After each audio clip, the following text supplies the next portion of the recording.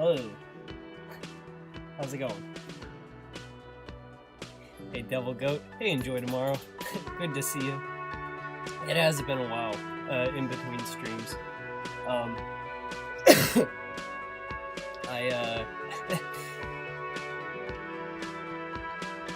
Right as I start streaming, I see something in my teeth in the video. Hey, Cece. Yeah, I took a week off to prepare for this expo that I went to, and then after the expo, it was either a very mild flu or a very heavy cold. I spent like a week doing very little butt recovery, and then,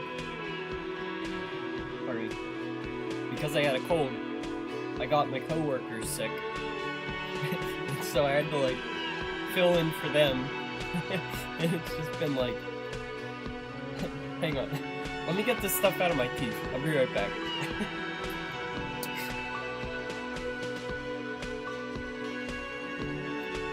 I ate some oh, it's better. I ate some black beans right before streaming. It was like looked like I was missing a tooth. Oh, your internet's horrible. Hopefully it's not in my end. But, yeah, this is not the usual time to stream, but I just hadn't streamed in so long. I'll probably still stream on the weekend again, because I think most people have jobs or school at this hour of the day. In the, I think I might need to turn the music down. Oh yeah, you got a Scrimshaw hoodie. Nice. I'm showing off the clothing, the Kronos hoodies.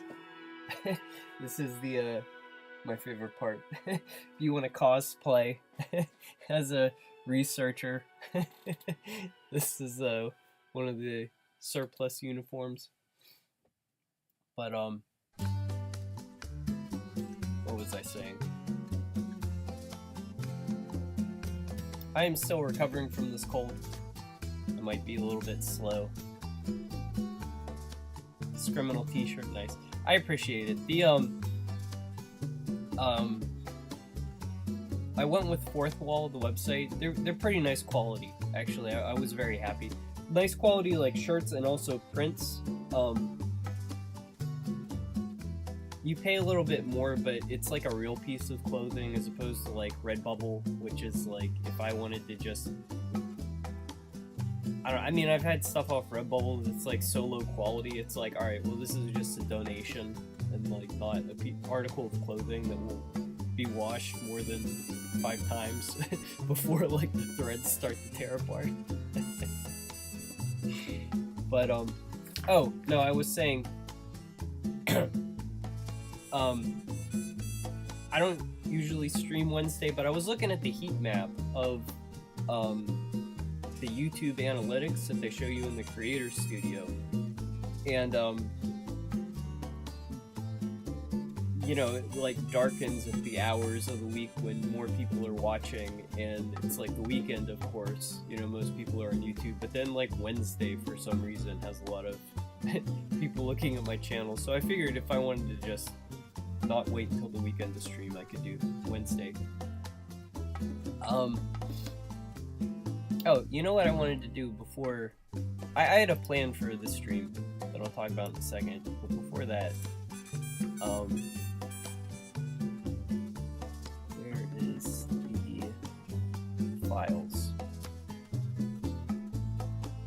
Anytime I'm slow doing anything, I'm just gonna blame this cold for my mental lethargy. Yeah, I was at the Pittsburgh Gaming Expo.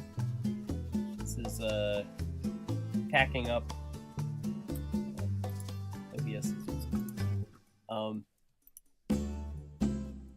it's just like a really nice time. This was my booth. I was in the indie gaming section, and I set up my whale. It's a kind of life-size whale calf. Same thing I did at MagFest. Just a really good time. it was like a million pinball machines and a bunch of video game cabinets and stuff. But it was nice to do this in my hometown. Like, way more relaxed for me than MagFest was. And then people could draw little sketches to add to it. Overall, it was a great time. Hey, Enjoy Tomorrow. Hey, Shitty Comics. How's it going? Oh, wait, I already said to you. Enjoy Tomorrow. I already said hey to you. It's the cold. My brain's running slow today. But this was a good time. And, you know, to the folks who came out to say hey, that was, like, amazing. It was great meeting you guys. Hey, Knights of the Round Bagel. Yeah. It is nice to stream again. I'm trying to get back into my normal routine. But what I wanted to do for this stream,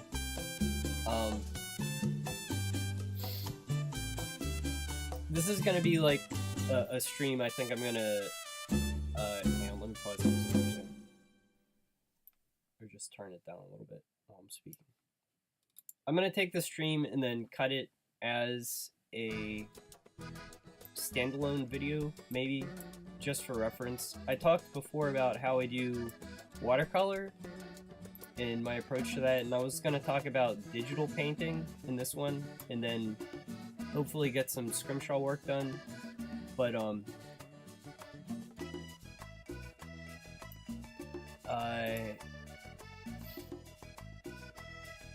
yeah, just my approach to that. It might be a stream where I talk at you guys more than like the usual interactivity. I'm also probably gonna repeat stuff that I said before, so sorry if I'm a little bit redundant with stuff. But I don't know. I think it just might be a useful resource, and it might be interesting to you guys, and just something different. I also just between the expo and this cold that I caught, I've gotten very little work done. So when I stream, I am hoping to work on South Scrimshaw proper. The convention was a lot of fun. It was a really good time. I need to go to a convention and not be working, because I want to like play video games and just like drink lots of beer and not out. But I mean, it was great. Like, showing off my work is always fun. It's not like I didn't have the opportunity to walk around the show floor. It's just when I'm all set up, I have the chance to like talk about stuff with my people. You know, it's like it's hard to pull myself away. You didn't get the magnet in the mail. Yeah. Everyone's magnet.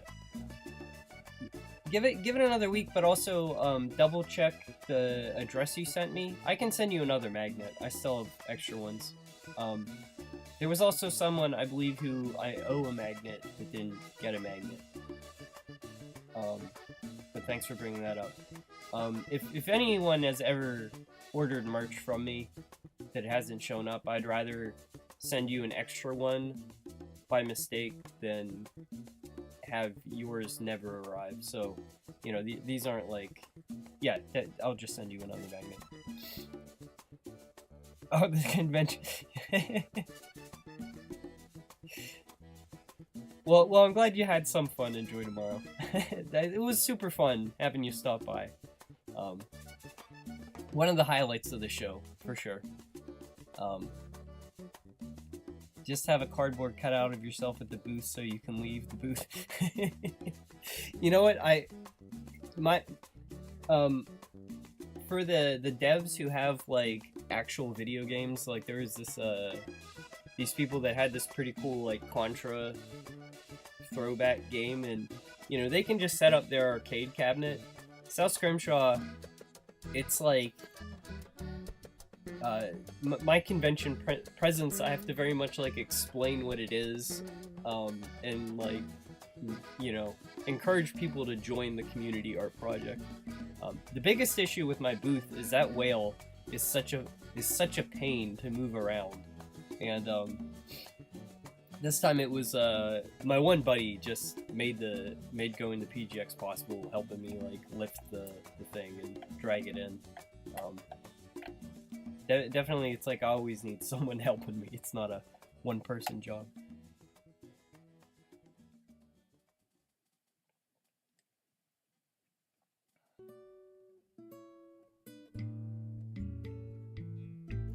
Yeah, I could tell everyone I'm hunting sea buns.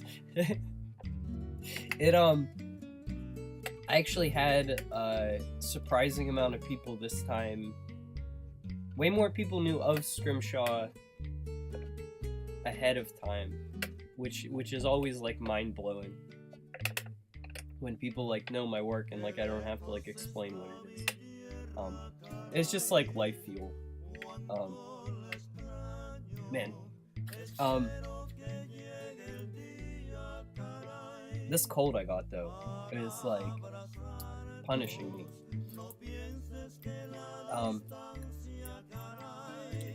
So I gotta eat a cough drop. Hey Velvet. Yeah, thank you. Velvet, I think I owe you a magnet. The storm magnet. I can't remember if I put one in the mail for you or if you sent me your address. Definitely, you can email me or DM me on Twitter or something and I'll get that in the mail for you, because your horse won.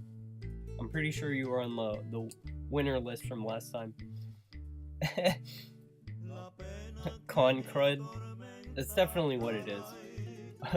And then I brought it back and like I was patient 0 at my workplace. It was just like felt kind of me. Yeah, no worries. It's there's no rush. I still have magnets. I'm gonna put them up on. I'm gonna sell them for cheap, I think, just to get rid of the rest of them. For anyone who wants one, also. Oh, it was actually a PGX. I do want to go to PAX, so that is a goal, maybe next year.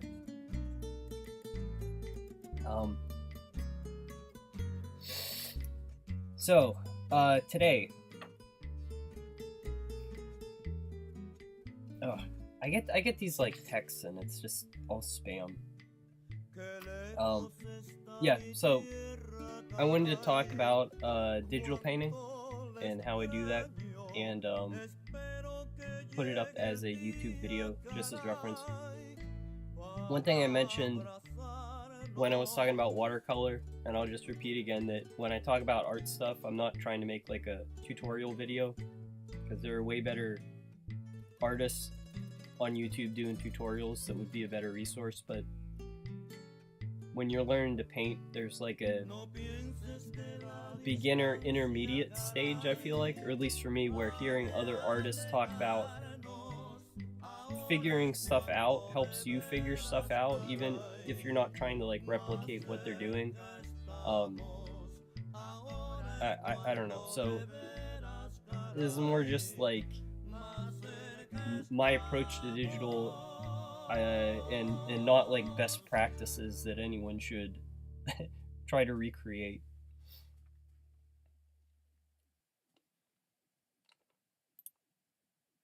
I confuse convention names all the time. Yeah. No worries.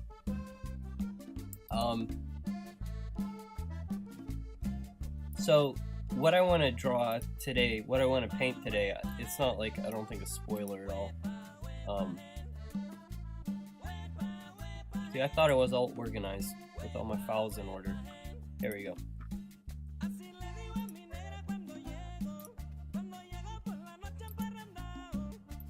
Can you guys hear the music, or is it too low? I'm playing Tropico. Because it's cold and rainy outside. It's very warm music.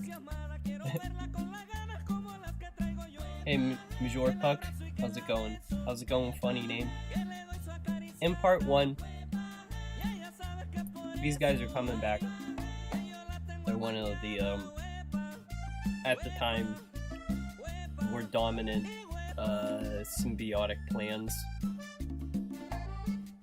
So I'm painting more of these guys. Not a huge spoiler, and I think I even talked about it before.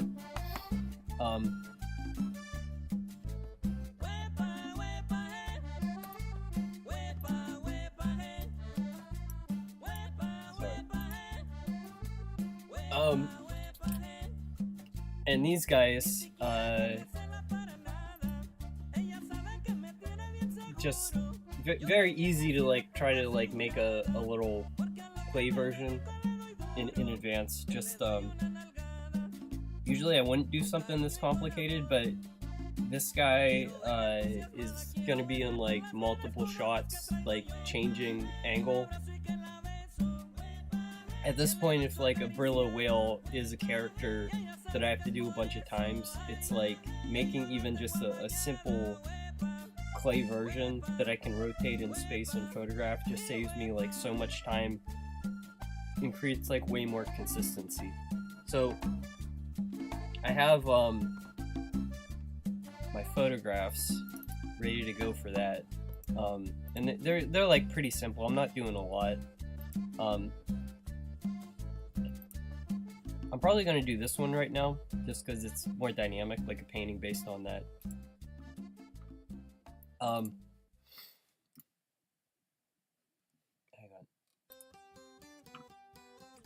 Let me, these are the photos that I was referencing a second ago and not showing you. This is the one I'm probably going to do because it's more dynamic. This is the type of thing that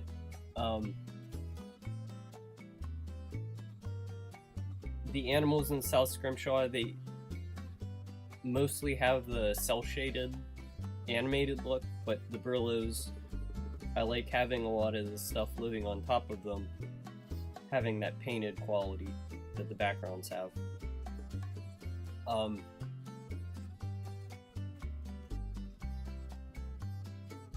When painting specific things, I've been opting to do digital.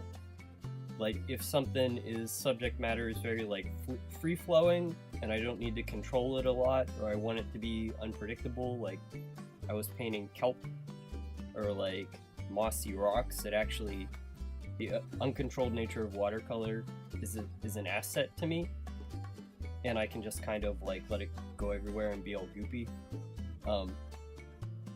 For things like the coral rock, animals, I don't really have the control over traditional media that I do in digital, and I can paint very precisely in digital, so that's why I began the transition to digital for that reason.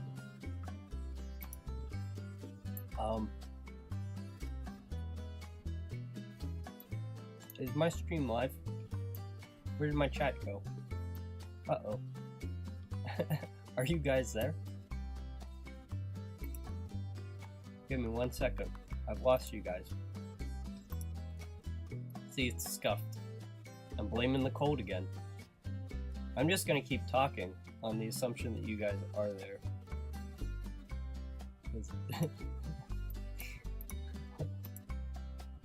Where'd my chat window go? Says I'm live. Did I turn off chat? Hey, how's it going?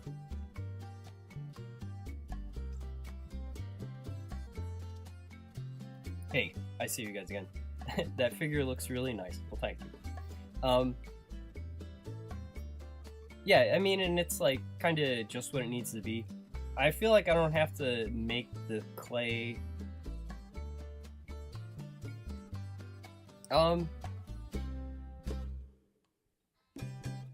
It's kind of like a question of how much time to invest in these little clay figures I've been doing.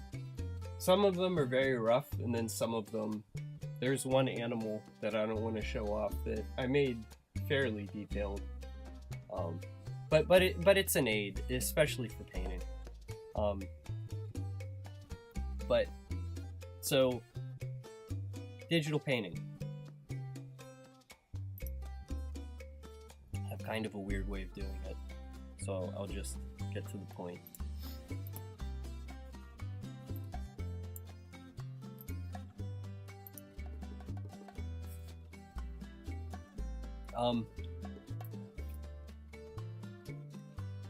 There are a lot of different ways to paint in digital, and my way is a little bit of like reinventing the wheel, but I found this one brush that, like, let's say this is a green color.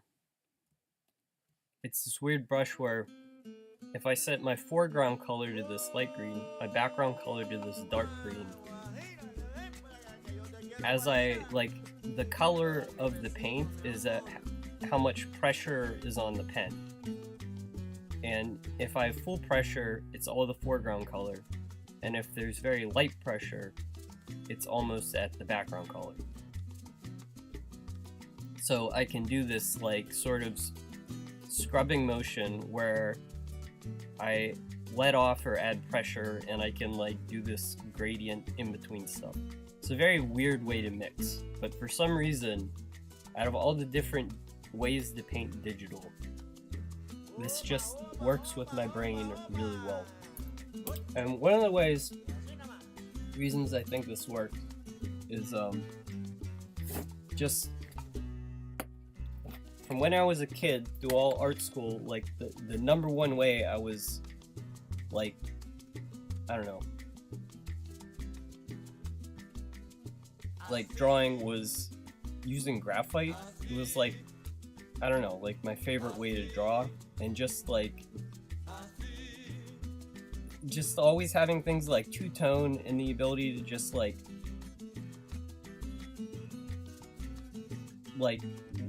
let off pressure or add pressure. I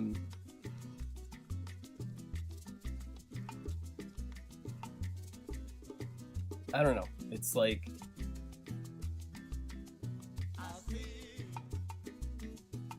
just like this thing where, like, being able to go like dark to light. I'm drawing something in graphite, just like, this is a very quick demonstration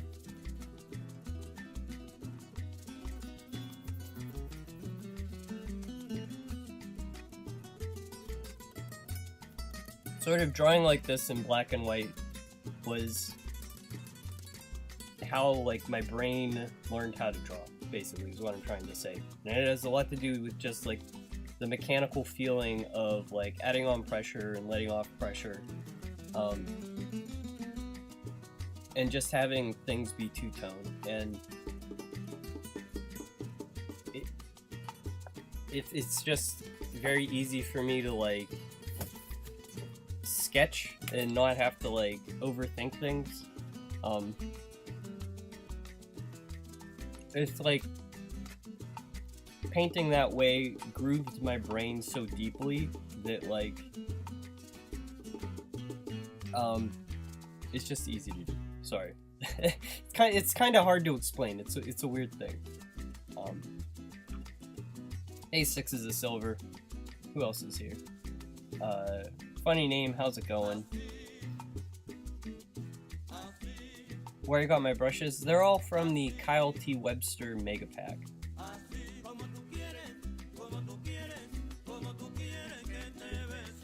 You just love sketching stuff, and the second you get to line art, it's so over. I mean, it's kind of like that. Like, there are ways to work that just feel very comfortable, and your brain is used to, and you're not, like, intellectualizing what you're doing, or, like, the pipeline from, like, thought and, like, emotions in your head is like very direct onto, like, the page or the screen. Like, the mechanical process has, like, very, like, little interference, or the mechanical process is, like, in sync with how you're thinking, you know? And I guess that's what I mean by, like, when you practice something enough, it's like anything else in life. Like, you develop habits that just establish your behavior, like walking like the same path over and over, like you create like a little path in the ground, like an indentation, like you groove your brain into like thinking these specific ways. But anyway, that's my point, is that like these weird brush, like this one brush emulates that, and so like I work around it despite it not being like the best way to do digital painting. That's what that when I edit this into a YouTube video, I'll like cut it down and that explanation will seem more succinct. But this is something I mentioned previously. When painting in digital, this is the entire color gamut you have to work with. It's extremely overwhelming, so what I do is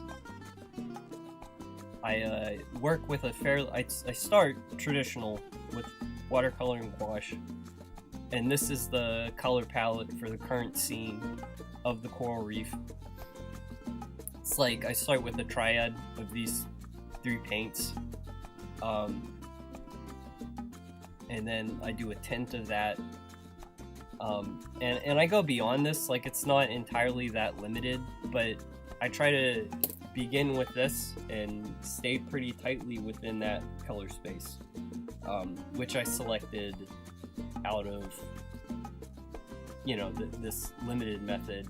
It just cuts down what I can do here.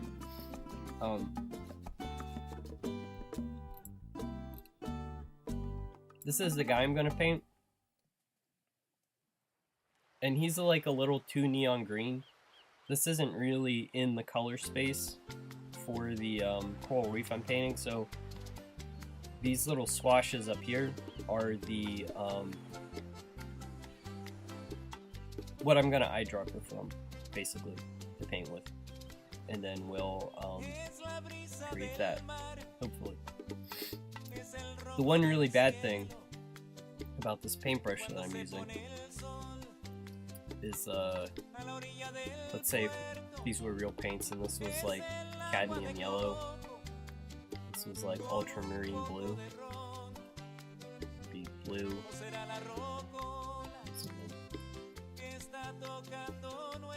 that'd be blue, that'd be yellow. If you mix blue and yellow, you get green, right?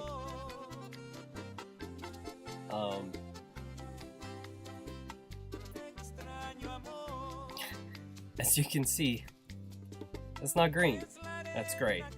So I think this is just like kind of a problem with Photoshop in general.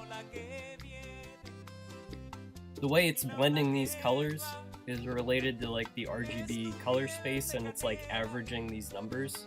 It is not emulating an additive process of mixing paints on your palette. So there's like a limit to like how much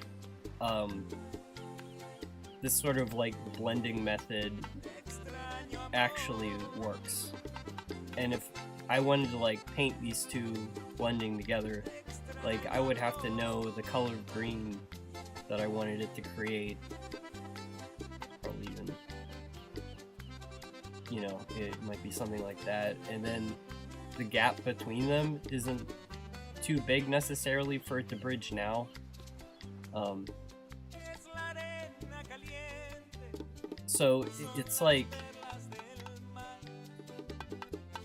this thing I'm doing with this brush is very much meant to blend near colors and not mix colors, if that makes sense. Does that make sense?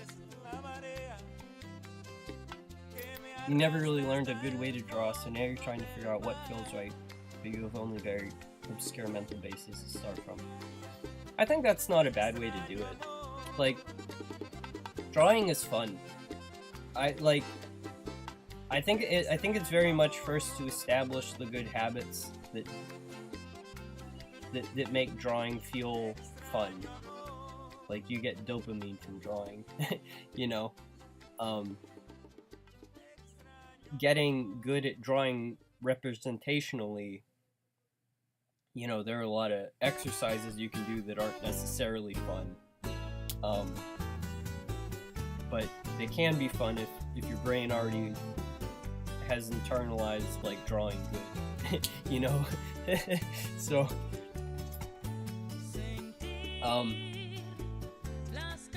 I think a big part of also making drawing fun is having it not be about an end product that has to be shared with other people. You know, like, if everything you do has to end up online where it gets judged, that's not fun. So definitely have a sketchbook that's just for you. That's my other advice. My art's captivating. Thank you. I appreciate it. My work is organized. Well, my work has method. I wouldn't say it's organized. like my Photoshop layers are like legion.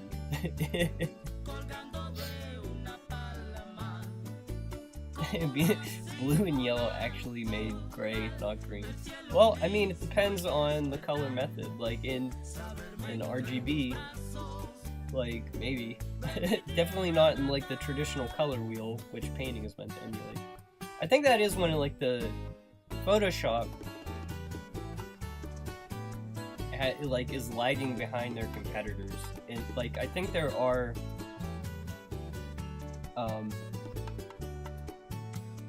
like some of Photoshop competitors are being built from the ground up only for digital painting, and Photoshop has all this like legacy baggage, and it has to provide for like a whole bunch of different image editing professions. But I really wish there was a way to mix things properly. I know there are Photoshop plugins that can do that, where like the blue and green will mix correctly to make green, but I also think those plugins are like a separate little window that like pops out here in like you paint in an eyedropper form, as opposed to something that happens on the canvas itself. So I don't know. Primary colors aren't actually primary. It's kind of like the color wheel is kind of a contrivance that makes sense, you know? It's like, I don't know. There are programs that can emulate traditional mixing with Photoshop design. Yeah, I mean,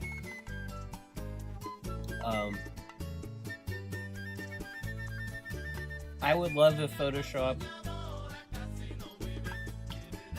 I don't know, it implemented that stuff their competitors are doing, but my OS I'm running on is actually too old to even update to the new versions of Photoshop, so even if they do, I'm kind of stuck. The other thing, while I'm talking about my brushes and not complaining, this is a personal preference thing that I would also not suggest you just listen to me on, but so I have this one brush I like. It's like a rectangle. I do almost everything with this one brush. I have this flat wide brush that can like blend stuff. I use this for like background gradients. But almost everything is cut in with this single brush. Like whether or not like I have to do like really tiny like polish and detail, or just very large to like fill an area. I'm not a big fan of just texture brushes. There are artists I've seen that make them look really good. Specifically the guy that does, I forget his name. Whoever did the concept art for Nier Automata, I downloaded that art book, and it's very noticeable textures repeating, and I think that would just be like a stamp brush, but it almost looks like collaging. It's very pretty. I like the way he uses it, so I do, again, this is like, I'm working in the way that I think makes the best work for me. So anyway, yeah, that's basically the process. So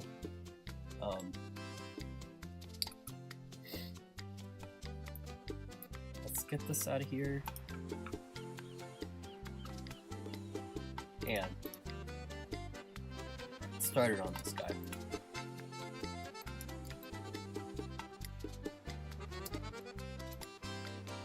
I toned down the greens. There's nothing this neon green in the coral reef right now, but I think this will fit just fine. The joy of painting. CMYK supremacist. That's CMYK is for print, and it like sometimes I accidentally like switch my color profile to CMYK, and I'm always so confused until I figure out that I did that. Like, what's going wrong? But CMYK is a real color space. This is kind of like a display screen only color space.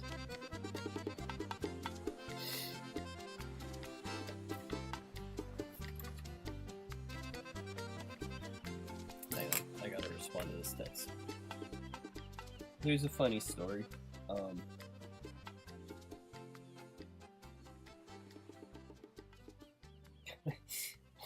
2 days ago, or like maybe 3 days ago, at one point when I was like, I still had my fever, and like in the middle of the night, I'm just like, I go to the bathroom, but like I don't turn the light on, because it's like I'm just leaving the night light on because it hurts your eyes when you turn a bright light on. And it's like, I go to leave the room, and it's like, I walk like full force straight into the door frame, just like smash my head against it, and it still feels like I got hit in the head with a wooden bat.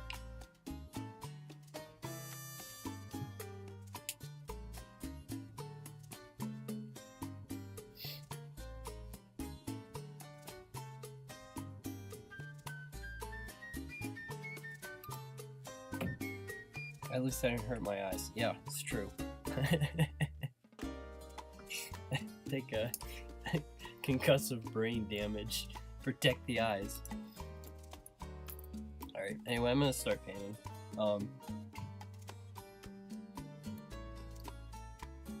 The other thing I've been working on,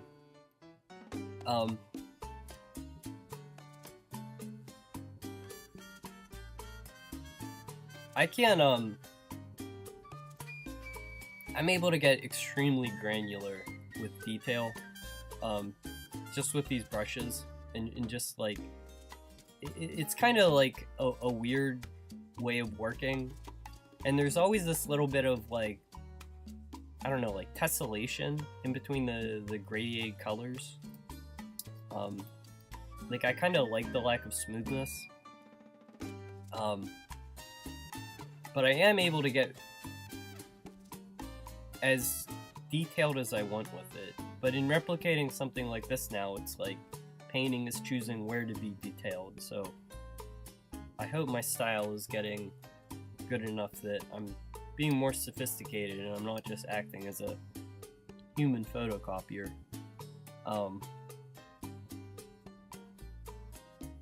was I gonna say?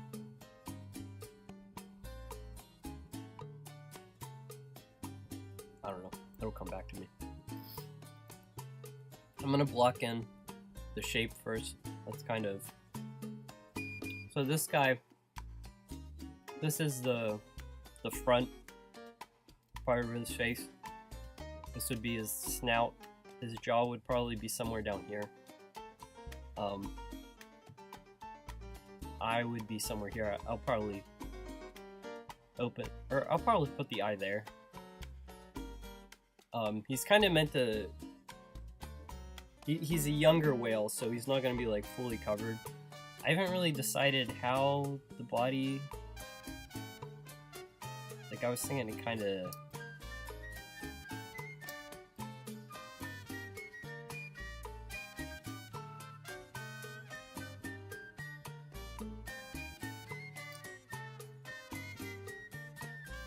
Almost feels like it's too far up.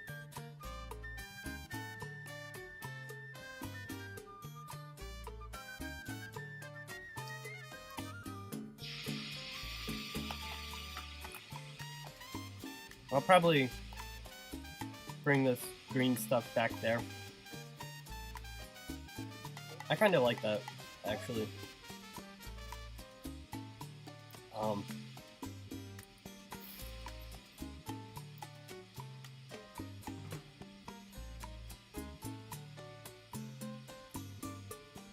Stuff like that's not really the hardest to paint, because it's so, like, it's almost more about, like, capturing a realistic feeling of texture.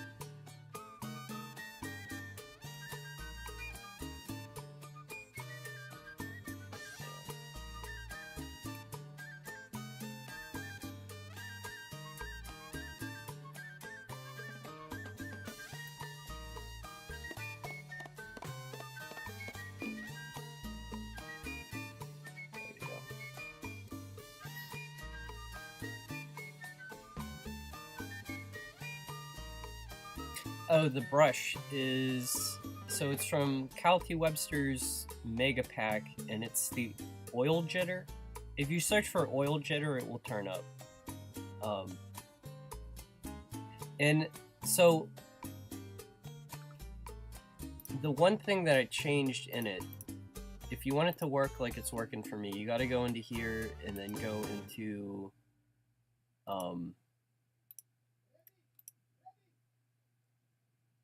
texture, color dynamics. You have to set purity to 0%, because in the way it's originally set up, it's like the lightness of the background color, it like gets lighter or something. I just remember it's like if you want it to, the brush to go between the foreground and background color depending on pen pressure, it's purity set to 0% will keep that consistent. The other thing is texture. I think there is some amount of like texture in the brush that you can turn off. I have a version that has texture and doesn't have texture. But that, I don't know, that's like, it's not the most high resolution brush, unfortunately. So like, I mean, it's like the sample of the brush is very small, pretty much. And so when you blow it up as big as I do, there's like a resolution issue going on. I just, I don't know, like I wish I could like change the actual like stamp it's referencing, but maybe some other day I'll figure it out. Yeah, no problem.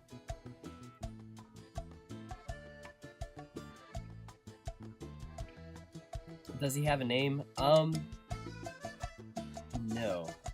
I haven't. I will say, my convention whale got a name. A little girl called him Jelly. So it's a Jelly the whale. I like that. I haven't been naming gorillas. But, alright,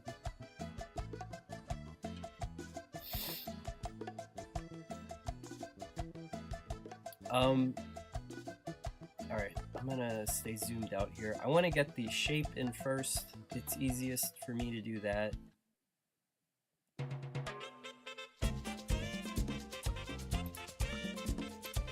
This is the Tropico soundtrack.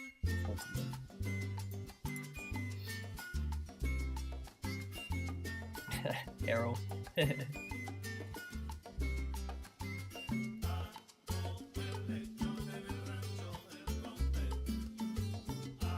I like this fold up top. I think that adds a lot of character. This part where like I block in shape, I even do this for like my line work now. It's like where like the majority of like the this early construction is where most of the like dynamic pose comes from, and it's almost like I'm just detailing on top of it. I redrew. Actually, I get into such a funk when like I'm not able to get a lot of work done or art done, and just October has just been a complete wash. It's been awful, but I went back today and like there's just this animal I drew, and it's just like super stiff, and it just looked not good, and so I just did this like just block in, you know, I'd drawn this animal enough that like I'd finally like internalized its like muscle structure or whatever, and it's like just block out like a fast gesture, just draw the animal out, don't worry about being like specific or like looking at photo reference, and it just comes out so much better, you know. So what I'm trying to do here is to just like, he's kind of like got this like twist, and he's kind of like, his mood in this shot, it's like he's given a little bit of a stink eye. He's like just like looking over, but I want this like upturned.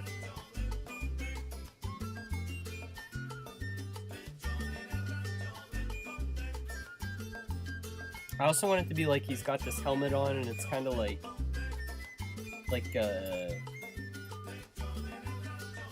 a young person in a suit that's like a size too big or something. It's like he's still growing into this thing. So that's like the expression, feeling in my head. You know, doesn't matter like if any of that comes through, but like the drawing's better if I think about it as I go.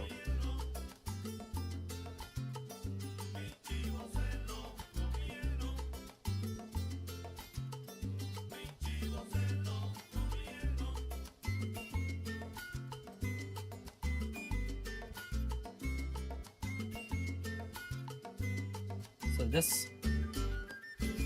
this is also stuff that I love painting.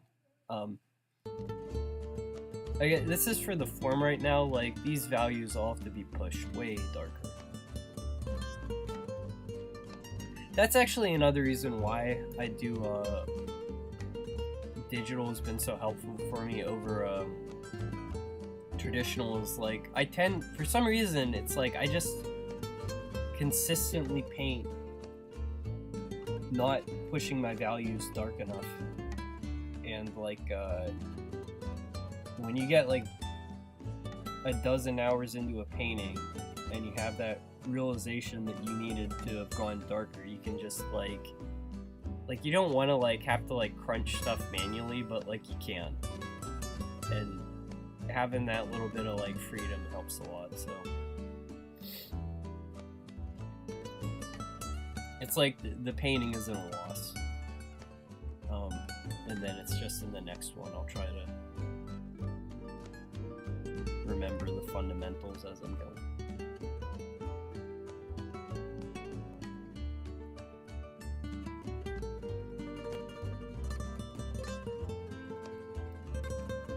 I like doing everything with one brush because it doesn't like kind of make it feel.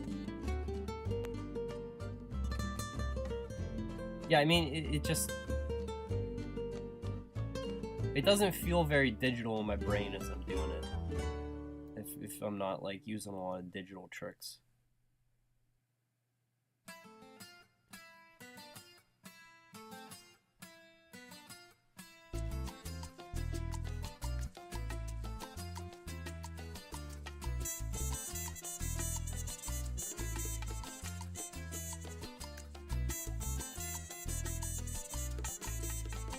That could sound a little bit too far.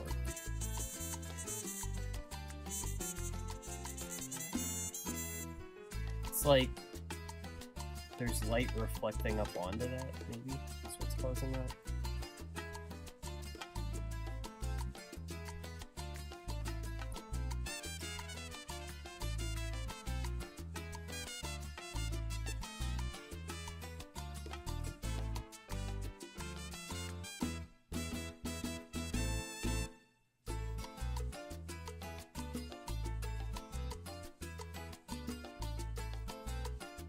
The Brillos are a lot better without names.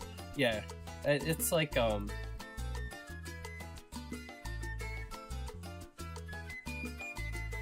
I've definitely said it before, but they're like extremely anthropomorphized characters to begin with.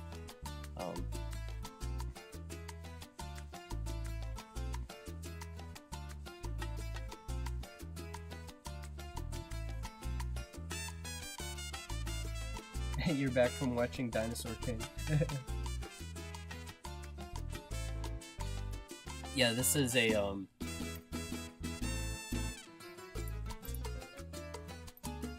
it's another one of these whales.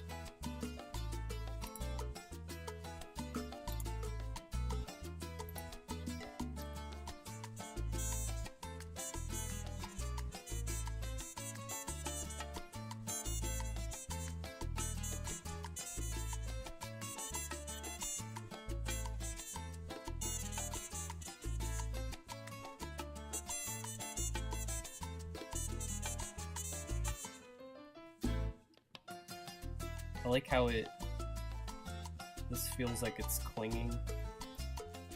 Do you wanna...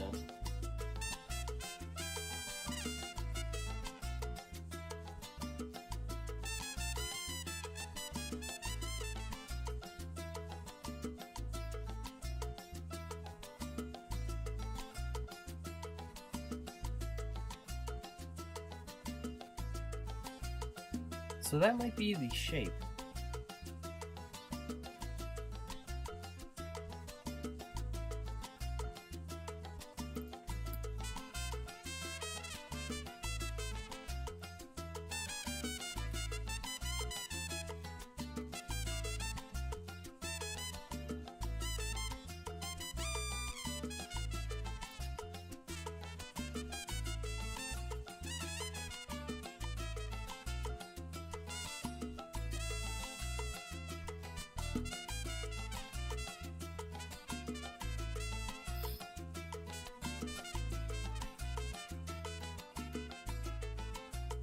Okay, how do I want to approach this? So this is my palette.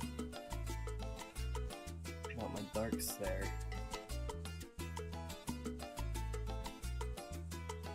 This is actually kind of tricky.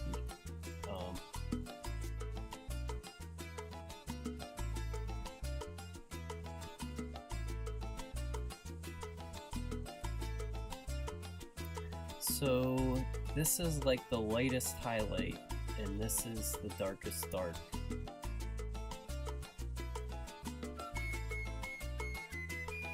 So if I'm taking that,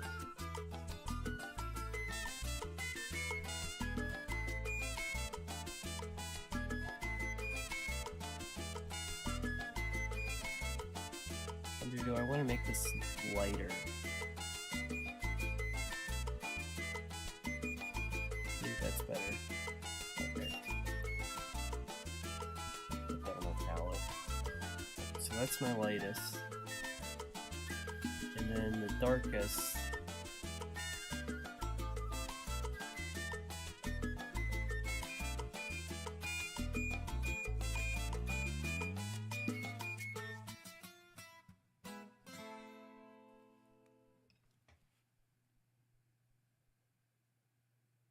See, that'd be like...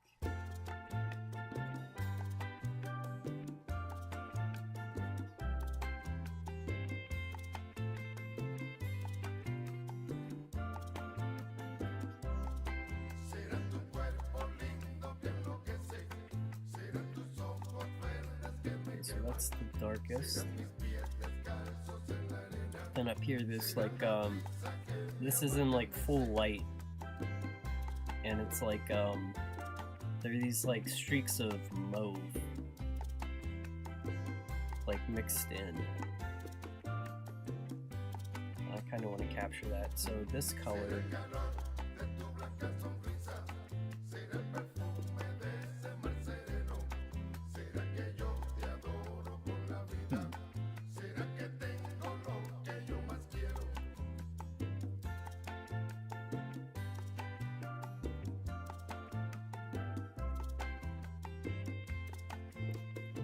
what color will this give me?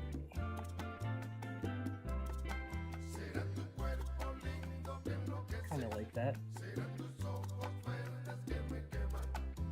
The in chapter 4, there's a very strong green cast over everything, and that was kind of like your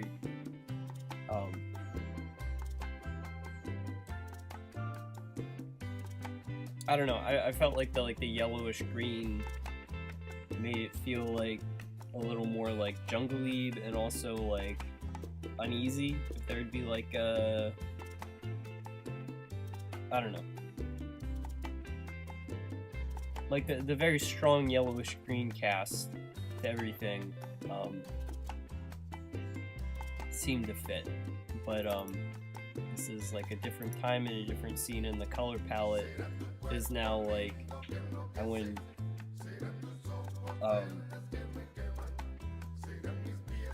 like almost like the opposite end, like the blues are, you know, pushing into like purple territory, you know, so instead of being like way down on this end, like we're way up on this end. Just like a tonal shift, and kind of the like shifting color palette between scenes was always like something I wanted to do.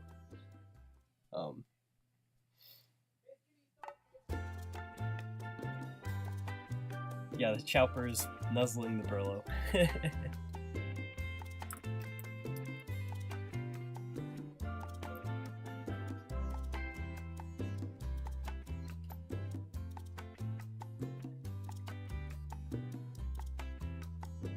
Okay, so those are those purple colors.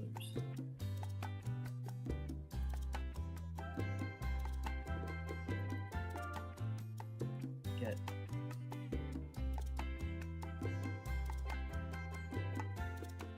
so this is, again, this neon green doesn't really have a place here in this chapter, but I do like having that one.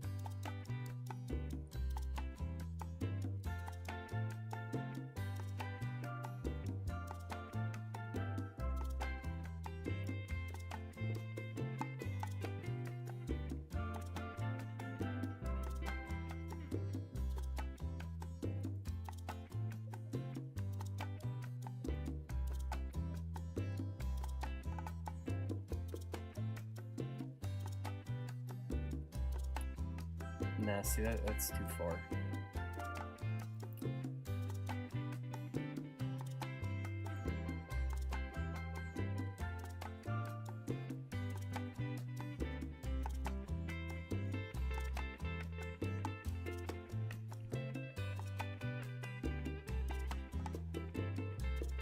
Trying to figure out like the colors and like how far I can push this.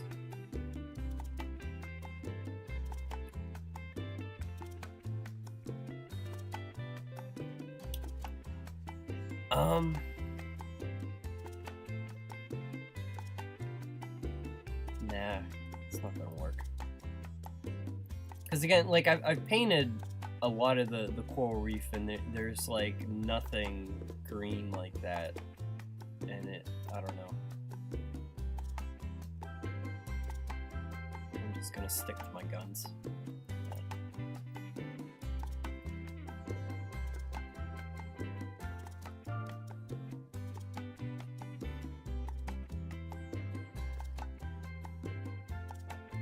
So let's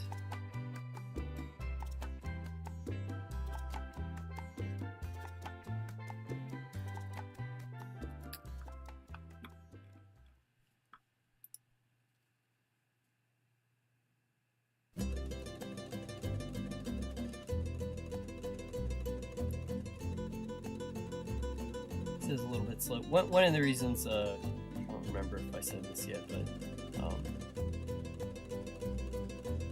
the black and white ink stuff I do is kind of perfect for stream because the results are so immediate.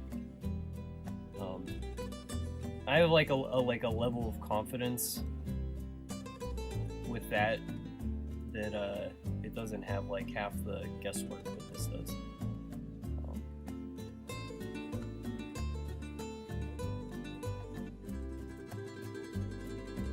I do a lot of trial and error, and the undo function is a blessing. You know, like.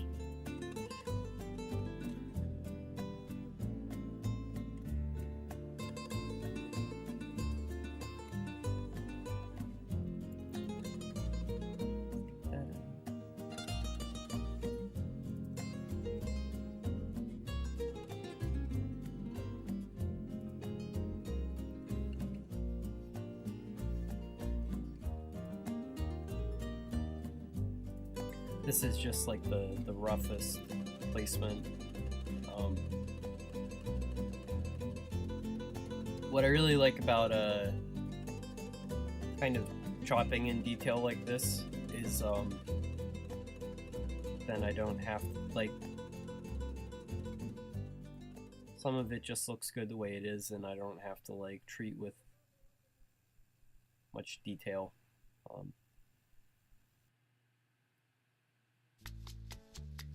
I feel like style in painting is deciding what not to do. You know, like I said, I'm trying not to be a human photocopier anymore.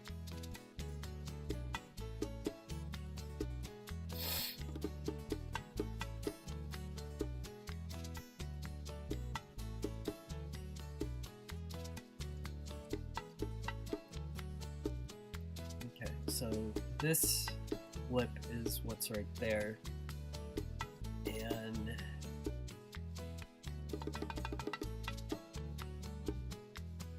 what's this color? It's like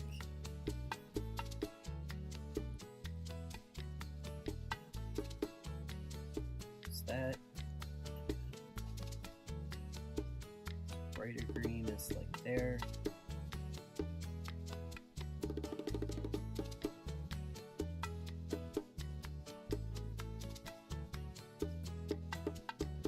That's like, how would that be? Just like that.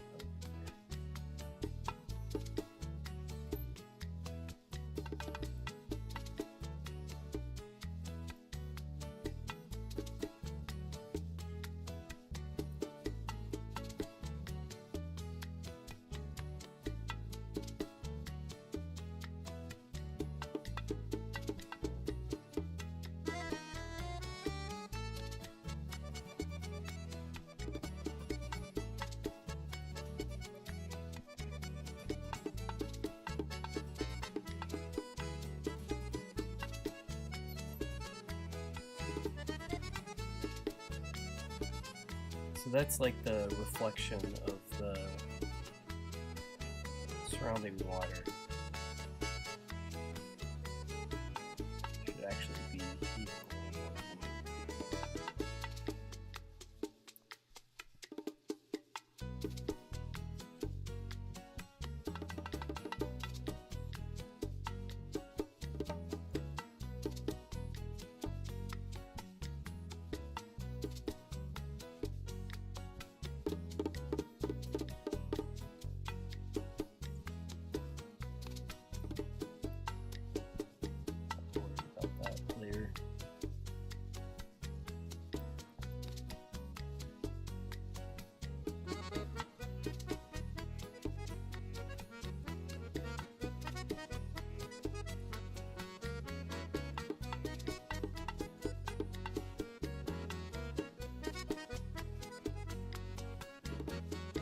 That's the side that's like tilted up, it's catching the light.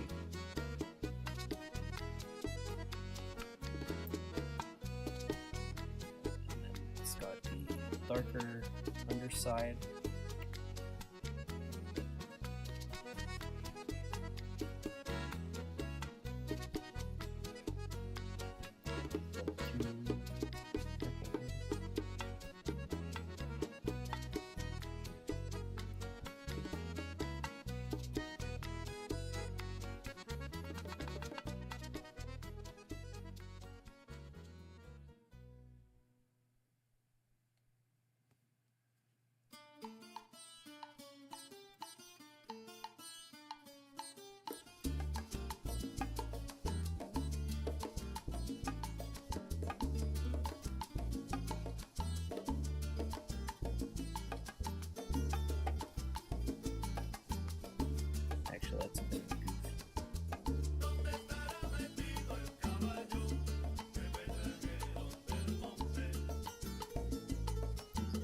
Photoshop. Just drag a piece of my painting down. No big. Does that work? No. It's always better not to do that.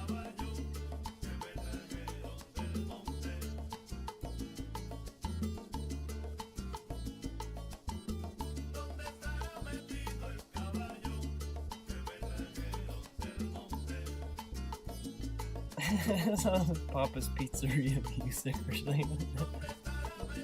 It's tropical.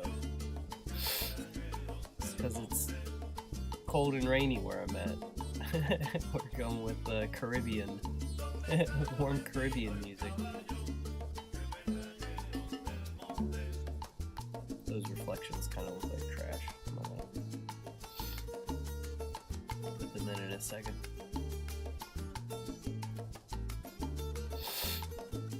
Oh, sorry.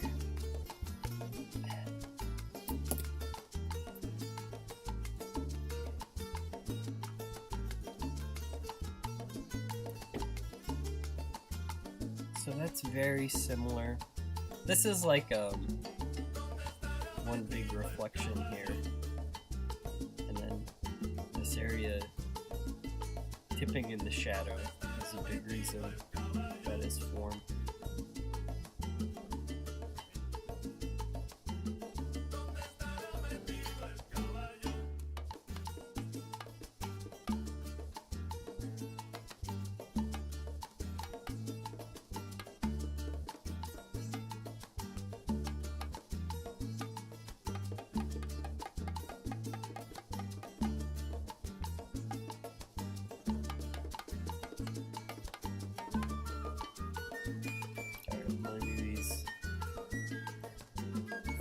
Kind of mid-tones first.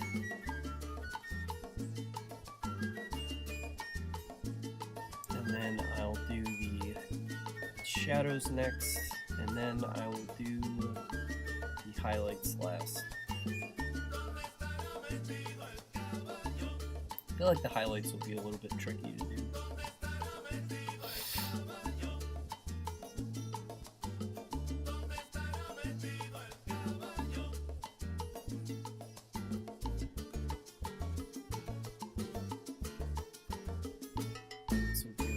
Swirly things going on.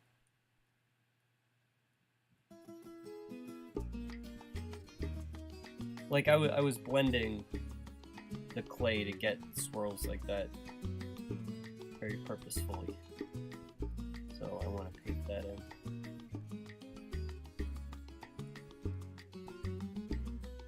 Haven't decided yet what specifically is going on that's causing those swirls, but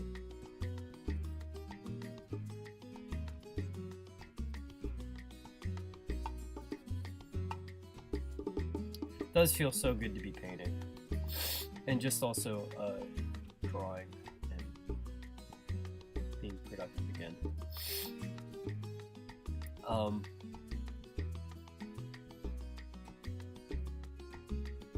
Because I got, it's like tomorrow mostly family stuff.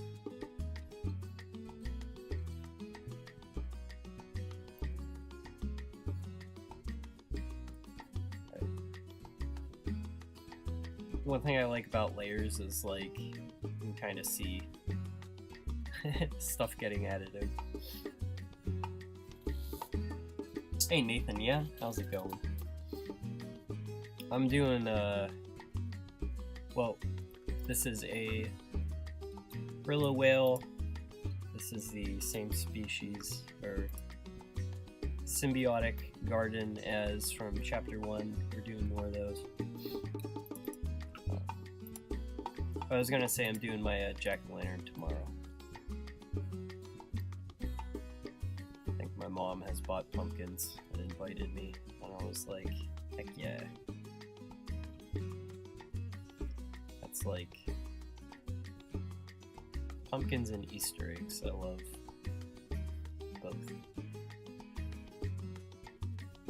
Arts and crafts holidays that needed to move forward.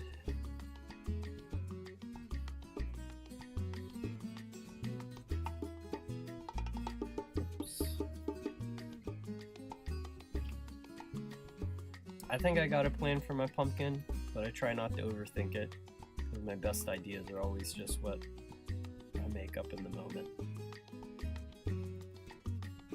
With like crafty stuff. If I get too try hard, it never looks as good. Try hard with planning. I mean, I can be. I'll probably spend like 4 hours on my jack-o'-lantern.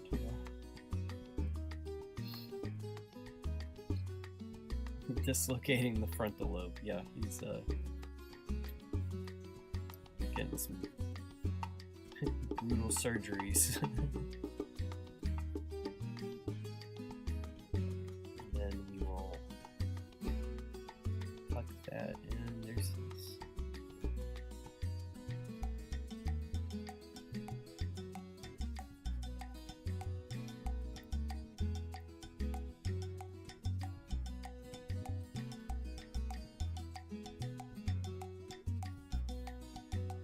It's like the dark part of the shadow is very subtle, because like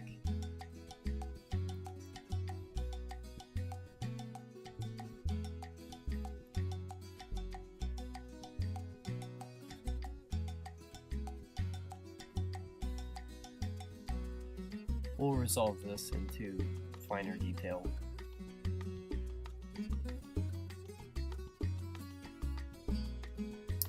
So that's like right there. This is a little bit awkward to do while being watched, but it's fine.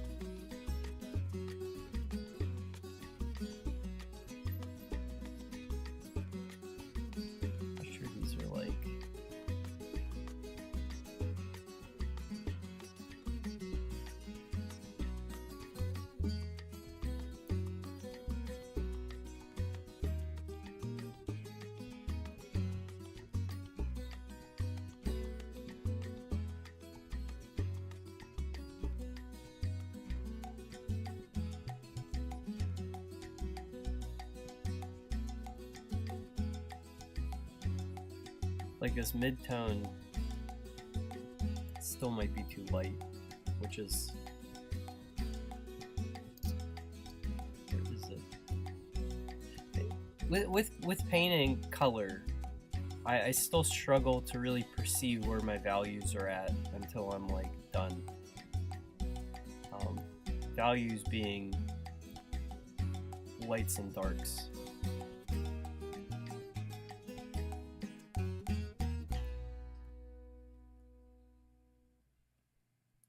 So maybe I just truck ahead with this and then decide.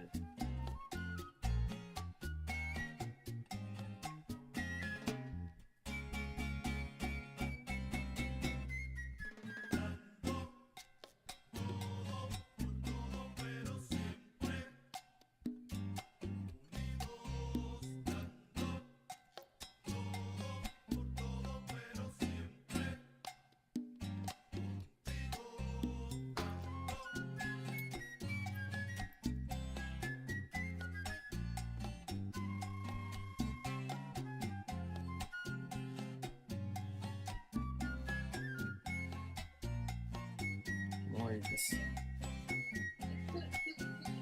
shaded area is a little too colorful, like it's too saturated.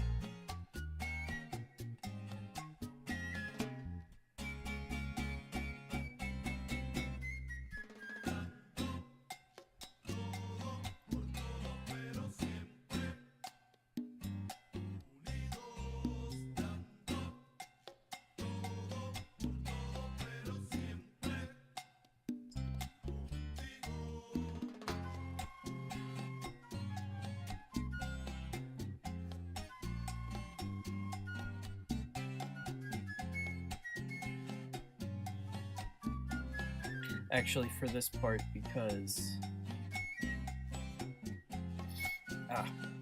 sorry. I think I was like grinding my teeth at night or something. I don't know like why my cold is making my teeth hurt today. It's like... it doesn't seem like it should be a thing.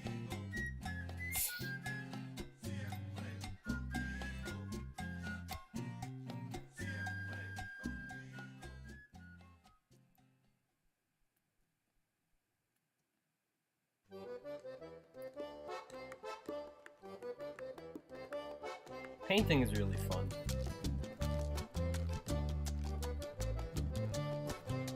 Like black and white ink, also fun, but there's like something out of painting with color that...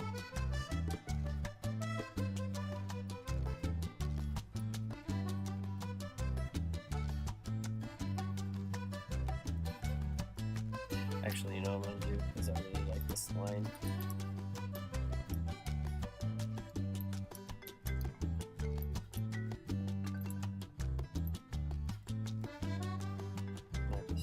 This.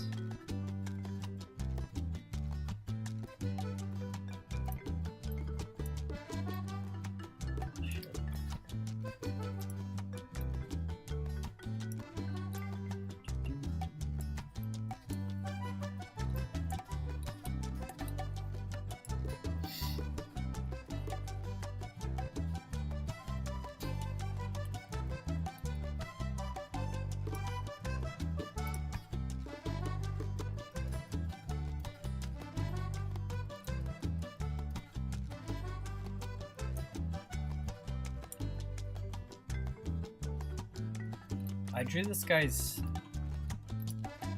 helmet larger. I don't want to shrink it at all, because then it will just be lower resolution. And it never benefits me. I can just make the canvas bigger.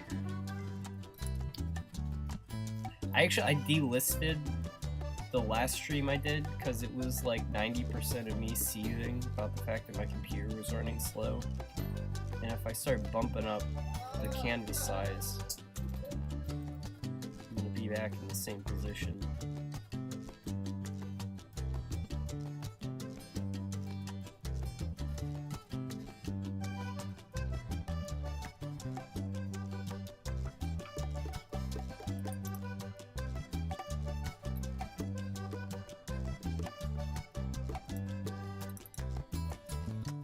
South Scrimshaw lost media.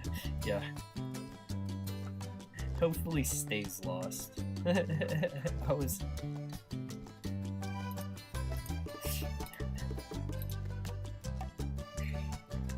so frustrated.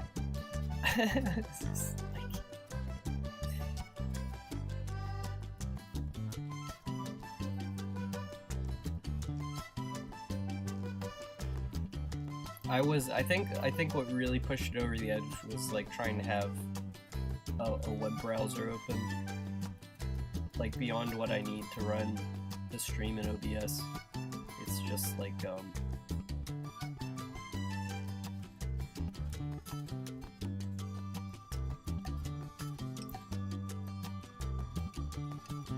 must respect my computer's limits.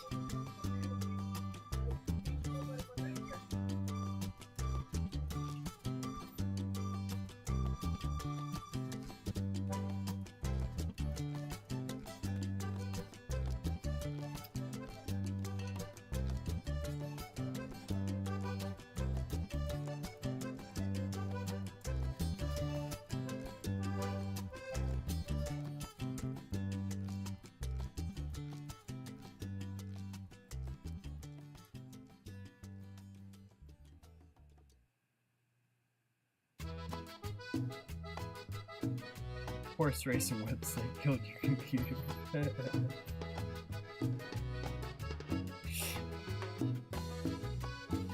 Don't open up Google on Chrome or it'll explode. I have no idea like how so many websites are so heavy, you know? like, God forbid, like, you accidentally click a Google link and open up, like, Reddit, where it's like, it's these monstrosity websites that take, like, 100 megabytes of RAM or something.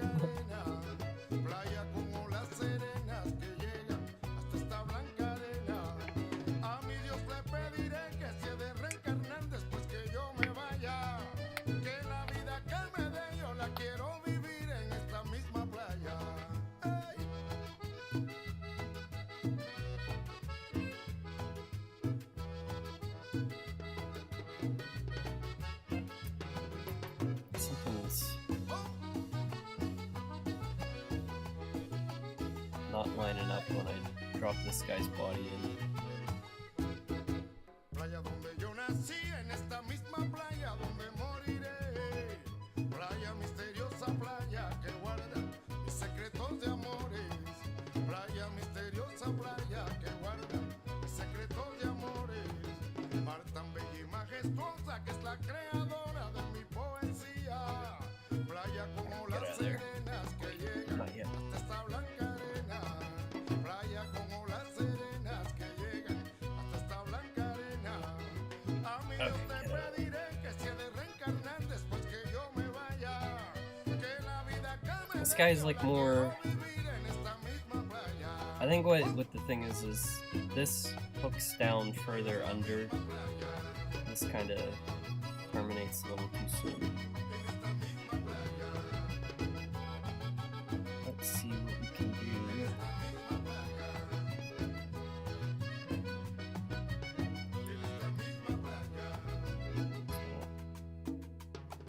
Do some erasing. Si es que voy a reencarnar después que yo me vaya. La misma playa. Pero mi Dios le pido ahora. En esta misma playa. Pescadores, tiren la atarraya que va. En esta misma playa. Pescadores, tiren la atarraya que va. En esta misma playa.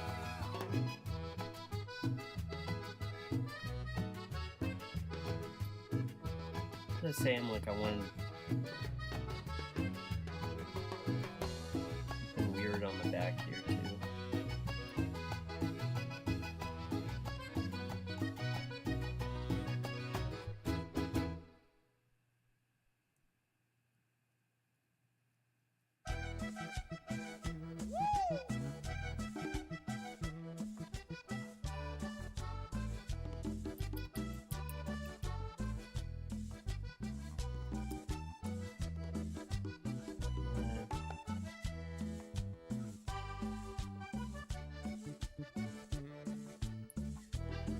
One thing at a time.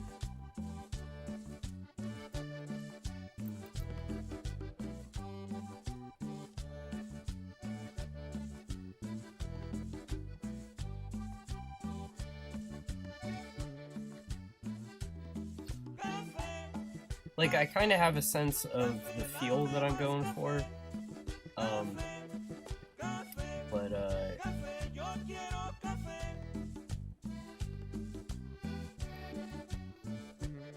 I'll know when it feels right. I don't think I'm in the weeds right now, but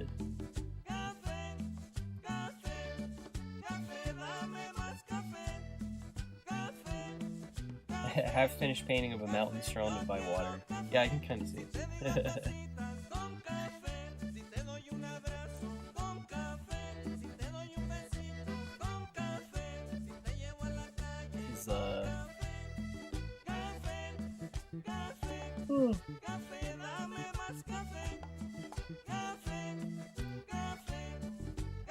A lot of the Brillos are like inspired by weird things. Like the one that has like the little Nautilus dude sitting on his head that's making a shell. And then you cut a grown adult one that's fully encased. That was based on a soup bone when I was making beef stock, or a bone broth. I had this like giant like ox vertebrae, and I was like, and I photographed it and basically drew it, and that's the adult's head.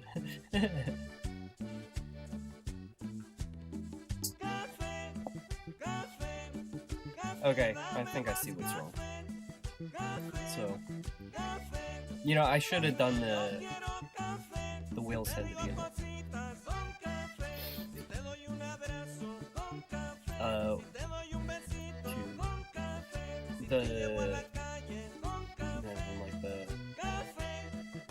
The whale is like a cylinder,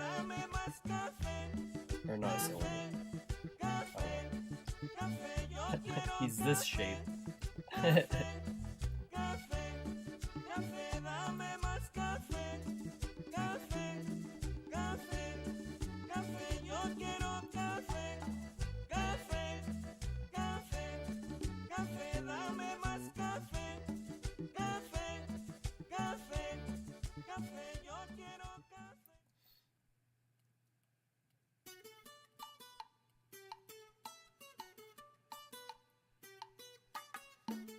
So this is actually pretty off the mark.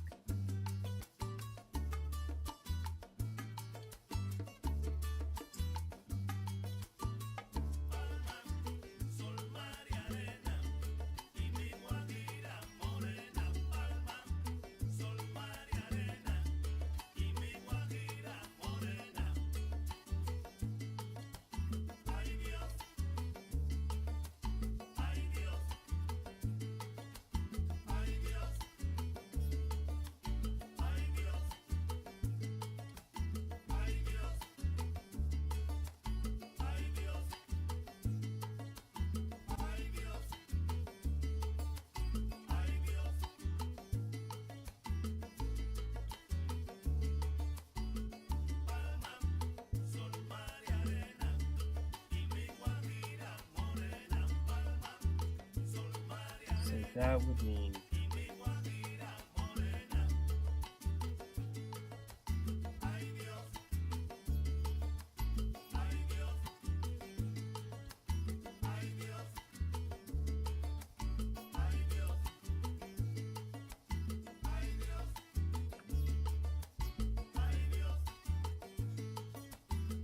that far?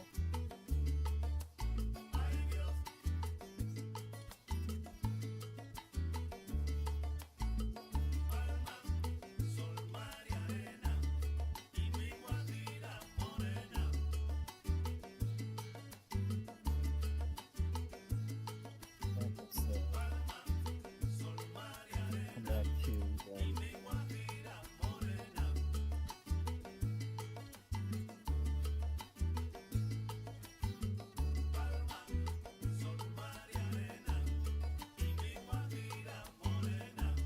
that feels too long. Maybe the whale's too large underneath. That might be part of it. If I can come back there, and then this whole fella would shrink down. Yeah. Okay.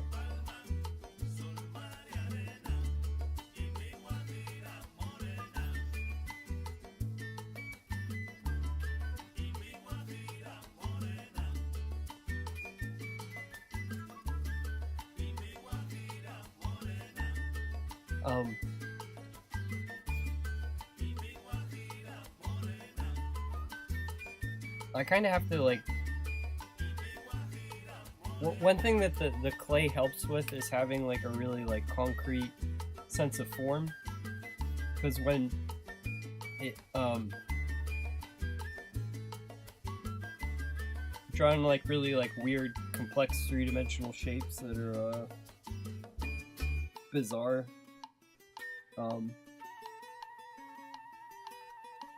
I don't know, it's like hard to follow like what should be where unless you have like kind of a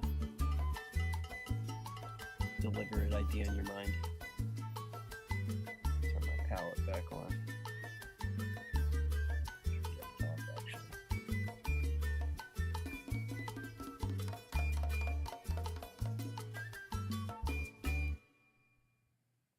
My teeth hurt so much.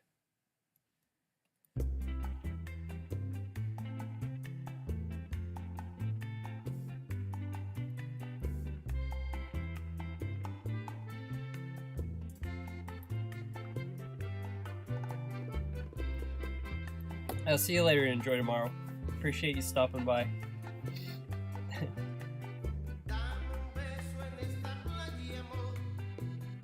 The whale is whale shaped. Hopefully. Unless like I really mess up. It's possible I draw something that's just a garbage shape.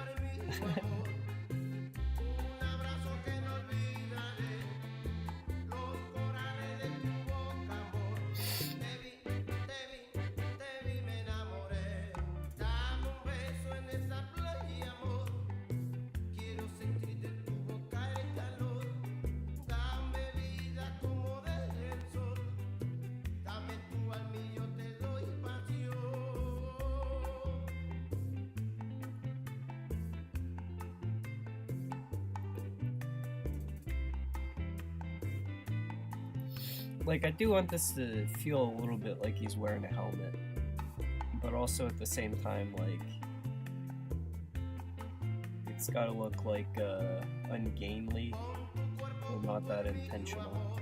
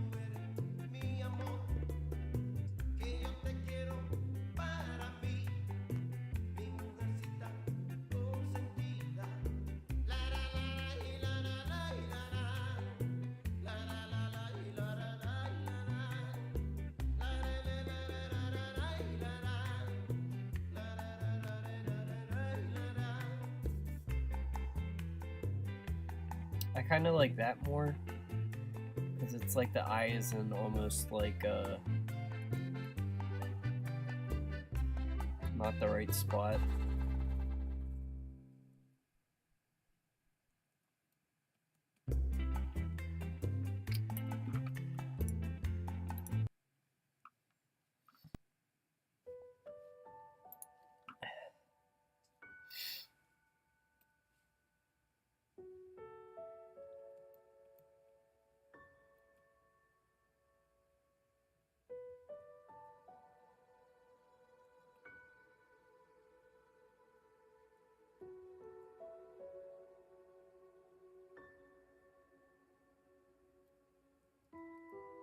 Alright, his mouth is in.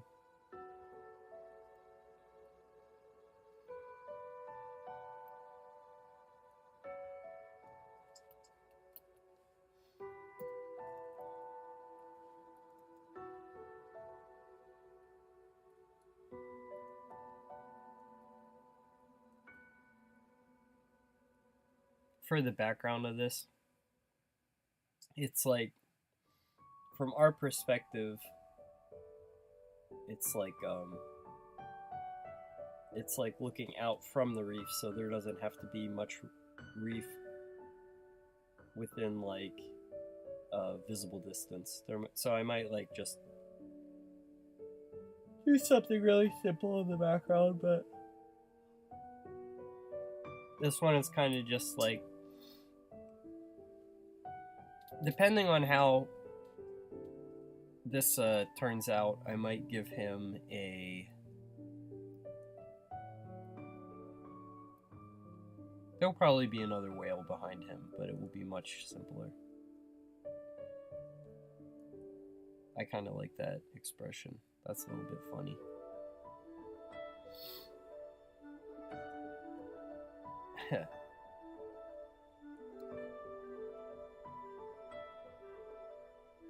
I kind of want it to be like if he was like wearing his like helmet too low and he's kind of like, you know, having to like tilt up to like give stink eye. Where have you heard this music? This is Genshin Impact. I think Genshin Impact is a really good soundtrack.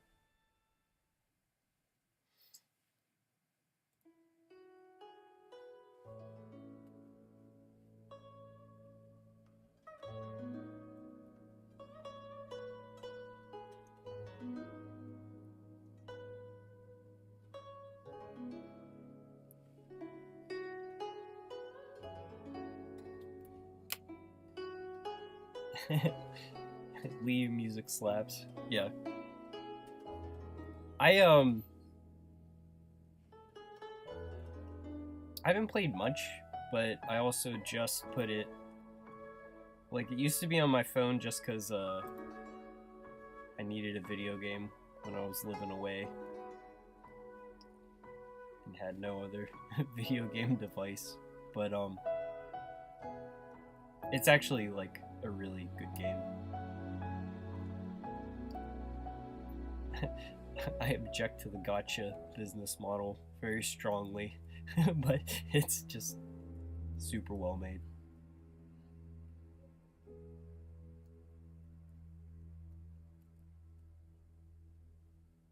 But anyway, it's like, it's on.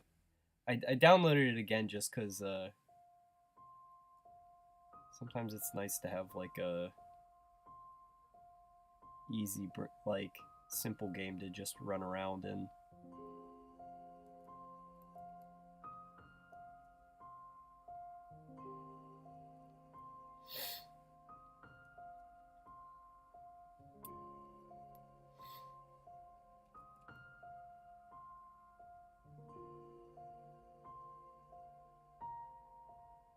Is Honkai Railstar also MiHoYo? I know very little about mobile games and stuff, but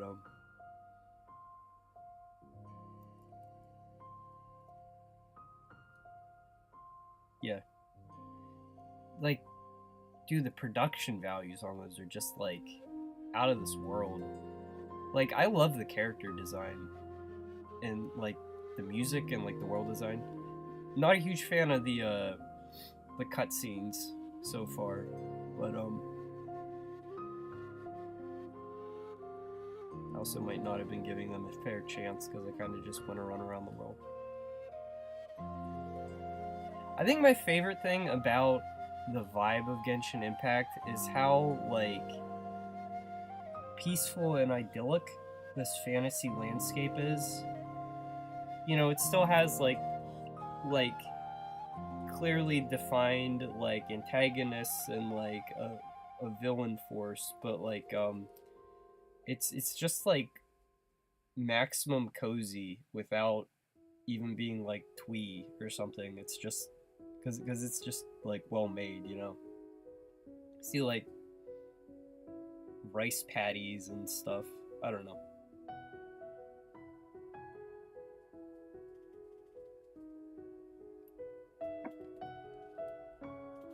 It's a fun game.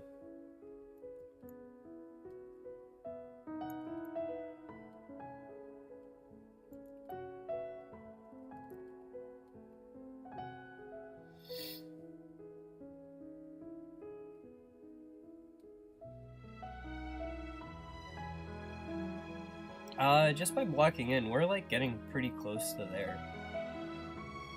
Or not pretty close. It's like I have the form in as I like it.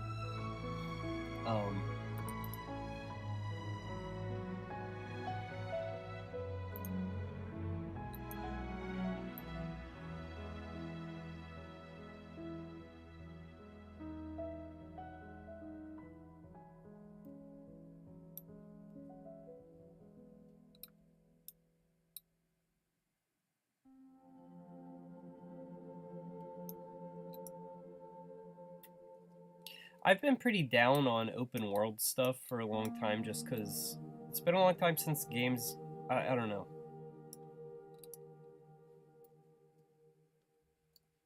Whatever, like, the recipe they did for Genshin, like the world, the open world is fun to explore. I don't think every game was successful with that.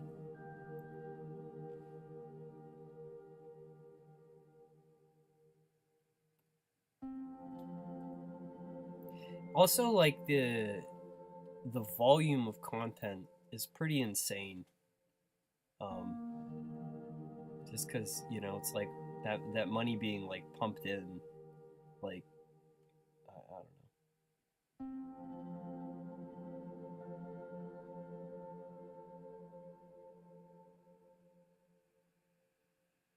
I'm such a hater on the gotcha model that like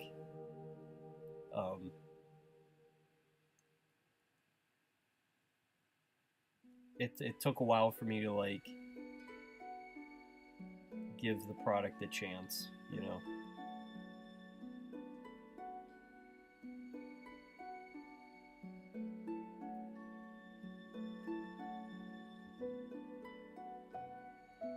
It's like there's stuff in it, and it's like that is like very like distinctly gotcha, like all these like little different currencies and like all this like time stuff and like daily quests and like more in-game emails than I've ever received at work. You know, it's like but I don't know, it justifies it with like a very good game that's like independent of that stuff. I guess it's like it does like you don't have to engage with that stuff if you don't want to, so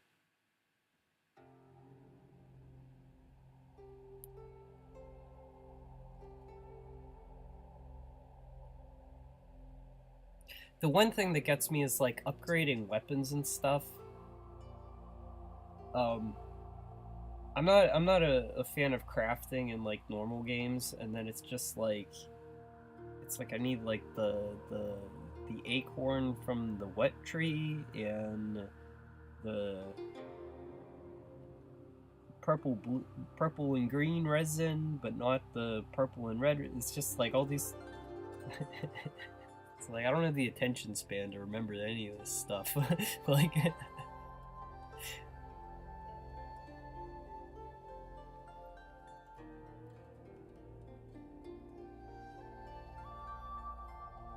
Like, I wish I could just have, like, weapon XP and click the upgrade button, you know?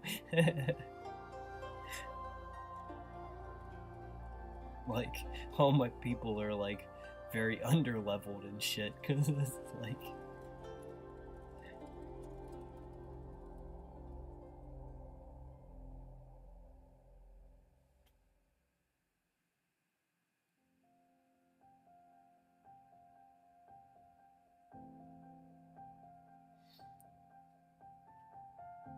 Gambling for all ages.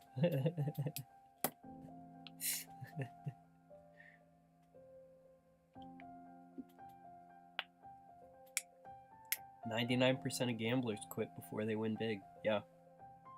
That's how Vegas stays in business, is people just don't know how to win, you know?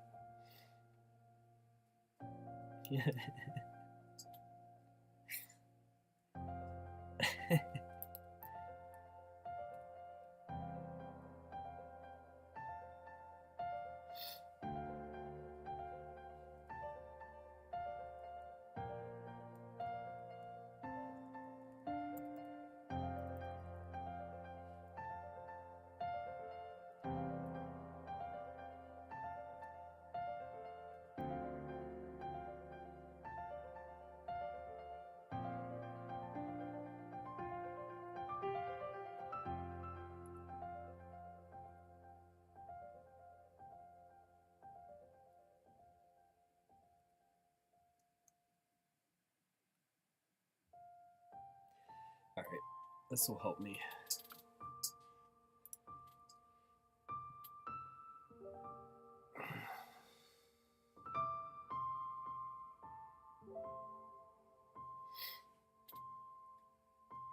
Actually, it is funny, if you do get good at gambling, the casino tells you to, like, go pound dirt. Like, hey buddy, get out. There's a guy who's a card counter, and he's got a YouTube channel, and he goes to casinos with his buddies, and then counts cards, and then, like, they see how much they can win. But he puts on different disguises, and it's like they're awful. Like, you know, he's like a pretty, you know, it's like fairly nerdy build, and he's got this like this goatee. He's like obviously dyed black, and like these like dark glasses. It's like he was like trying to look like a trucker who listens to like new metal or something. And it was just like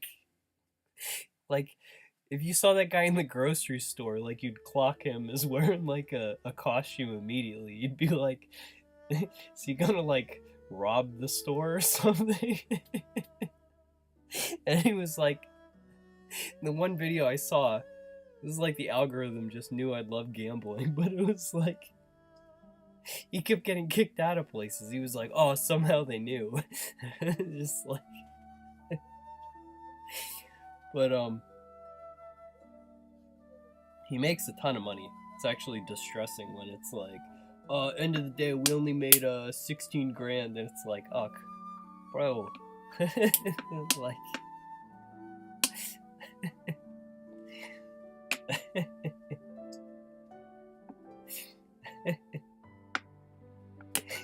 how they know. Hey CC, welcome back. Yeah, get one of those like glasses with the nose attached and like the mustache. Be like, yes sir, I'd like to play some blackjack. 500 chips on the next hand, sir.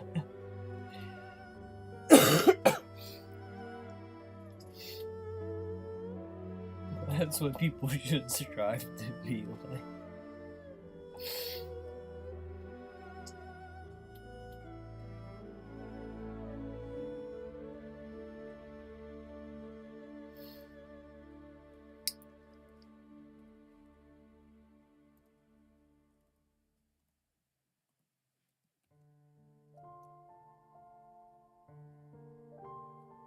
I don't want to gamble, but it would be fun to have like one day of disposable income to just be like, I'm gonna burn my own money. Heck yeah. Like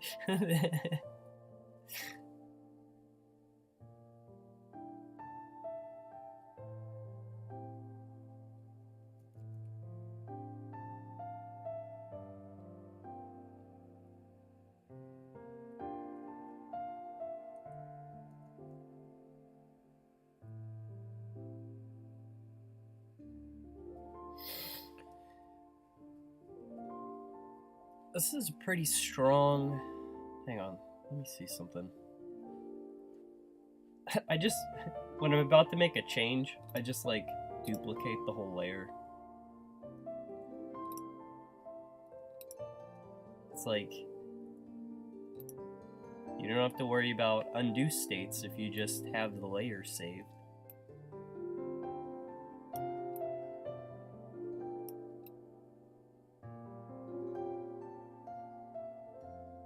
I think I want him tilted like this.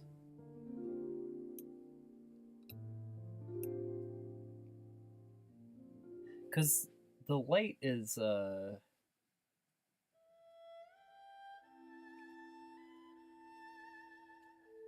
I don't think this will make sense unless his body, unless he's like kind of like swimming on his side like that.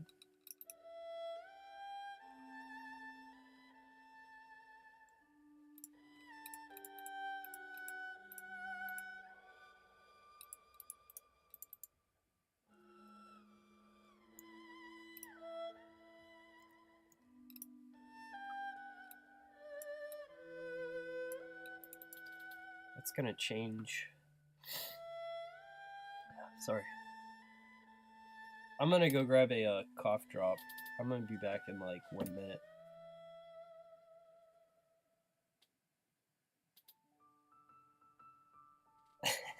He lost the autism bingo and got history of art kind and knocked the good at math kind.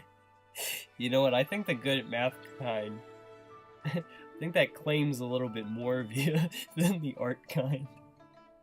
Hey Beckus, good to see you.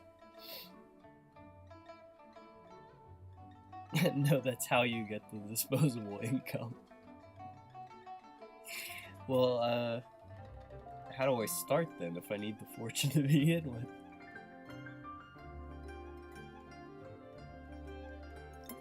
I do love art history. One of the reasons I love art history is it's like also, depending on how far you go back in time, it's like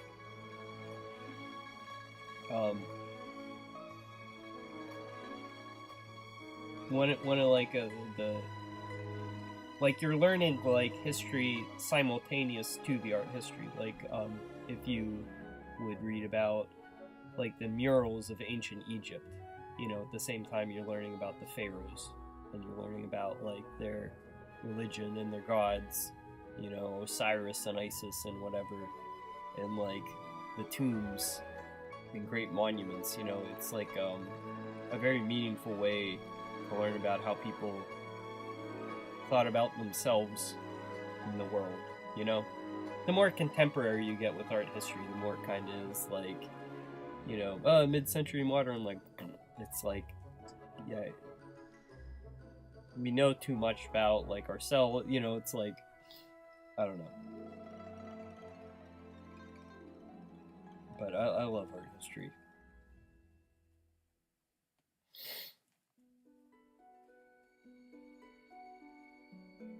You know, like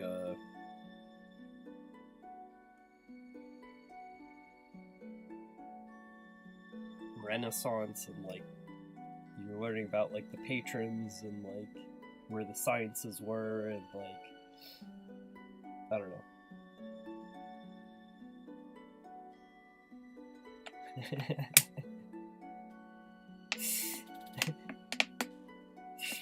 Shitty comics, you need to be like a financial planner. You've like got it down.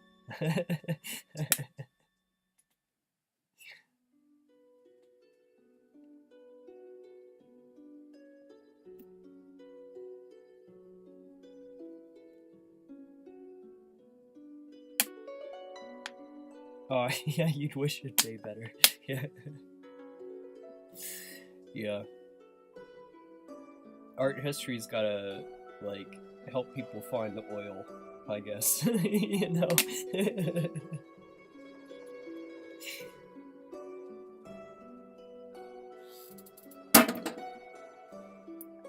you have, like, a specific part of art history that, like, you specialize in, or...?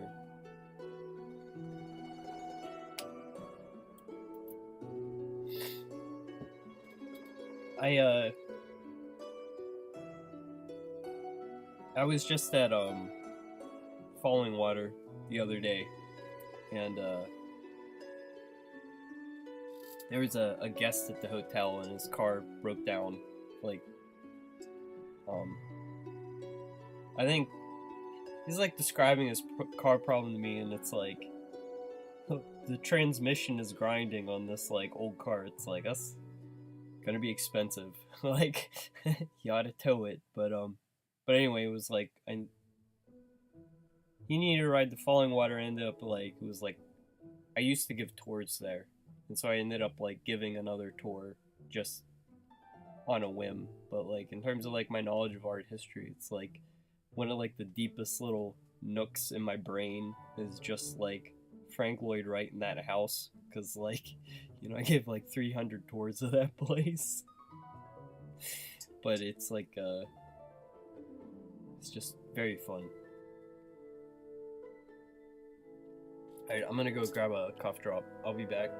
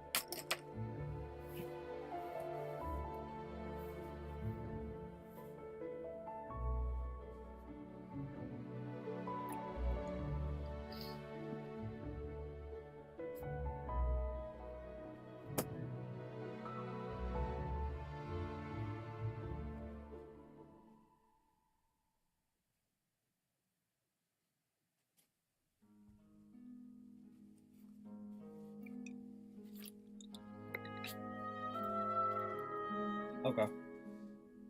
I'm back.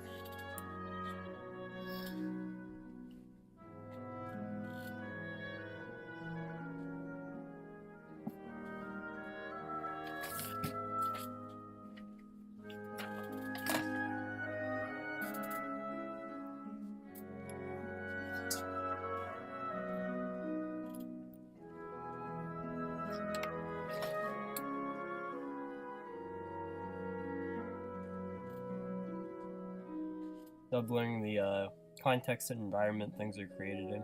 Yeah, that's a good way to put it. So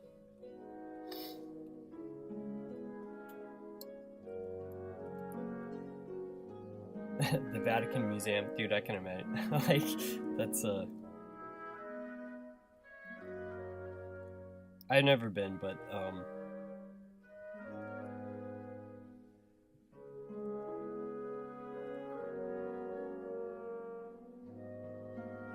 we'll just avoid this topic. I went to a Catholic school basically until college, and you'll probably guess the sort of characters you're talking about.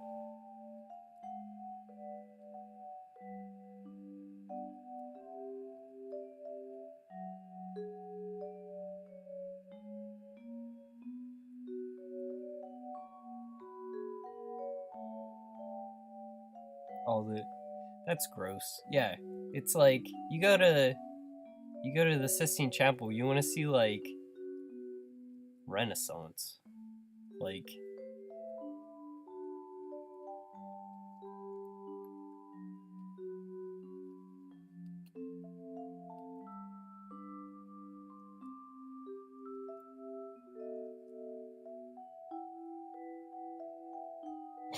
Cubist Jesus. Yeah.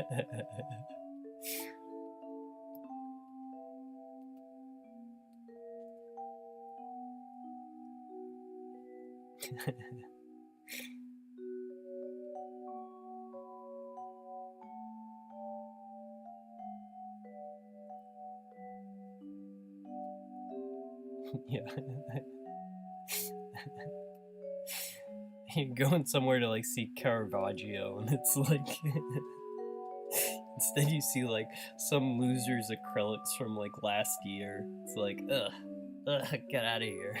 Like Minecraft Jesus.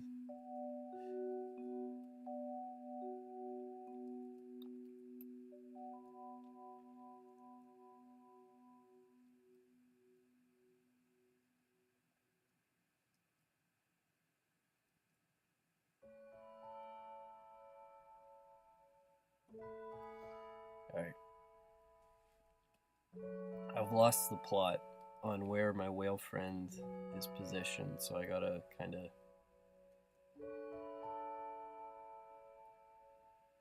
like he's basically now like on his side.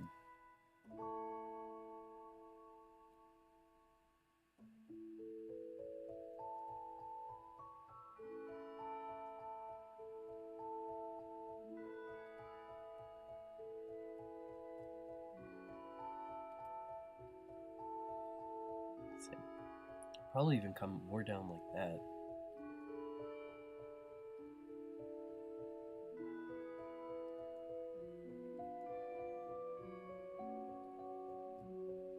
This sort of like line construction never works out super great for me.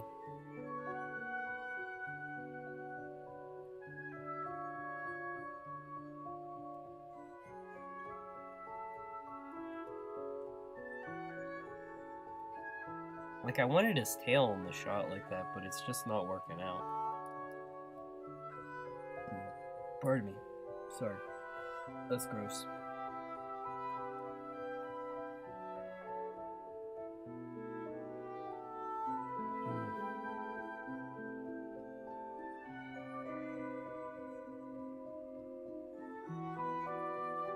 Alright, what if I try this?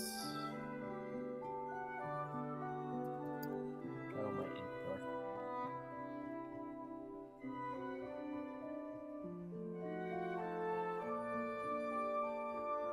Hey Grimorio, how's it going?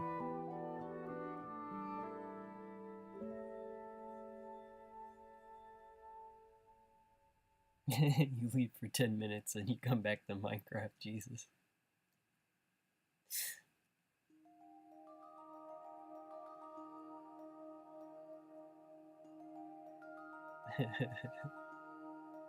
We're preaching the Minecraft gospel, I guess. I don't know what that would be, but I'm sure it's not good or healthy.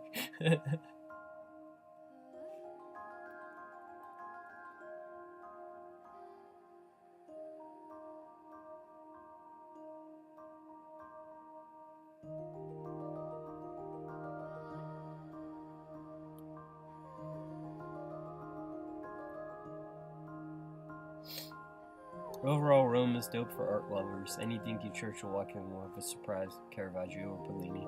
That sounds awesome, man. My dad and stepmom were just in Rome. I was like pretty jealous of the photos they had.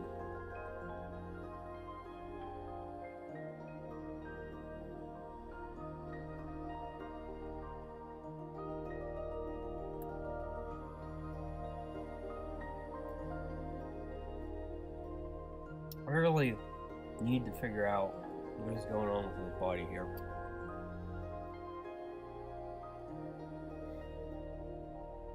Well, I don't need to. I can just not have the body in the shot, but I don't know. I'm gonna finish painting this helmet.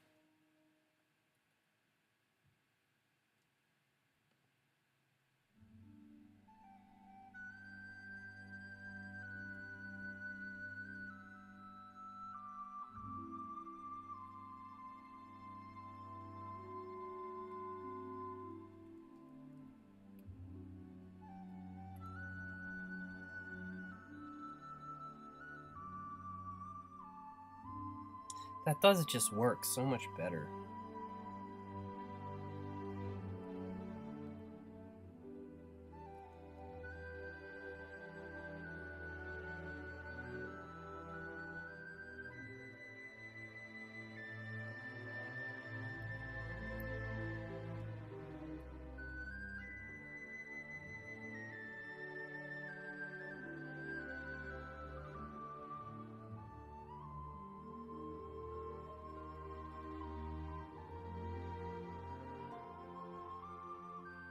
Yeah, this works better this way. I'm not going to turn him on his side.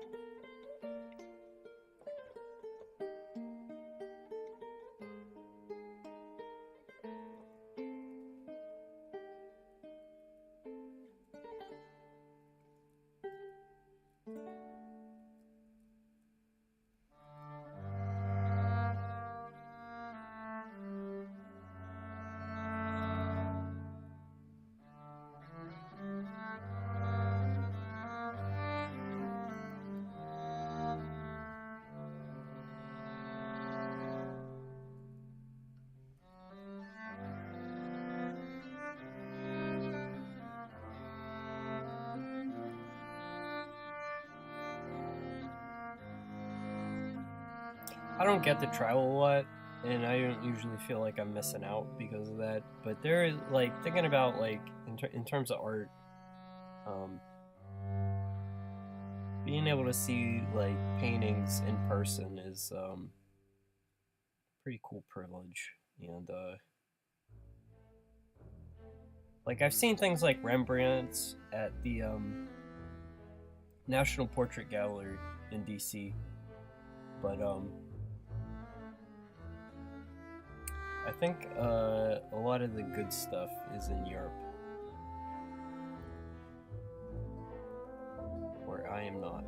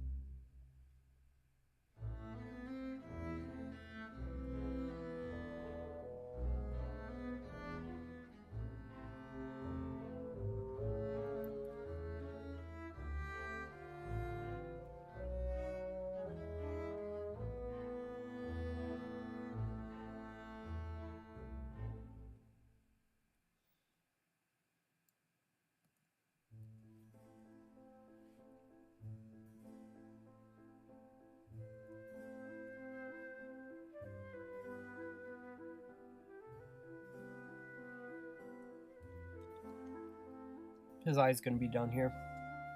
Should actually be given this area attention first.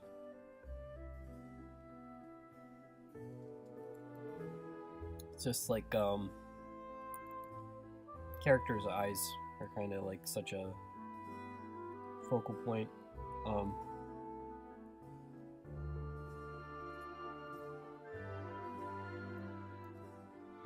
Let's see, so that's the darkest.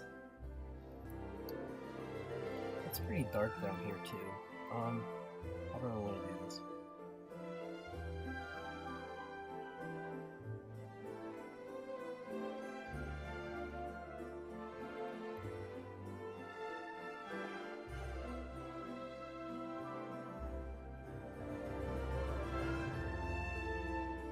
You know what?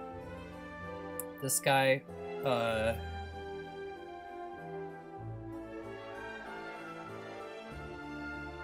here's what's going on with the light.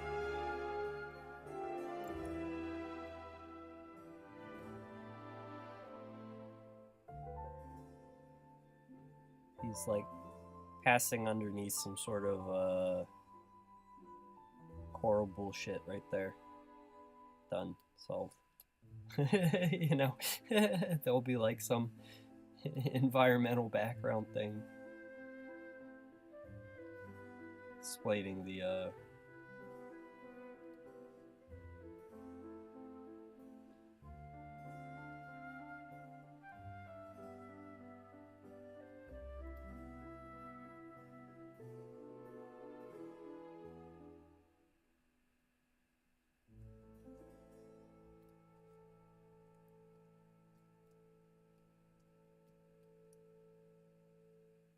yeah, that would look cool.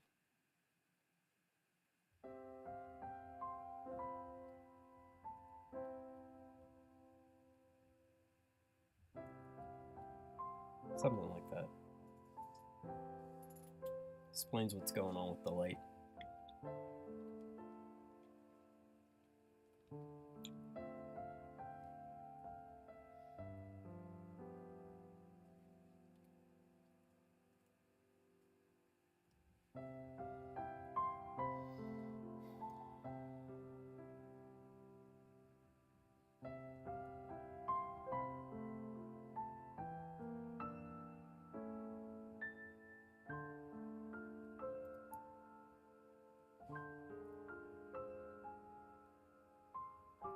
Right now I'm kind of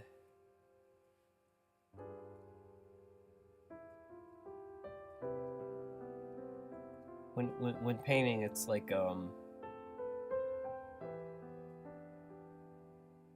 select the kind of an area that makes sense and then fill out from there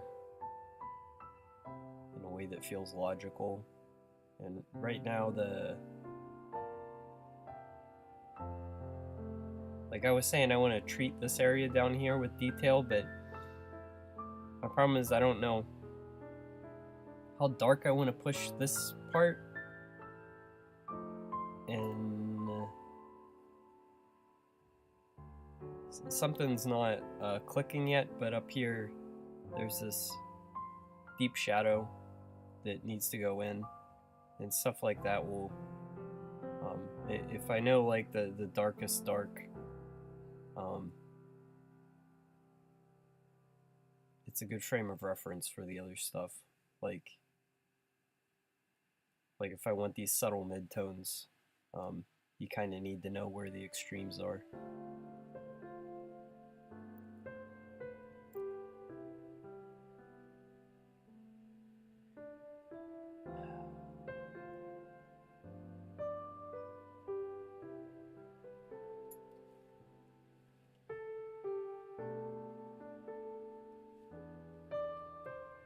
You had to watch and analyze Caravaggio, a sort of art fuck movie about him.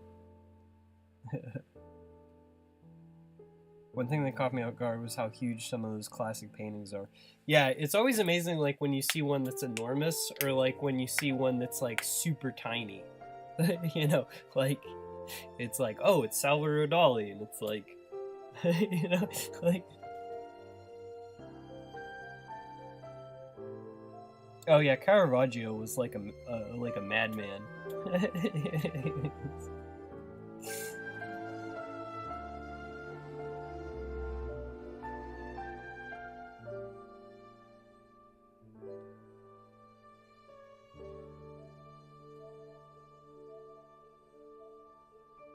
Yeah, at least Michelangelo didn't murder anyone. What's a little bar fight where you kill someone, you know?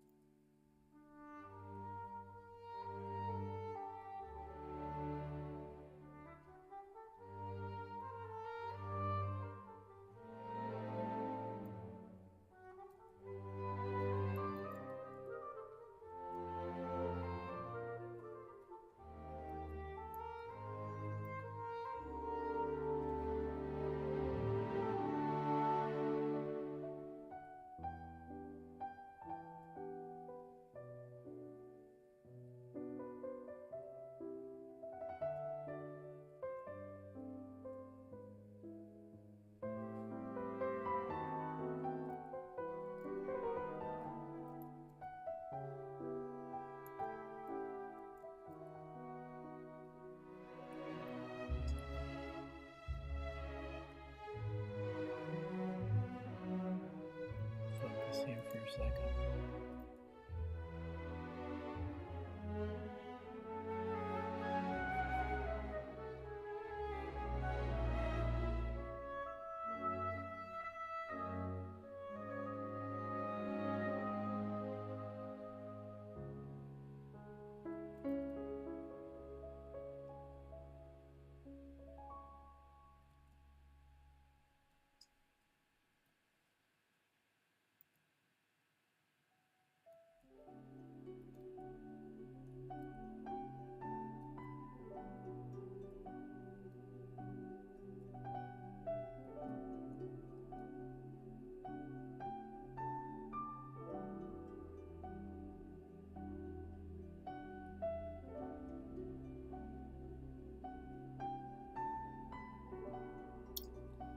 I wasn't the biggest fan of The Boy and the Heron.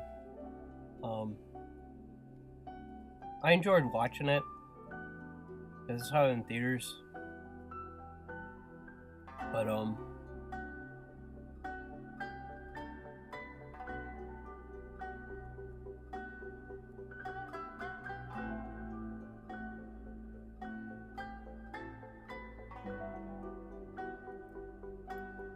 Like, I didn't think it was like a terrible film, but I don't know.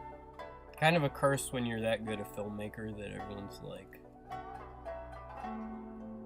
gonna compare your work to some of the greatest films ever made. You know, animated features.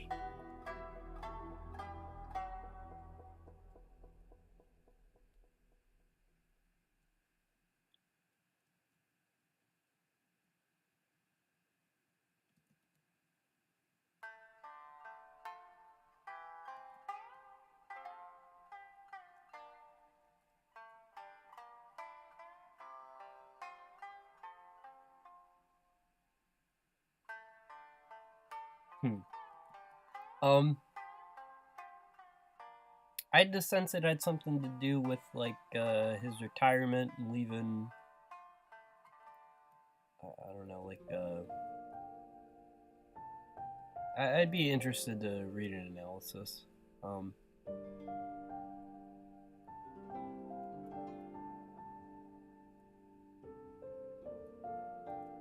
My favorite films of his.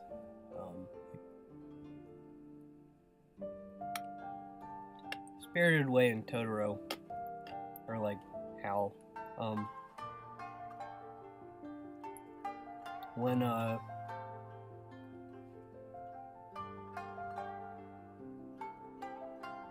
this is hard to do and talk at the same time.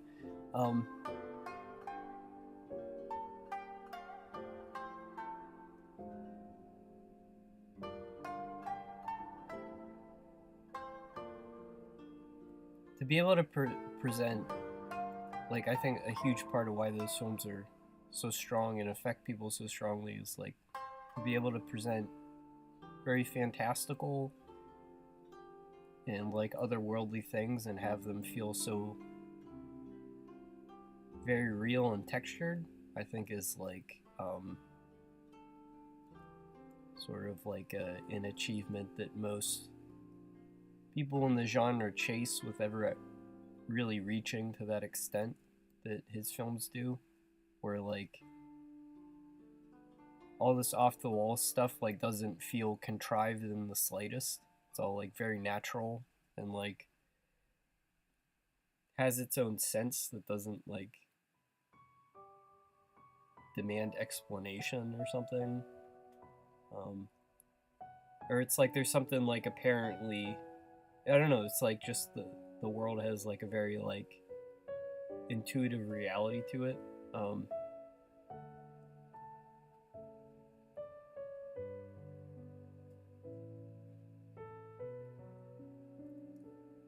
I think I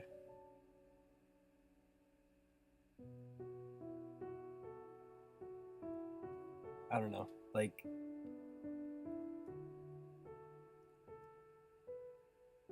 it has a lot to do with like those stories are like very clear, like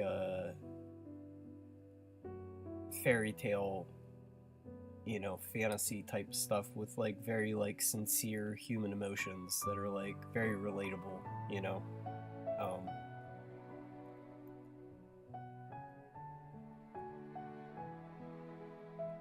There was just like watching Boy and Heron and like stuff with like the little firework guys floating away. That's like, you know, it was fun and like it looked cute, but it just, I don't know, just didn't feel as interesting to me. But that's just my opinion. I don't know.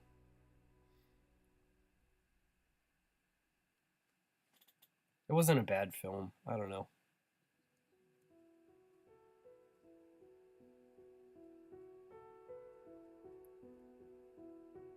Buddhist symbolism.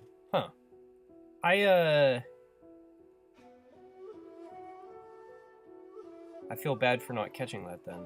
I feel like I've been reading so much Buddhist history and stuff. But the I don't know. I can't pick out the that religion's iconography the way I can with the one that was drilled into me in school. You know? That's interesting though. I should give it another chance. I don't know. Hey Canis, how's it going? From the thumbnail, I was drawing a chunky frog. No, this is one of the Brillo whales that hunts with the chowper sharks.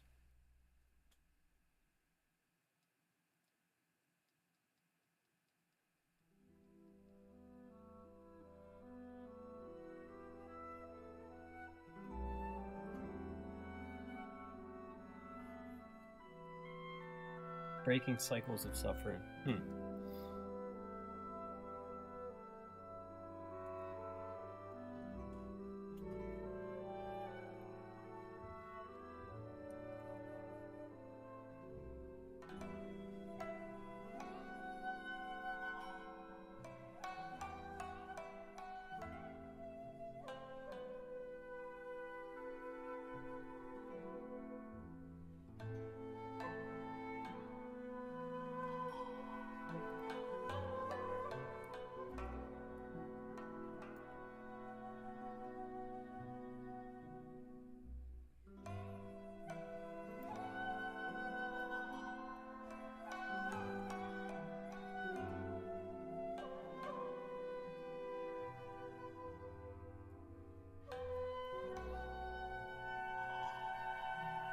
It was like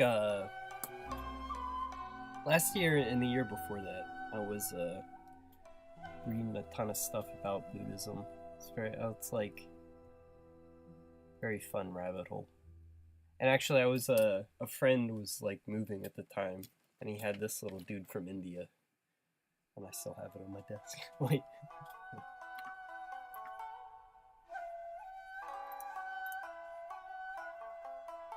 But again, it's like, I'm still a noob, you know? Something like a little like Christian trinket, I'll be like, oh, that's this saint, blah, blah, blah. It's like, I think it's a Buddha, but is it a Bodhisattva? It's like, I don't, still learning the difference, but this little fella sits on my desk.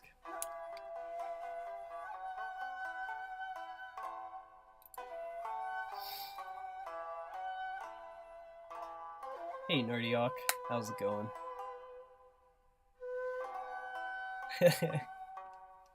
No, the it does have a very algal look because of the green. And maybe that's the photosynthesis is how the carpet stays alive. It's these guys from Part One. It takes the form it's the sort of like shark costume. And they go hunting with packs of chowper sharks.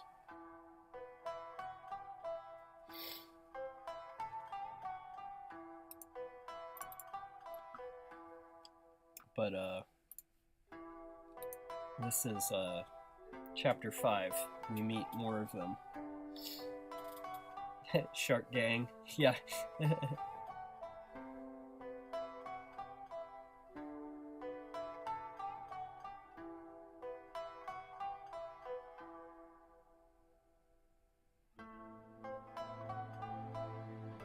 Quite heavy. Not gonna lie, you had to mull it over because it's not a common motive for Western media. Yeah, for sure. I mean, just the fact that like its stealth totally went by me, I feel bad about.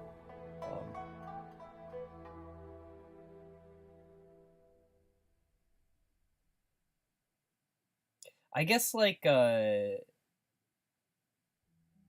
felt like the best Ghibli films have really strong characters. I felt like Boring Heron kind of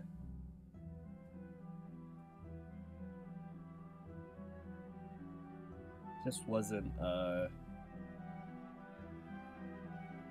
as strong in that front.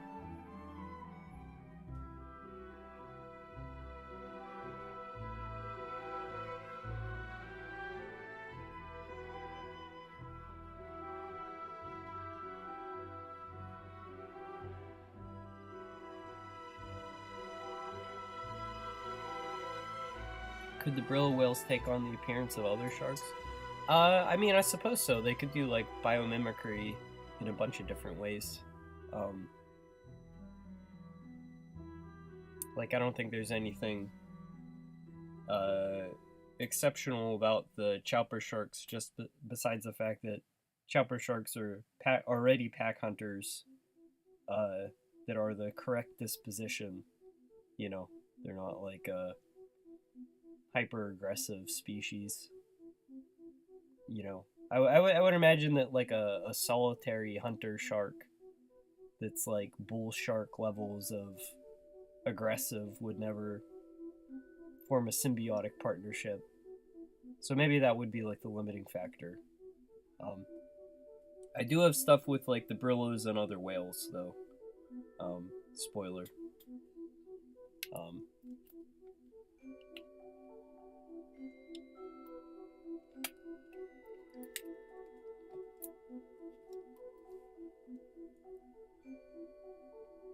What was I painting? I was up here.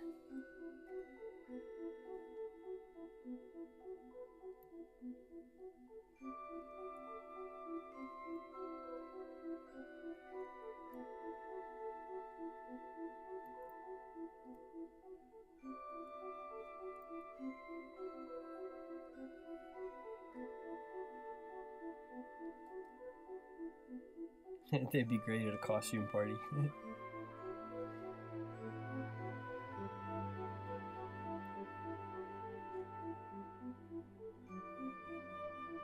If I can't befriend it, I can't mimic it. Well, I think it'd just be like, the mimicry would, you know, only arise if it was beneficial or useful. Like if a whale puts on a big costume and it gets nothing out of it, it's kind of like a failed design that wouldn't be replicated. Whereas there's so many Brillo whales dressed up as the Chowper outfit because it's one of the more beneficial strategies.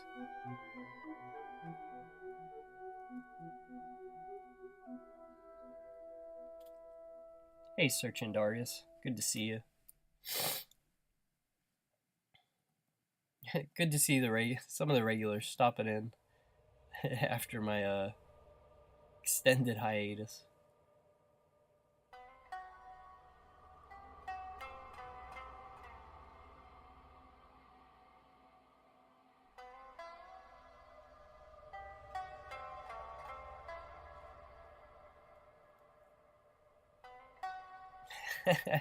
I've been good. I went to I was just saying I was at the Pittsburgh Gaming Expo, and that took me about a week to get ready.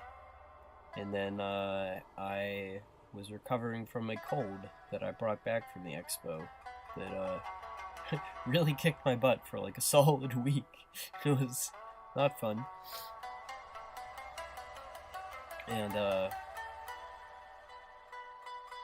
And then also like just working to try to make up like lost wages from being at the show and getting ready for the show. So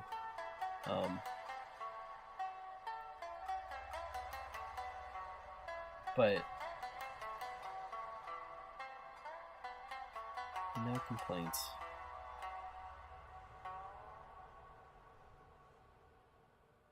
What if I do? Hang on.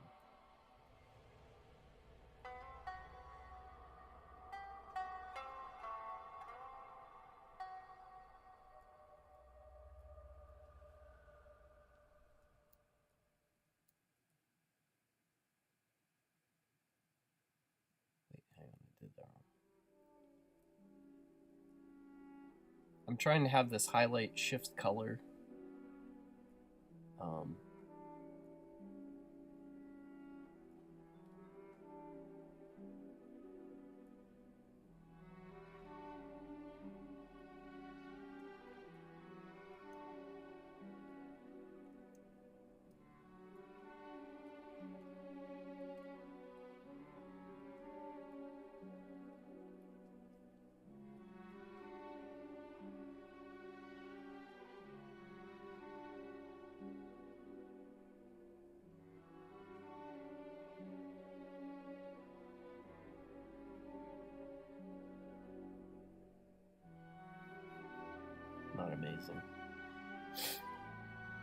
amazing. Sorry.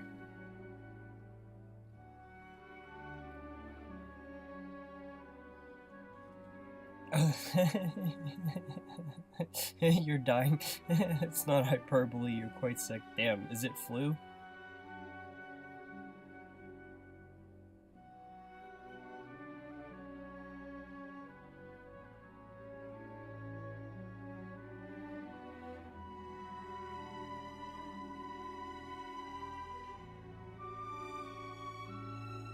It's tough when you can't eat.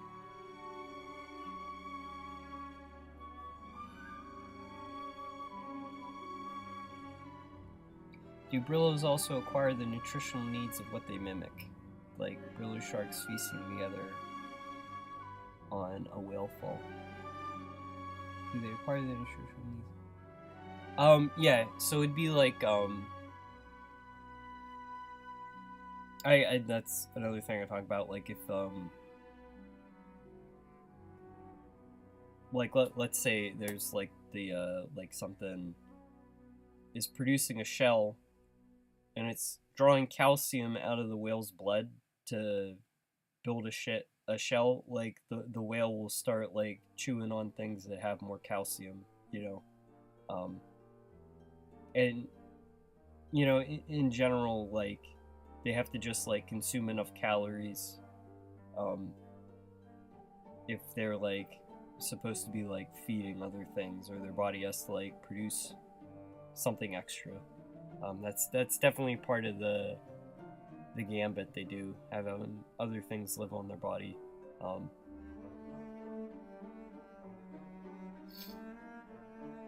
Oh shoot, man, Chandarius. We gotta get you like some chicken soup.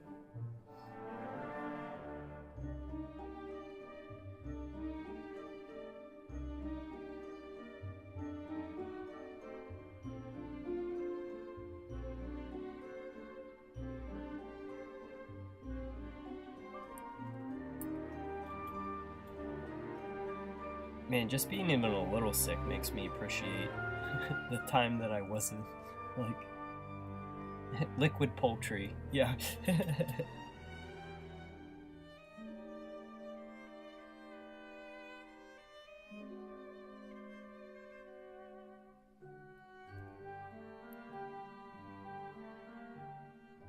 I'm sorry to hear that, man. Dedicate chapter 2 to me. Okay. But don't die.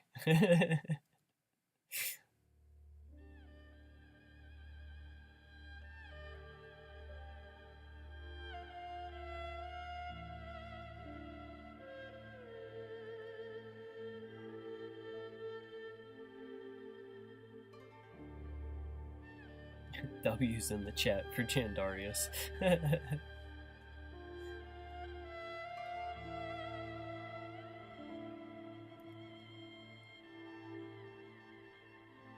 Are you running a fever? That's, the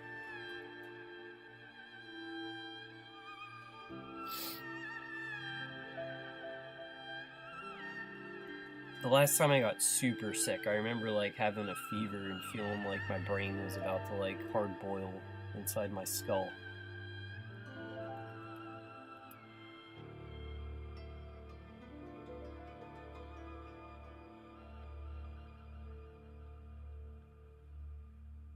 I was making pretty good time on this painting, and then, I just got lazy.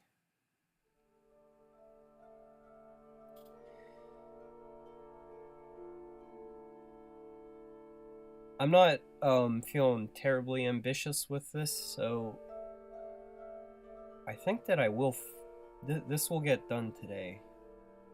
Not right now. That's good.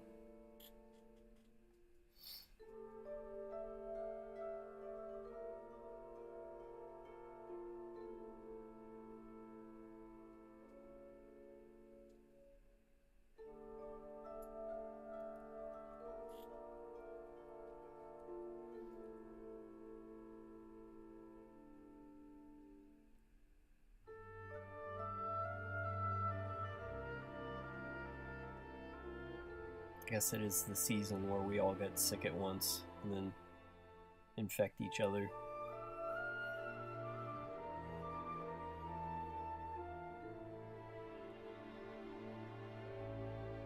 I feel like a lot of my sense of well-being comes from being able to sit down and do art. And like laying in bed just like like I tried. I like sat down at my computer, but then it's just like such a headache that like I can tell when I'm making something and it's not good, you know. And I don't like the sense. It's like better to just not have bothered.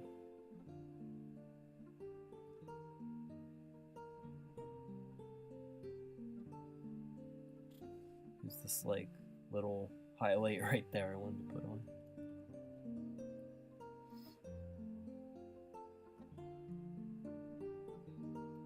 Alright, I need a clear plan here. So I need to get, there's this big flank up here. I have to get that in. I have to put this highlight in. This probably has to be darker. We'll get the shade underneath that. This big highlight, this block, will create sort of that form.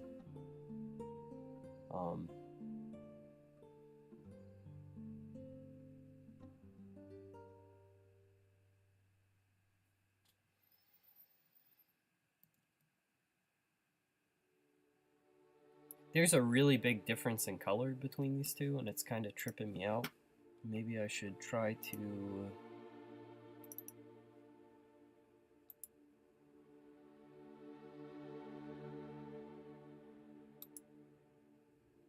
That's like much closer to what I'm doing.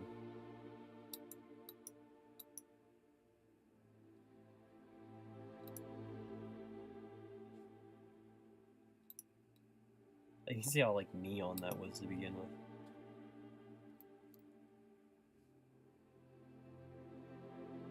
This makes me feel like I should go way more like gray on the top.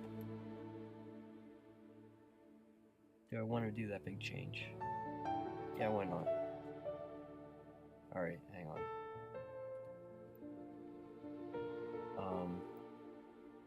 I'm just gonna like narrate my thoughts for a second.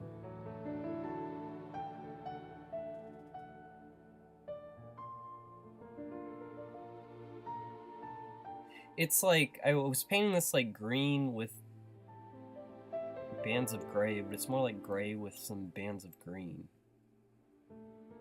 So what if I just did something like this? Way darker.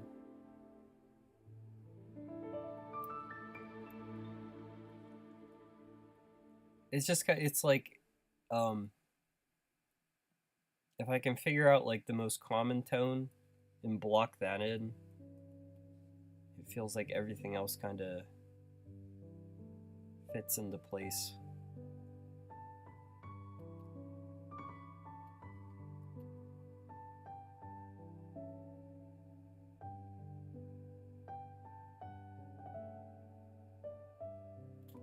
I'm just gonna paint on over all this because there's no reason to try to preserve anything that isn't done.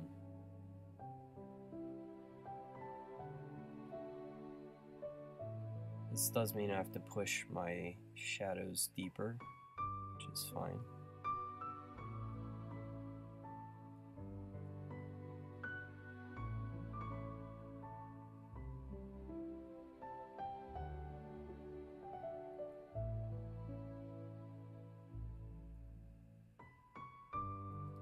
I think this will work better.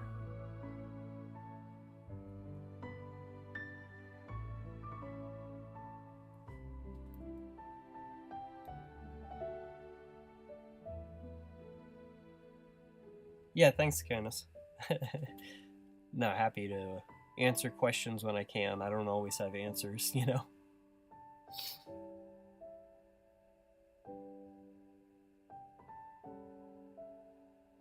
Major Puck, that's fun. It's enjoyable to hear that other people make art alongside the stream, because I do that with streamers as well. Streamers are, it's like just the right level of background noise and awareness. What's up? Enjoy tomorrow. Welcome back.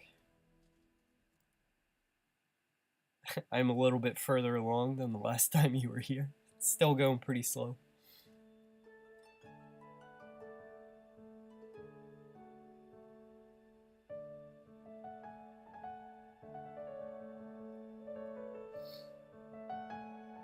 Yeah, get better, so Shandarius. That is in order.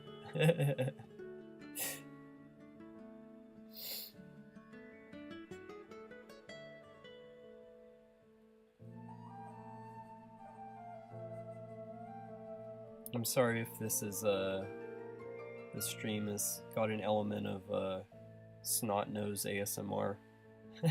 Like,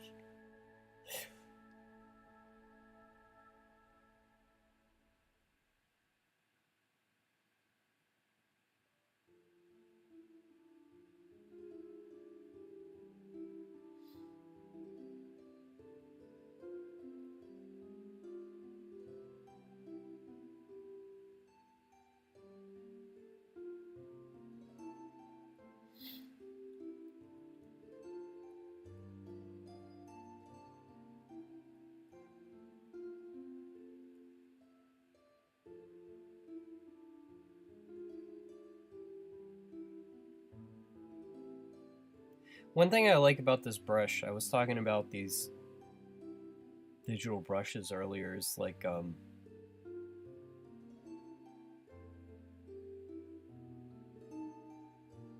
sometimes good ones make you feel like you're painting with really goopy paint, or like really like liquidy paint that's like mixing very fluidly. It's very satisfying, because it's also like the Wacom tablet is such a smooth plastic surface that it's like the haptic feedback is like matching perfectly with the simulation. It's just like it feels very pleasing sometimes.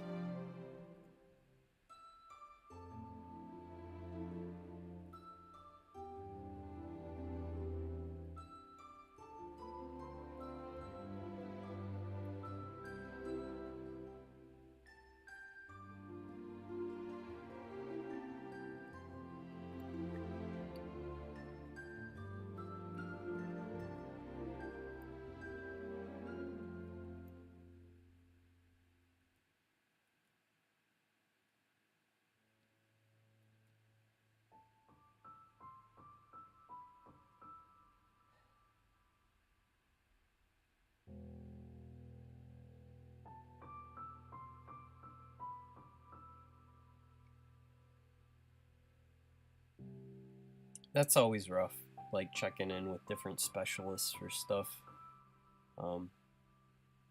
I feel like specialists can kind of be off in their own world, you know? And like, I don't know. Here's a probably story I'll regret sharing on stream. I had to wear one of those heart monitors once. It was like a period in my life where like anxiety was producing like heart palpitation. And like, I don't know. Or like one of those things they just like gave me to bill my insurance company. You just like have it on under your shirt, and it's like a little like EKG monitor thing recording. It's like you got like little pager thing in your pocket.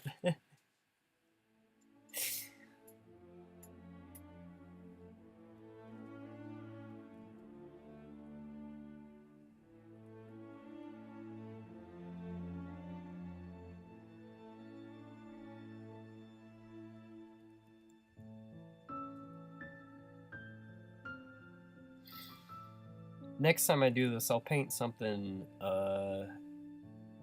more obvious, like a flower.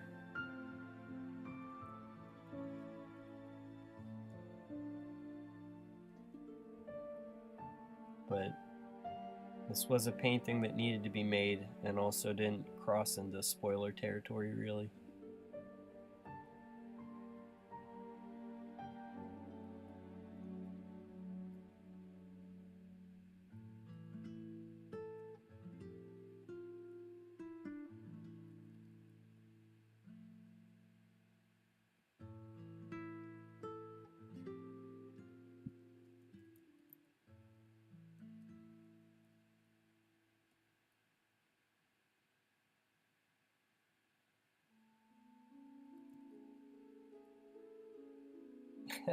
No, it's like yeah. Well, I mean, it's like always good to be thankful for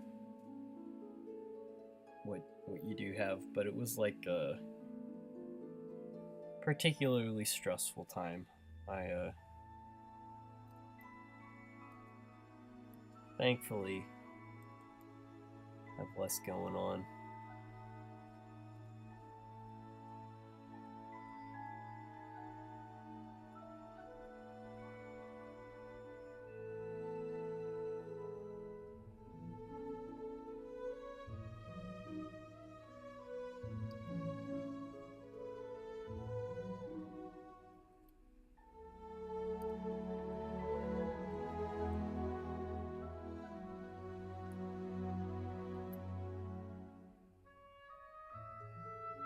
Thanks for stopping by, Shitty Comics, and good luck on the midterms.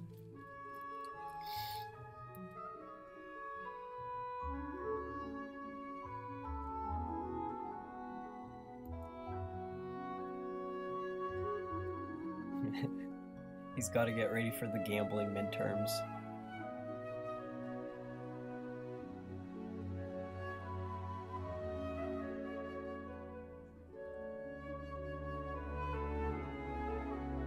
Benjamin, because he's green like the bill.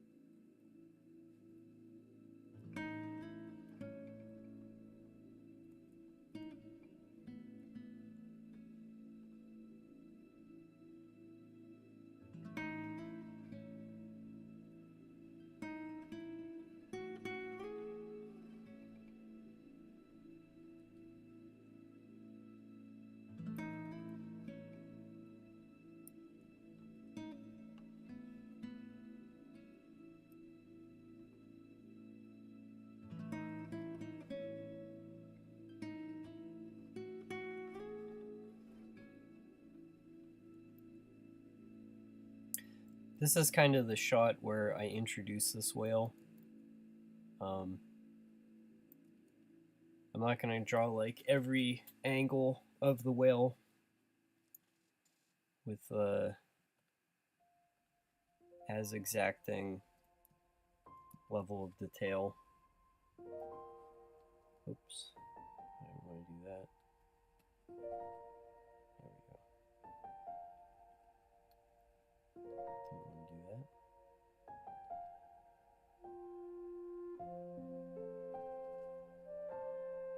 And just see little bits of the background.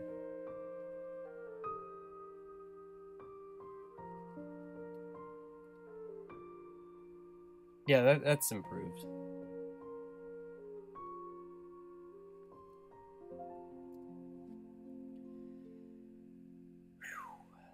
All right.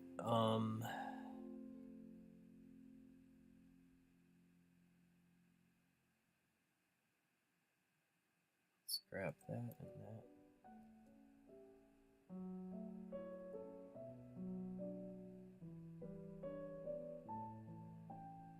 Again, it's like these two colors blending is just a function of how much pressure is on the pen at the moment, and not like real-time blending, which there are brushes that do blend like This being one of them, and I can do like any color. Yeah. Bad example.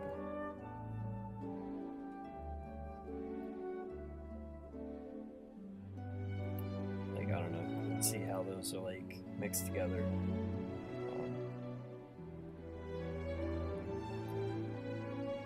Now that I mention, let me see. Do these blend as terribly still?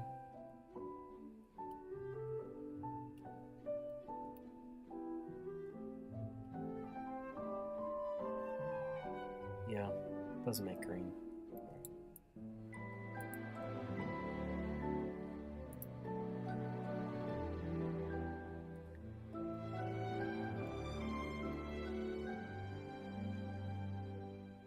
Oops, done with that.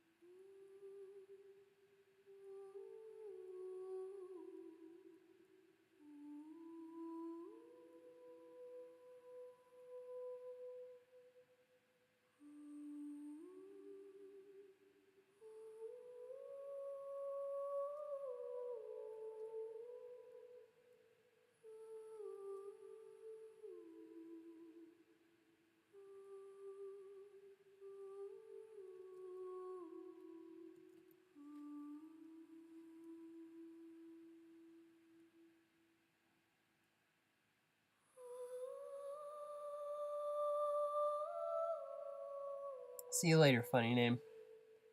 Appreciate you stopping by. The theme of not showering.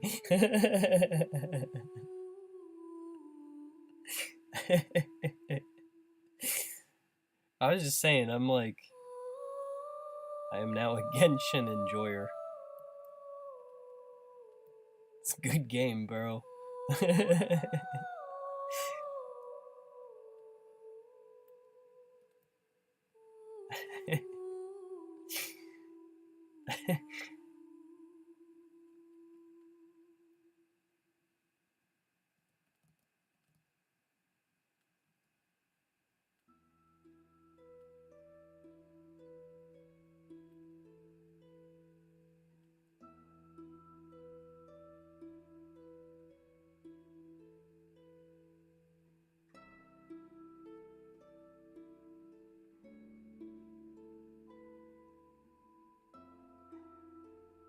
Still amazed by how much work is put into South Scrimshaw. Oh, thank you. I mean, that's kind of one of my intentions to stream, is to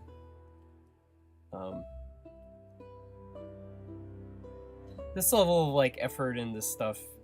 You know, it's like there's like an intrinsic value in like making something complicated, but definitely it is nice to be able to share the creative process with people.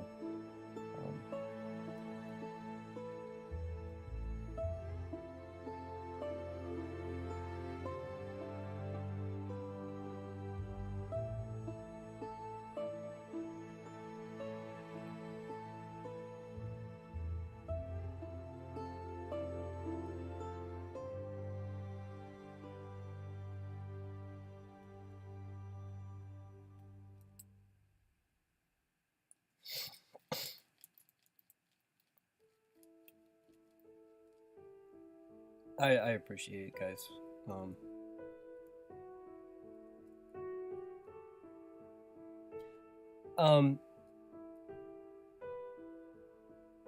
It's like it's kind of also like I can't figure out how to do anything besides the complicated way, but it's been really encouraging how many people are excited to just see more work made slowly, you know, because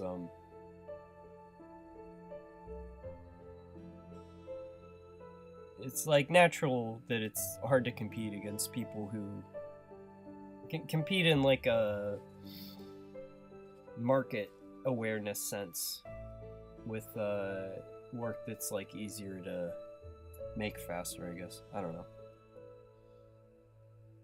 But it makes me think that there is like there should be a market to produce stuff made by hand.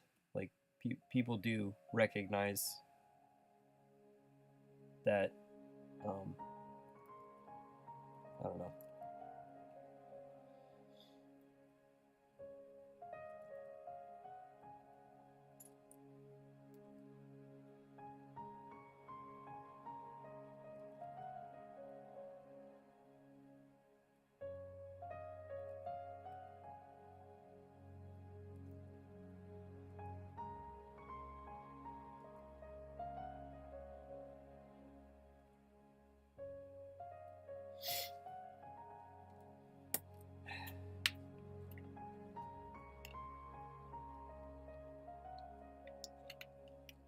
I think when I put the highlights on in this section, the dimensionality will come out of this dude, and I'll know what areas need to be touched up that are left. So I'm gonna do the dark area first.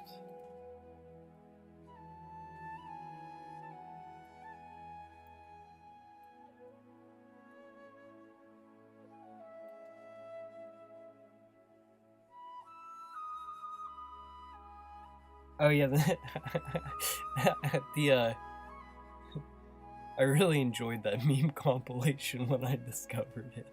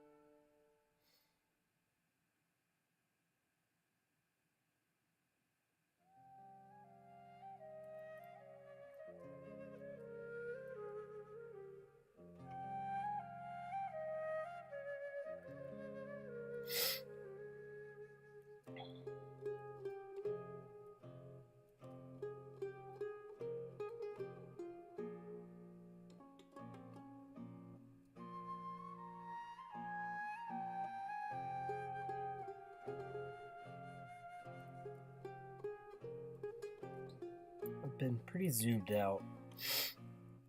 Like,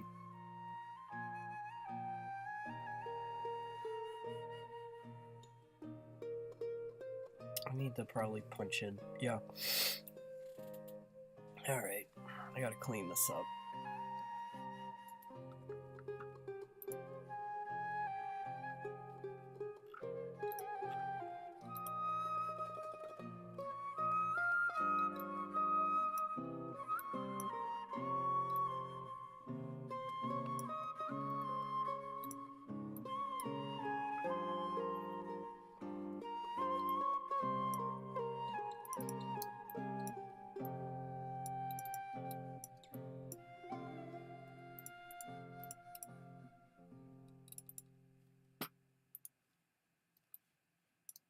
I was a little bit dumb. I was kind of leaving my brush a little too large.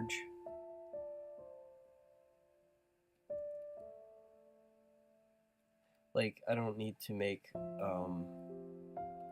this stuff super clean, but I also don't want it to look obviously blurry.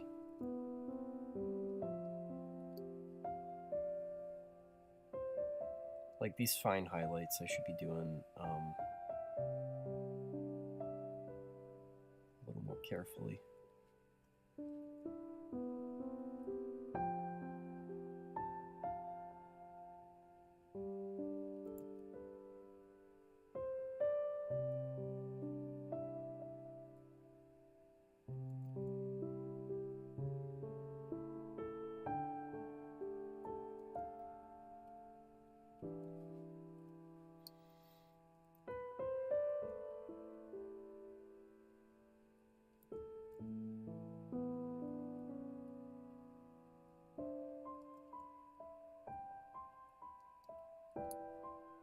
This is one thing that I am more confident about is like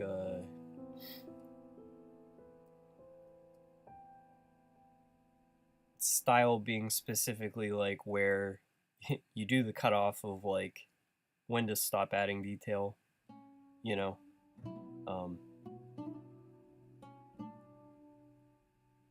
Or it's like style being like what's actually important for you to focus on.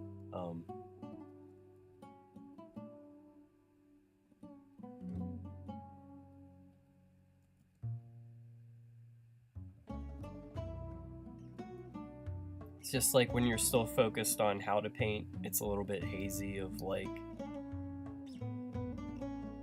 what you think will look good if you leave rough.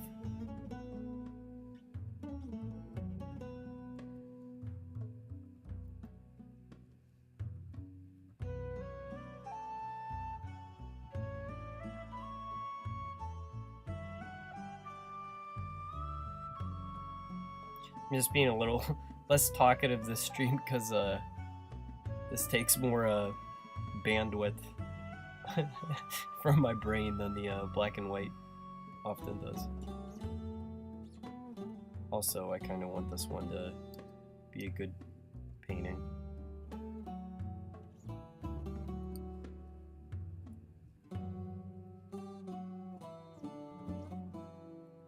Does that read correctly? I think it does.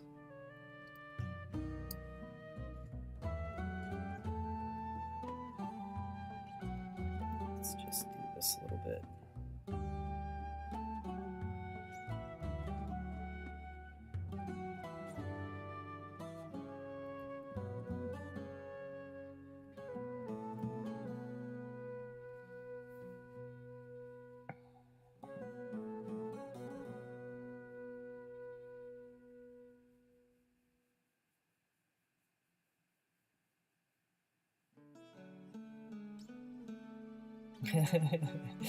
Fish Gang would appreciate this.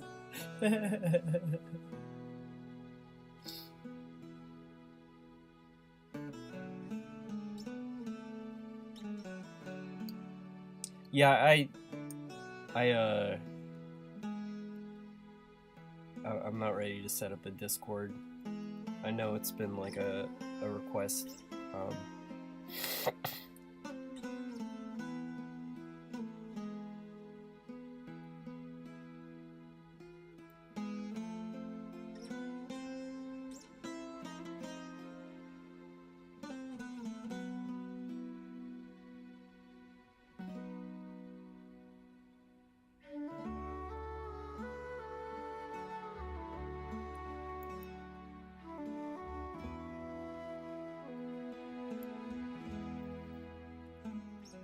I'm wasting too much time on this little bump here. This is not the important part. This doesn't need to be like super detailed and then like an important area not as well visualized.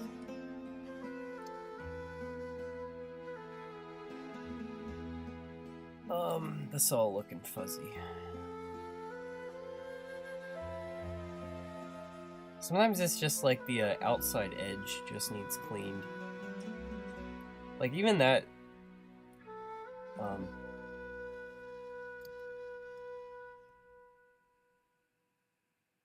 like just that amount of cleanup.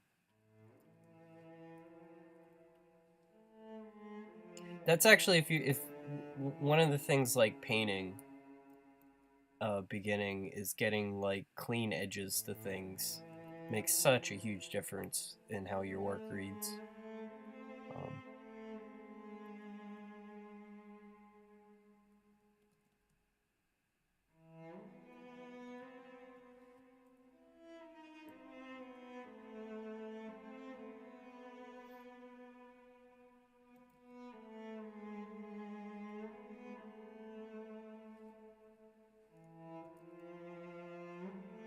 Like all this shading can kind of be fuzzy if like you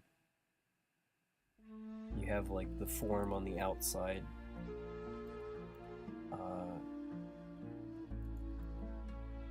clearly defined.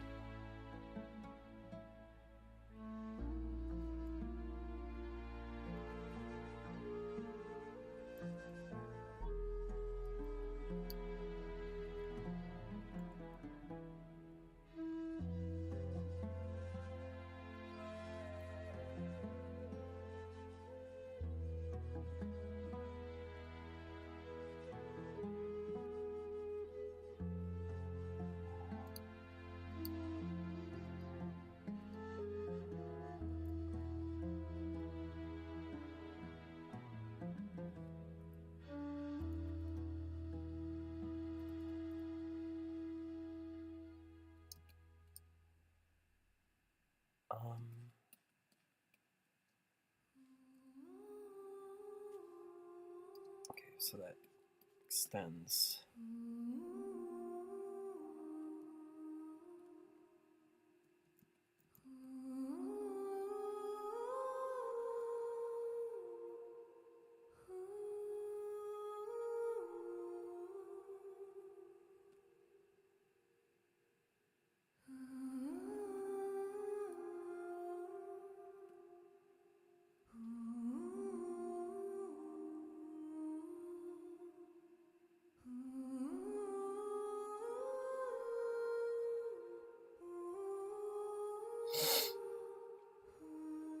Hey Charles, how's it going?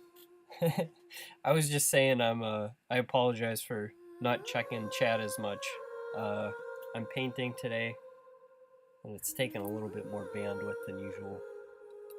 We're making, this is for the VN, and you might remember these sharks from Part 1 that dress up like Chalper sharks and go hunting as a pack. This is Part 2. And I've got a different color palette going on. Right now I'm gonna clean up these edges. I'm in the process of doing that. Oh, because I make so many, let's see if this works. Hang on.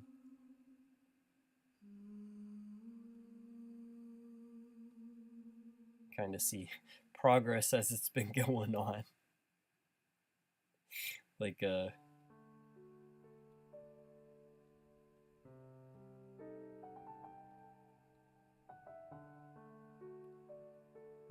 I just like, so I'm gonna flatten that, and then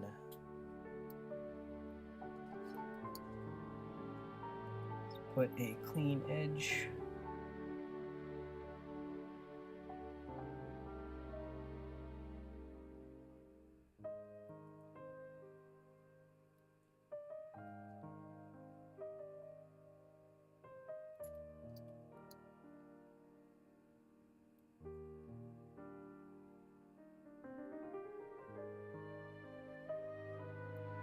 You know what I might do? Just for a minute. There we go. The blue is like the actual ocean background color that I'm going with, but I'm having a little bit of trouble seeing what's going on with these edges over it. There's just like my eyes not catching the small details. Okay, and this goes.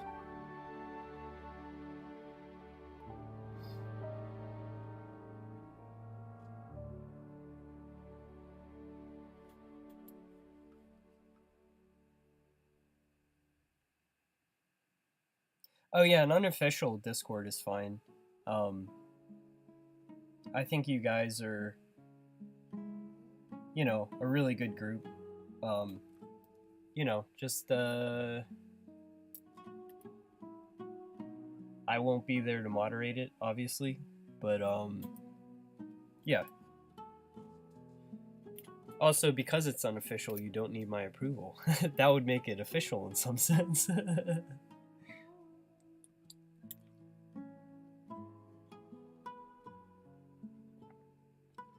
Hey, Merrick. No worries. It's a pretty slow stream. I think I'm gonna try to stream again on the weekend.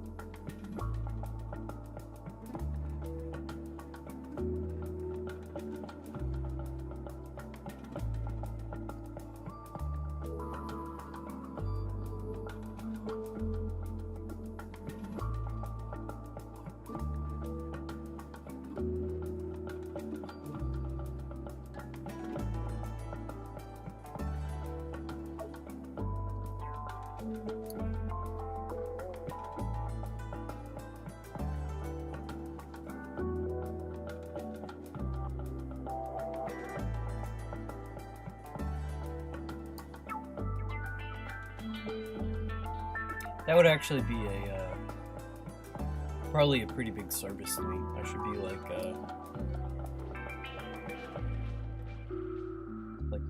not having to worry about a Discord.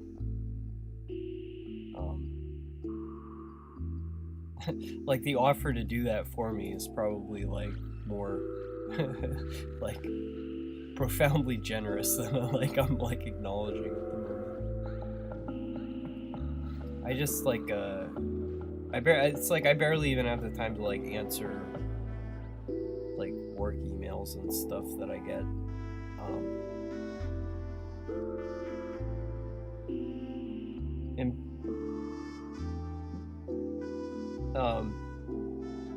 It's more like long-term concern and not about like anyone who would be in the Discord yet. It's just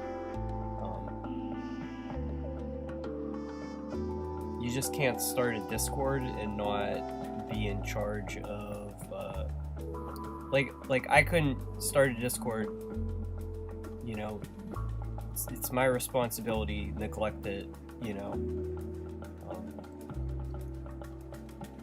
I would have to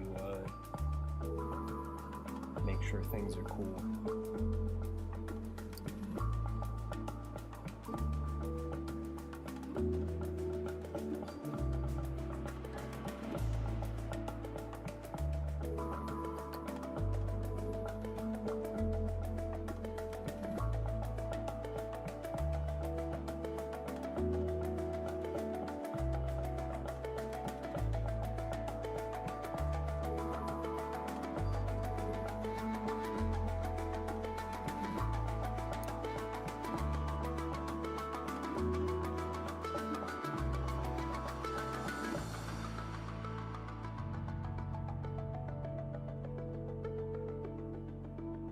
The OG stream song. No, this one's Machinarium. Rain World is in the the standard stream lineup though, along with Hyperlight Drifter. That's the other one I've played a million times.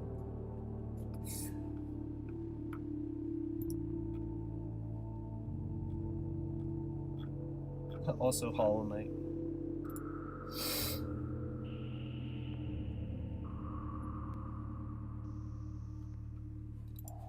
Yeah, if there's a fan Discord gets made, I'll signal boost it on my socials, just so you can have other criminals to hang out with.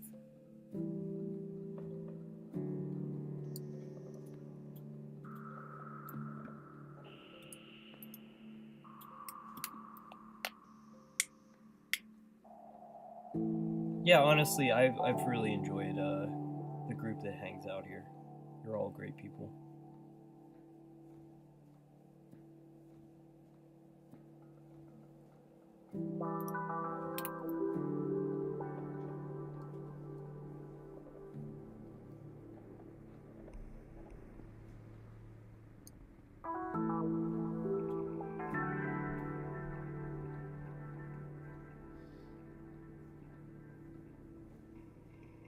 Okay, so now I gotta do this reflection.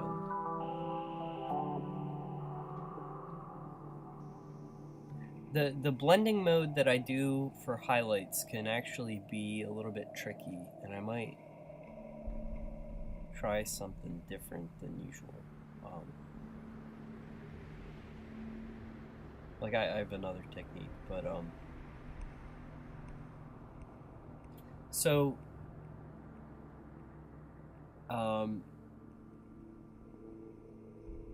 I forget the terms for it. There's like the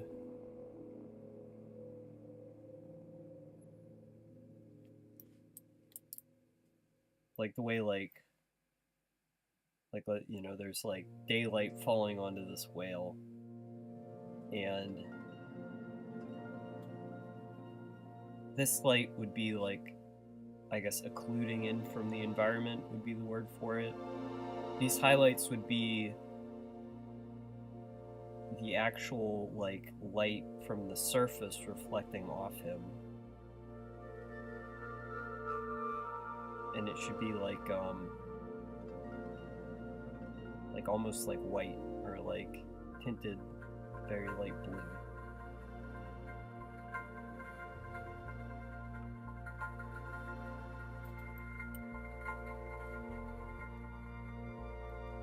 So this is the highlight that's the whale's color.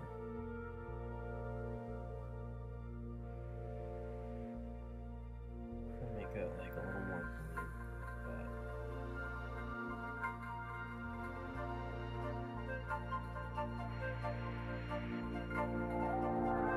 Try this one.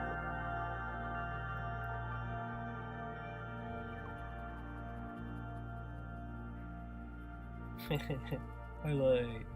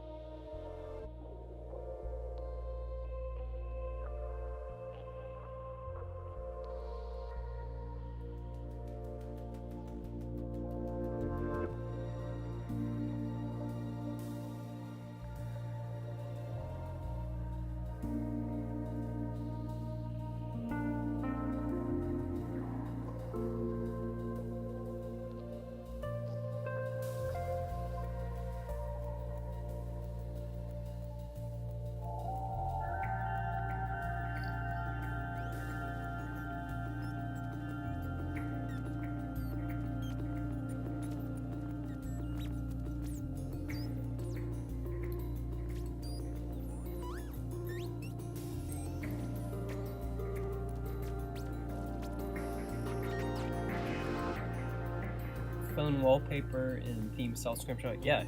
No, I mean, I don't have problems with people like reposting my work and stuff or downloading it.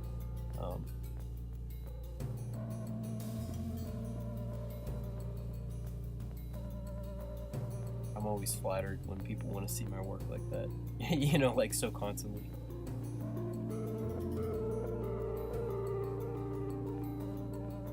This isn't working. Try this.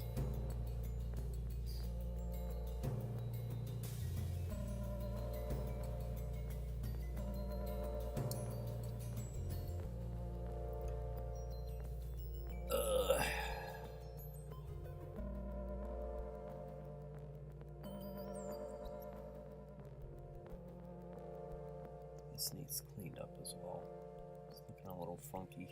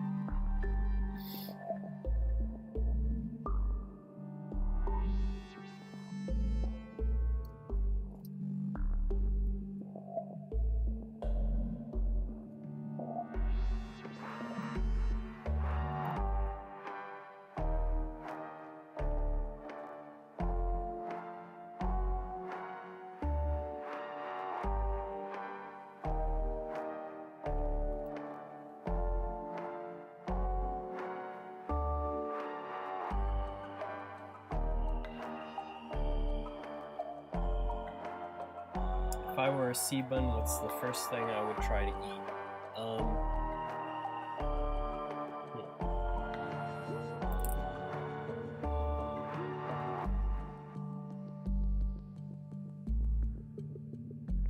I think my paints. So, like, they're tubes of such pretty colors sometimes.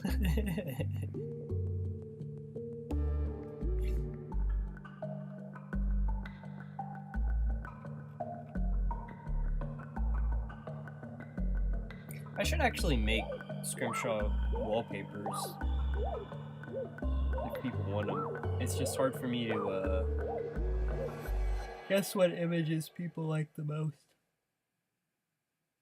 Oh, pardon me. You know what I saw a Steam game do? Because Steam, you know, you can get like wallpapers for your Steam profile. It was a Toho game. And what they did was they hired fan artists to do the different backgrounds. So it was like a variety of different artists. And I was like, oh, that's actually super rad. And if Steam let me have Steam wallpapers, I would do that.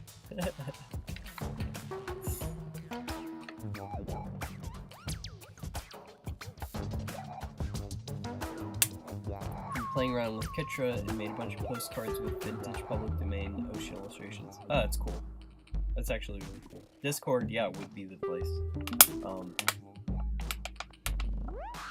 There's so much cool public domain scientific illustration, you know.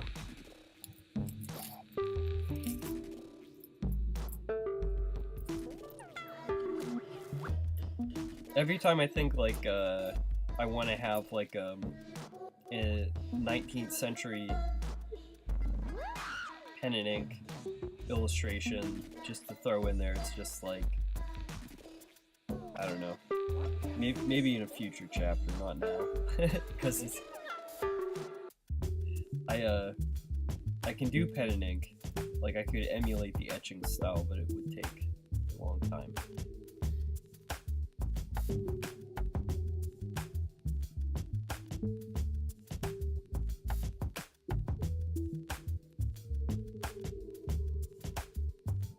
You just found a bottle of whiskey in your house and you don't drink. you either do drink and you just don't remember it, or maybe you have very generous ghosts.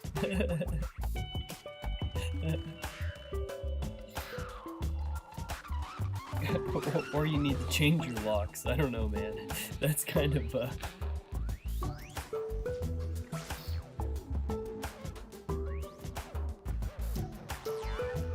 I don't know about honey whiskey though. I don't really like sugar in my alcohol.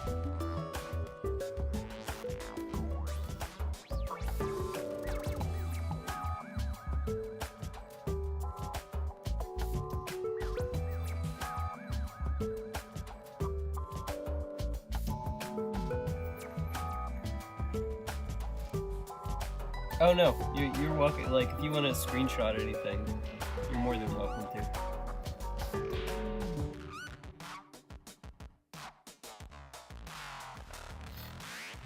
It's very nice to ask, but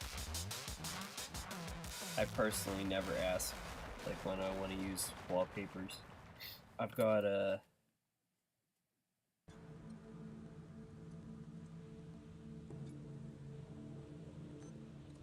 this is my phone, hang on. I use my man Kazuo Oga. He's the background Ghibli artist. I use him for mine.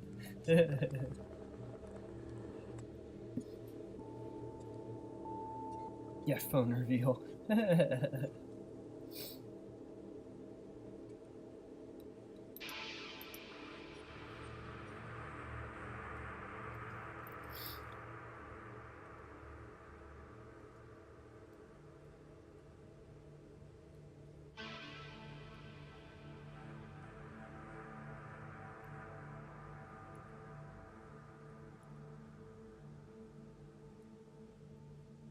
This painting is actually going a little bit slower than usual, but doesn't really matter. I'm only doing one painting today, this afternoon, evening.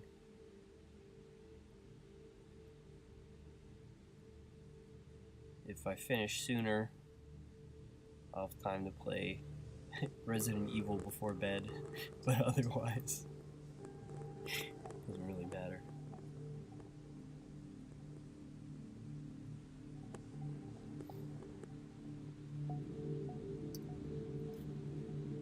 What I'm working on right now is I need to get this edge to find this lip. Has to be in. It's kind of an important detail before I do this highlight.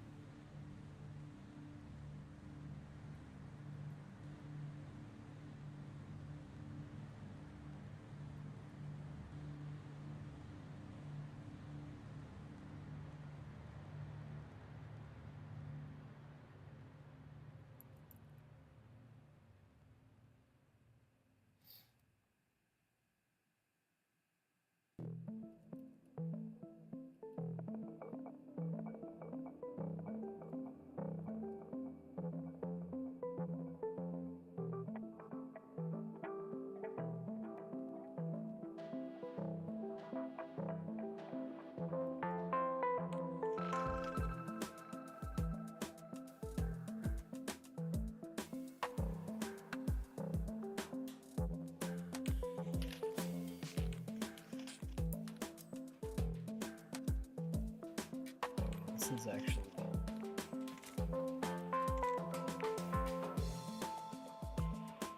that's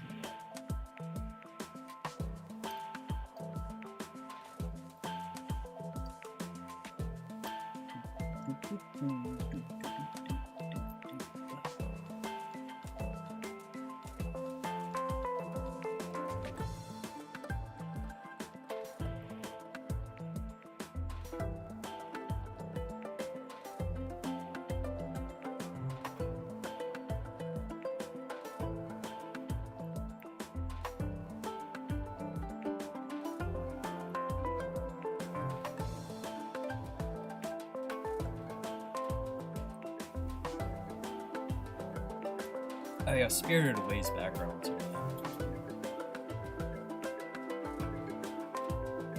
Amazing. I've showed this before. One of the art books I keep always at hand. It's Kazuo Oga Ghibli backgrounds.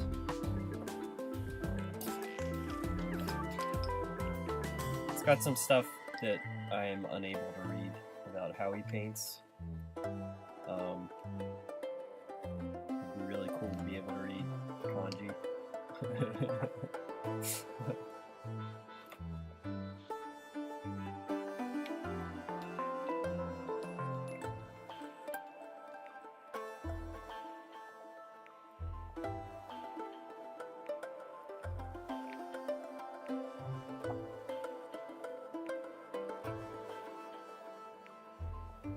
What's the Spirited Away part?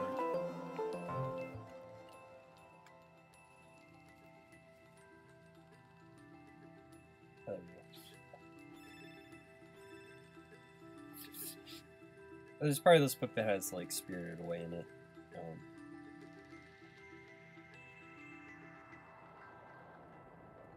Maybe it's I have 2 books of his. Anyway.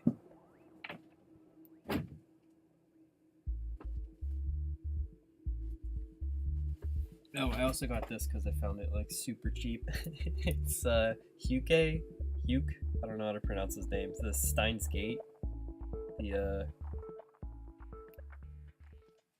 promotional art.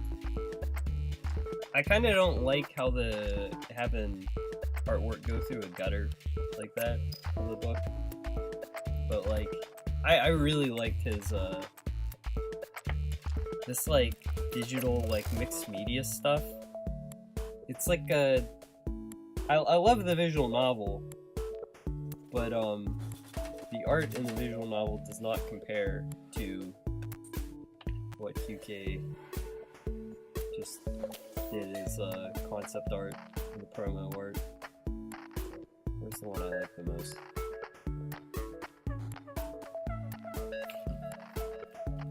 That's where they're like sitting in the subway and just like the amount of like texture layered on just feels like it's so like 2010s in the best way. It's like wild, radically different from what I do, but I love it.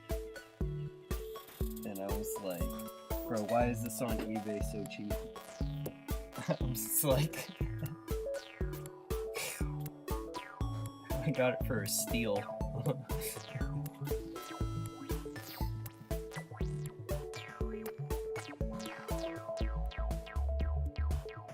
Oh yeah, there are art books. I like I have some. You can find them torrents of all the like Ghibli art books, and so I also just have like a torrent file that's just the background slides themselves. I mean, that's like just really cool to just see them like isolated as pieces.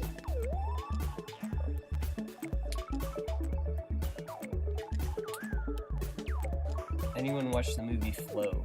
I have not. I see so few movies nowadays. I say this every time films get brought up, but I'm gonna watch Chernobyl.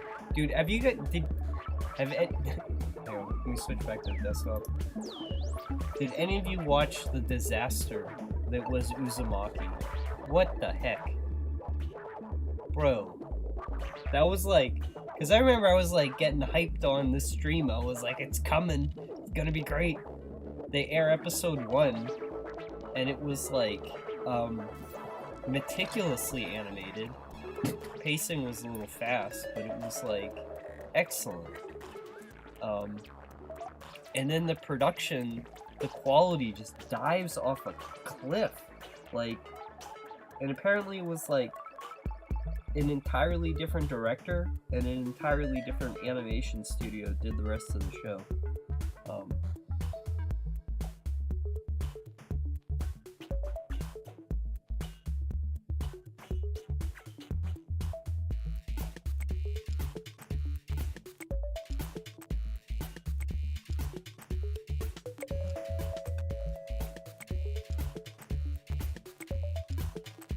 Steins Gate is great. What do you thought? Physical Wizard's Companion to Studio Ghibli, Ni no Kuni. Oh, that game, yeah. I never played that one. Wait, is Ni no Kuni the game they did the art to? Am I confusing myself? Well, Uzumaki took 5 years to make, so I mean, it's like, it was pretty apparently in production hell, but it was like the director who did the first episode. It's honestly like the way I read about it, this could just be like hearsay, but supposedly it's like the production of the first episode was like, they shot live reference, and then did like a 3D animation based off that, and then rotoscoped the 3D animation. And it was like a massively expensive, time-intensive process. So they farmed it out to like super cheap studios after that.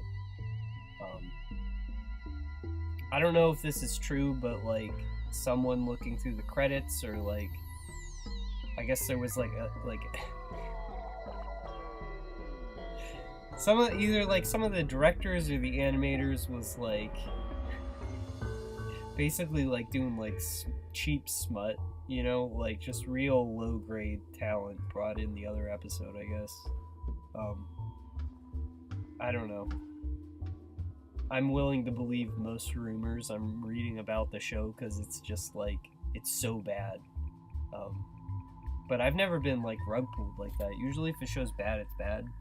And if it's good, it has like, maintains like some consistency. Like, I don't think I've ever seen something that it's just like, the A-team does the pilot, and then, you know, they like, give someone like $30 to do the rest. You know, some like random person. I mean, it doesn't, like, I wouldn't have aired the other episodes, honestly. Like, if I was in charge of that, I would have just shit-canned the other episodes, aired the first one, and then acted all mysterious about, like, the lost media or something. People would, like,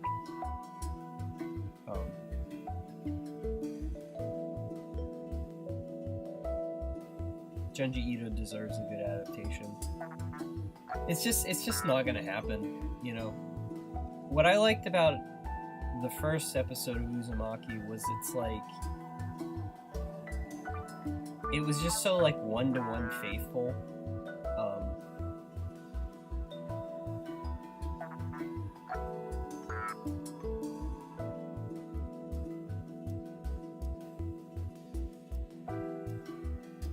You gotta cross-train to fuck up that bad usually. It seems to be an extraordinarily messy in this case. Yeah, it's I don't know.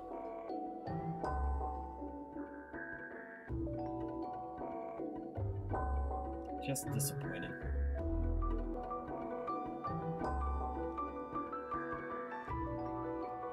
Yeah.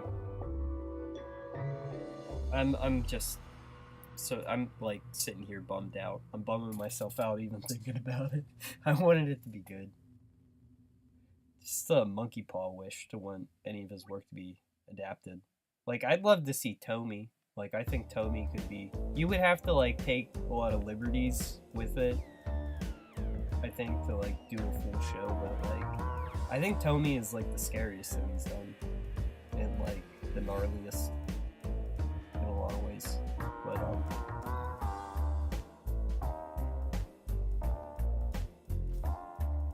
he's in like I think the curse of the Junji Ito adaptation is he's famous enough that the brand name will like means it will sell regardless of quality, you know? And it's like his art is like pristine enough that the talent it takes to like make it move would be like immense, because like animation is not illustration, and he's not illustrating for animation, you know? I don't know. This show is not mine. It wasn't made for me. Yeah.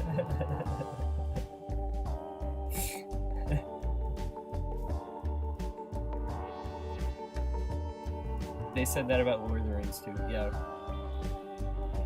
It's almost like when you get something as good as the Lord of the Rings, sometimes it feels like planets aligning.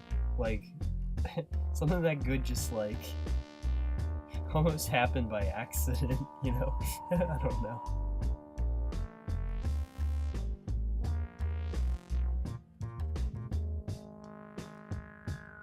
Lord of the Things.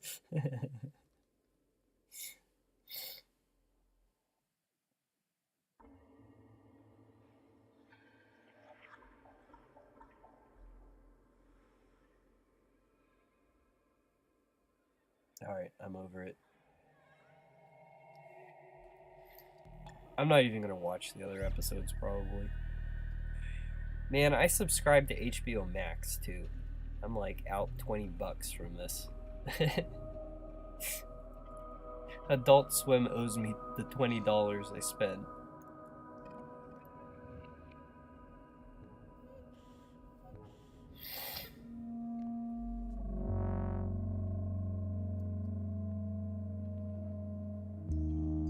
There was one last thing on the topic. On Blue Sky, one of like the executive producer, he deleted his Blue Sky tweets, whatever they call them. But he was like basically thanking everyone and apologizing, saying, you know, that they were aware people were going to react this way, but they didn't want to throw away the effort that the animators had put in. And it seemed like he was implying that there was a responsible party for everything going to shit, and it wasn't him. Like, that was just the way I read his tweets. You could probably find them and, you know, so there does seem to be a story. And I'm sure there is after like 5 years of production, but...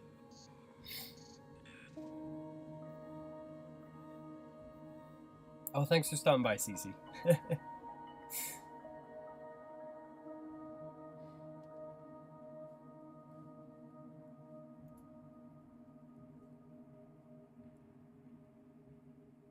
Pingus was like, when the trailer first came out, she was like, it's gonna be bad. And I was like, no, but look at it. It looks so good. She was like, it's gonna be bad. I was like, but they're taking their time with it. You gotta have, stop being so cynical. And then it comes out, and it's just this happens. I'm just wrong. Like...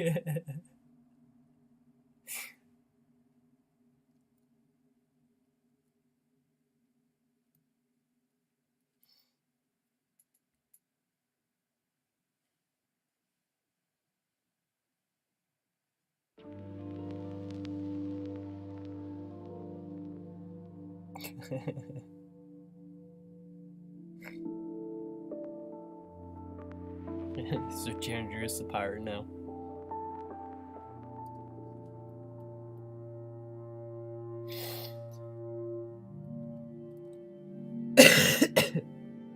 Excuse me. I seriously just complained about Uzumaki and didn't paint for like 10 minutes.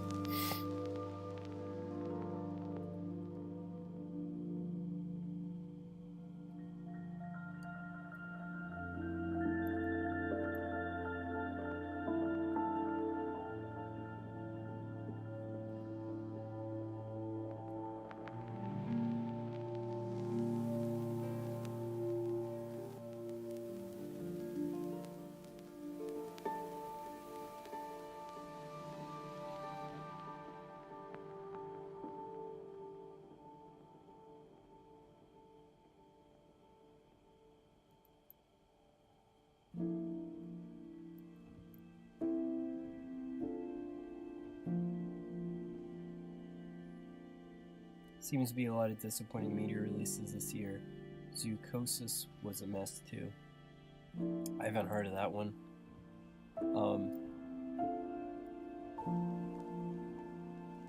Yeah, there is like some kind of dysfunction, but I'm not really in the industry anymore with insight into what the heck is going on, but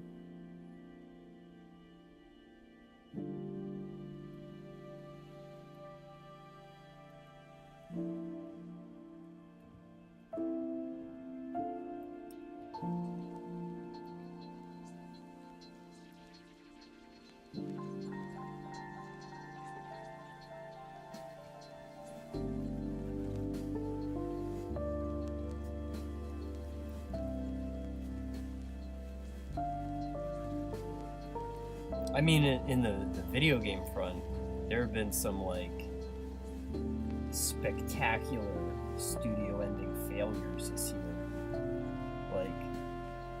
Like failures in like the billions, and it's just like, Jesus.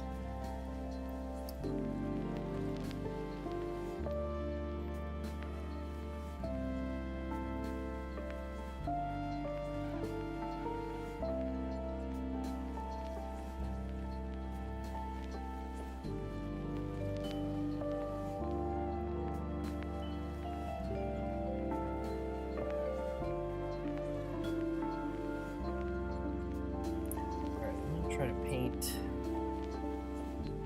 these highlights in, so that needs to happen. And once that's done, we'll be pretty close.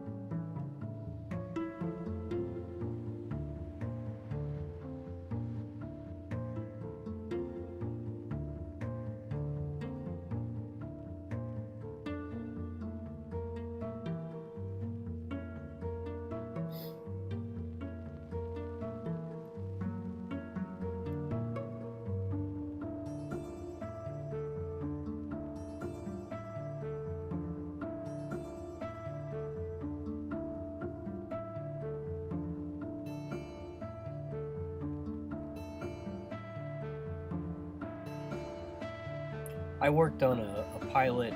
I did a ton of work for a pilot that never aired, and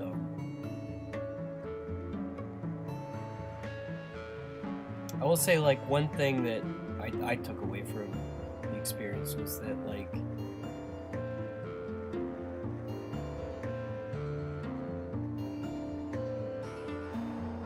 obviously, like, you can't give people forever to produce a product, especially if, you know, it's commercial work, you know, like you have to ship stuff to your consumers that are like waiting on things, but like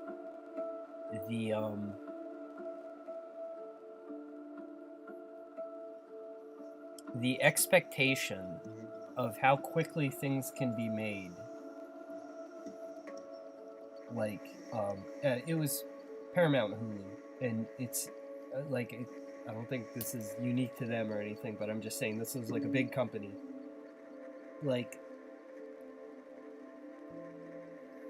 the aggressive priority to make things is just like really unrealistic.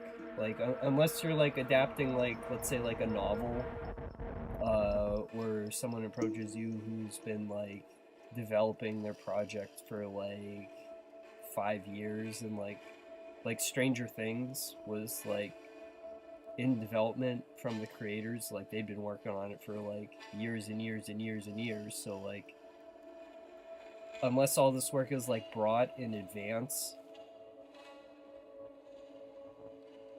it's like the way things are made don't leave time for the carefully crafted product to turn out well, and a lot of ideas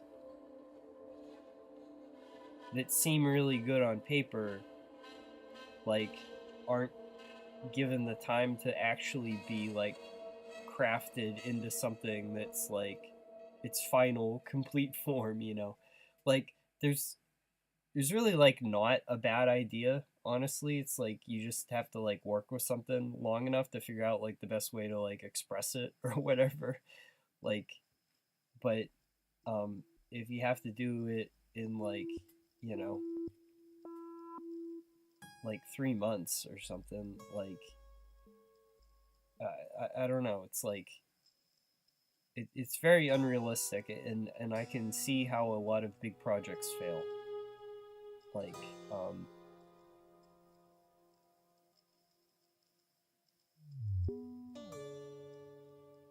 or like there's a project that like has potential and it sounds really good, and then it just gets squandered because like it gets made too fast. You know, or like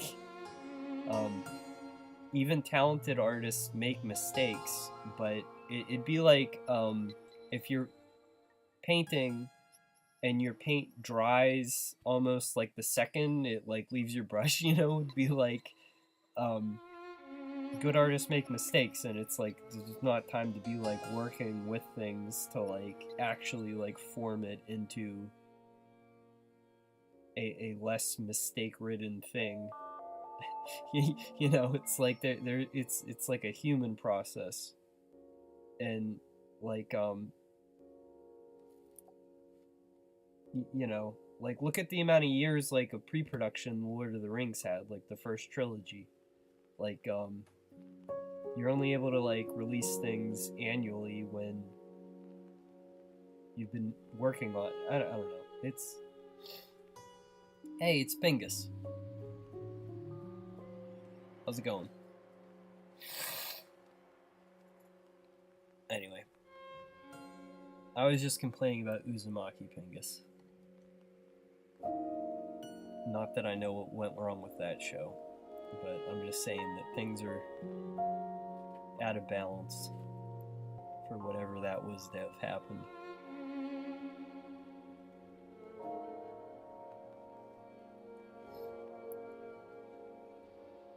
I am stuffed up. I'm a little more stuffed up than I was yesterday, even.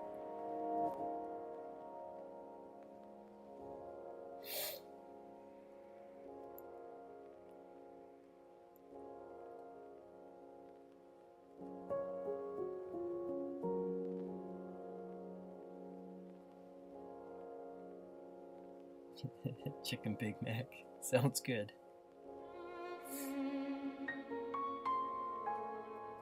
Let's see, what was I doing? I was putting the highlights on this guy's head. What layer are they on? Right there. I want to try this actually. What I'm doing here is I'm going to paint the color and then I'm going to mask it off completely. And then I'm just going to paint on the mask in black and white and lay the color on top that way. So I am revealing it through an alpha channel so I can glaze on top. Pro tips.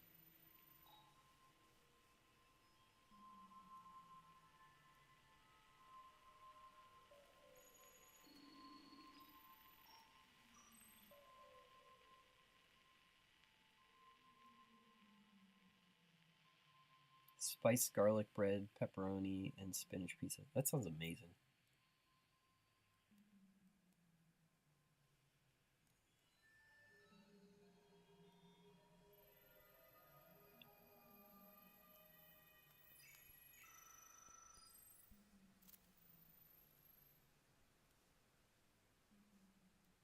I think I'm getting pizza tomorrow when I'm doing my jack-o'-lanterns.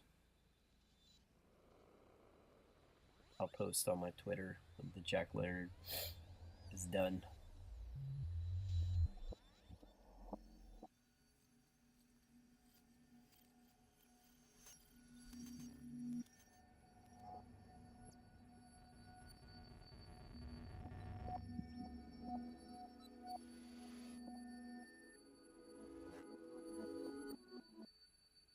I usually wouldn't use this method for highlights, but it's like the highlight in this case is like reflection. So it is supposed to be like a sort of glare or like a gleam off the surface.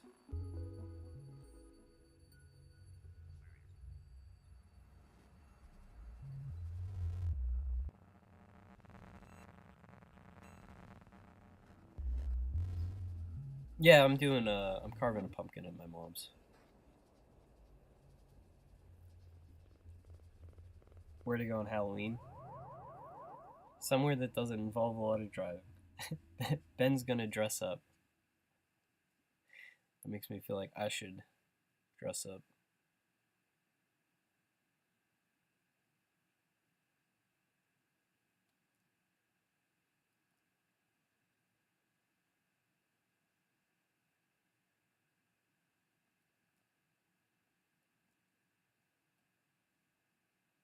Did my music shut off?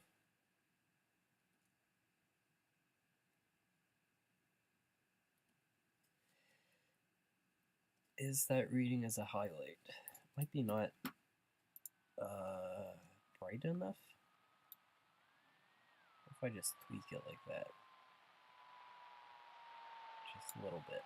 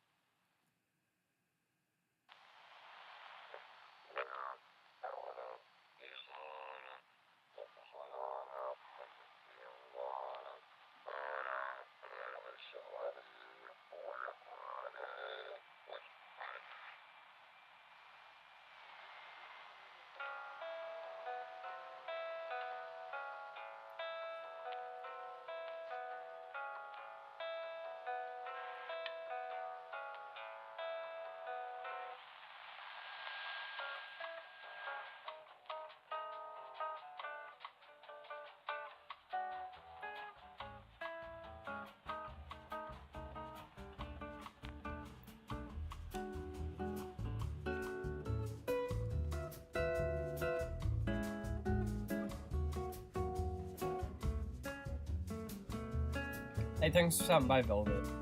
Also, Velvet, don't forget to send me where to send the magnet. Because I owe you a Snorb mitt.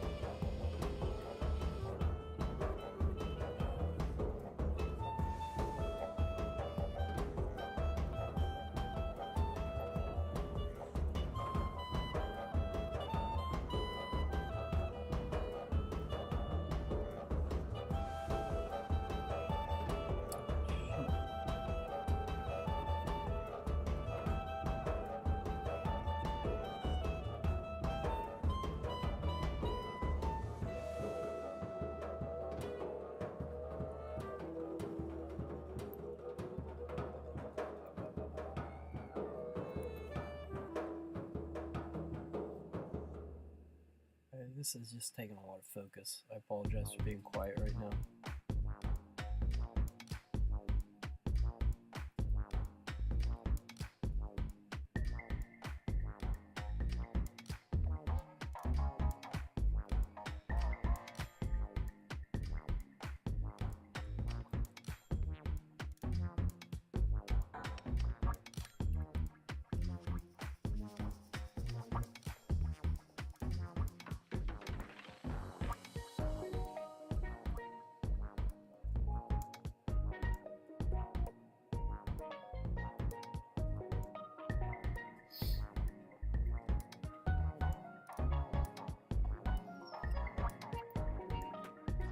Thanks for stopping by, Chandarius. Always appreciate it. And feel better, man. I've heard the new Zelda game is good.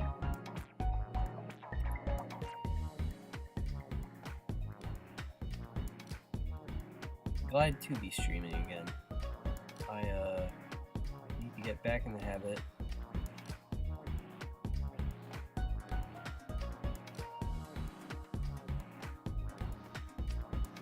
Yeah, this is working better. I was painting, I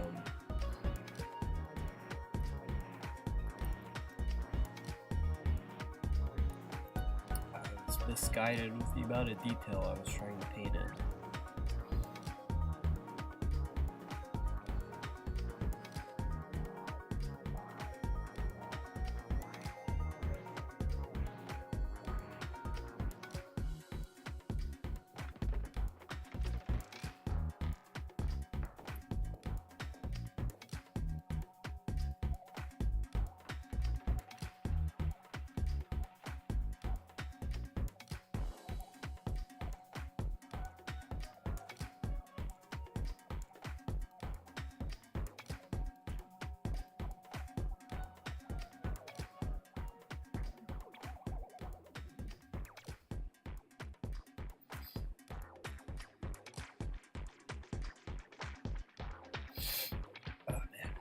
nose.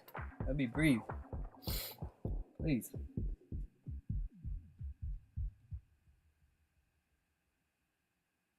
Oh no, yeah, I'm gonna try to stream on the weekend.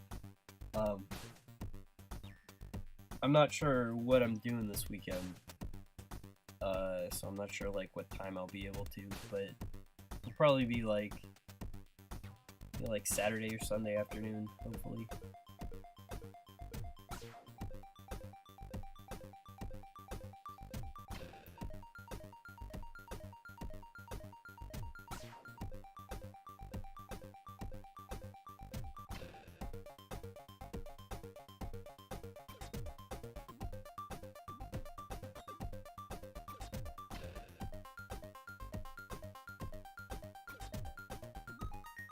Oh, I'm like healthy compared to like 3 or 4 days ago.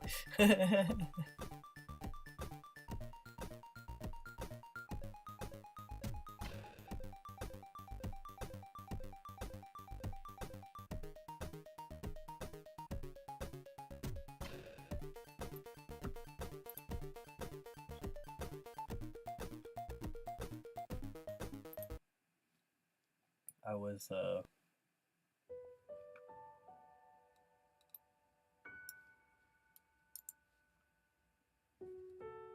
I don't know. Wasn't flu, but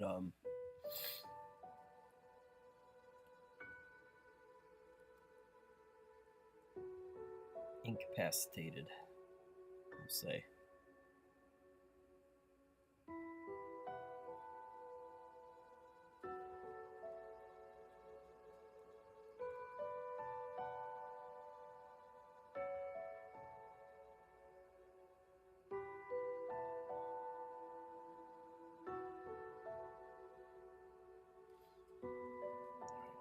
Pull this layer.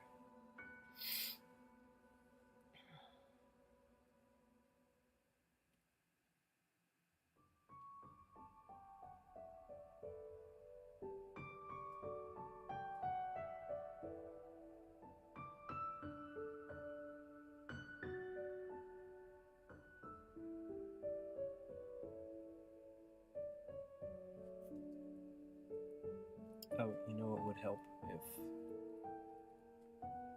I took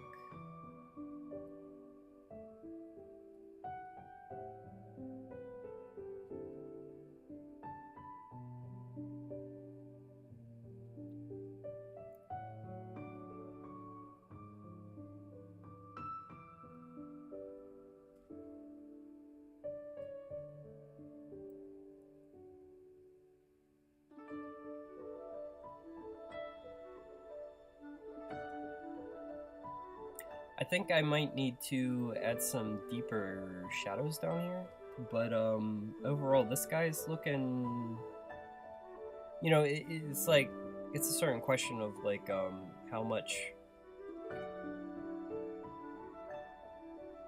let's see, where can I clean up? Clean up the shadows here.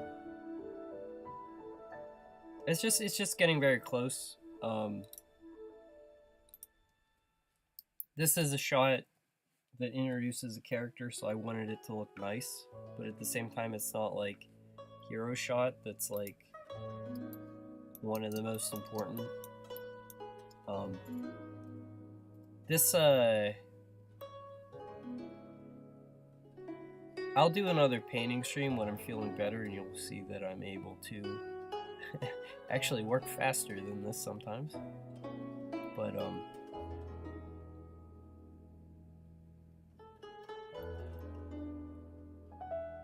I wouldn't say this was like all that bad today, I think.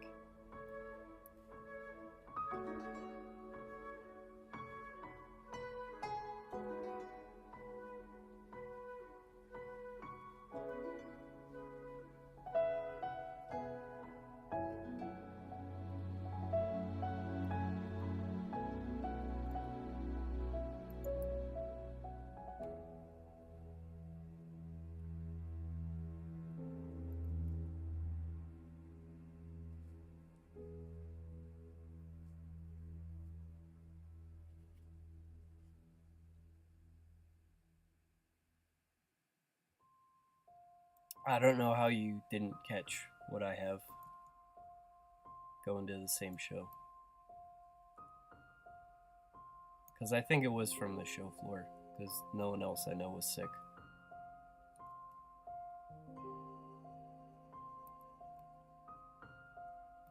It's probably one of the children who was running around my booth.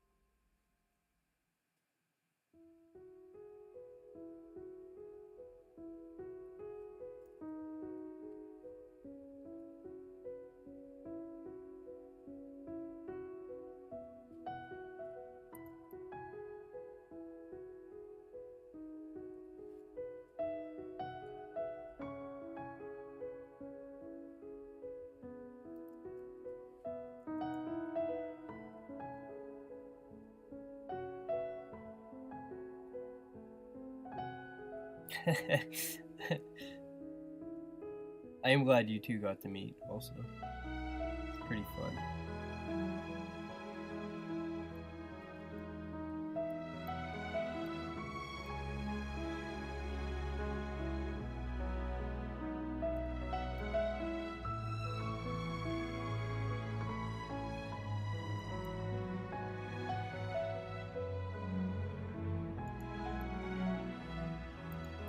I will say standing in an arcade all day, it was like you hear like the same repeating sound effects from the arcades in your immediate vicinity. And most of them were fine, but the annoying ones were there was some kind of like PlayStation 4 pinball game that was set to Star Wars, and it was this like sometimes this like looping 15 seconds of John Williams would start, and it was just that was aggravating. And then there was a pinball table for Rescue 911 that had a cop siren on top, and it was like, and I was just like, oh my gosh, please, no one play Rescue 911.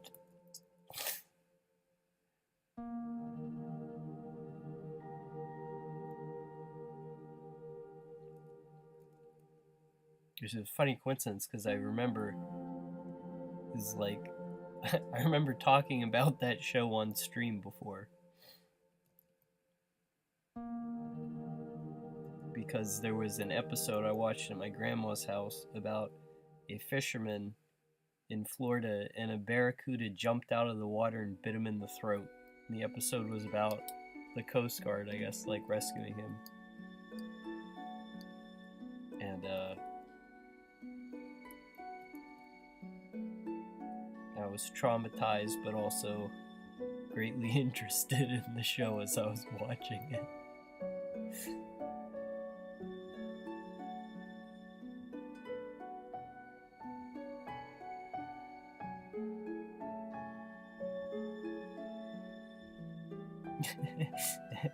You set up the same clip of Boom Shakalaka for 5 hours. I don't know. Maybe just like repeating audio gets to me. I remember I was working at this restaurant once, and I was like host in the lobby, and they had this like, it was Christmas time, and the Christmas album had 5 songs, and they would play it all day, and it's just like, oh my god. Like, this shouldn't be legal.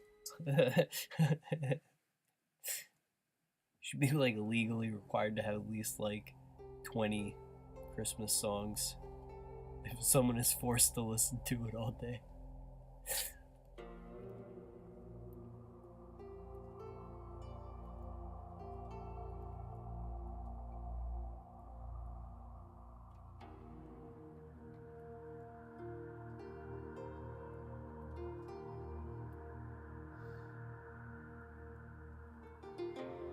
Did I take Benadryl? No, I'm taking I've some extra strength Tylenol. That's all I've been taking. But it's been working pretty good. Oh,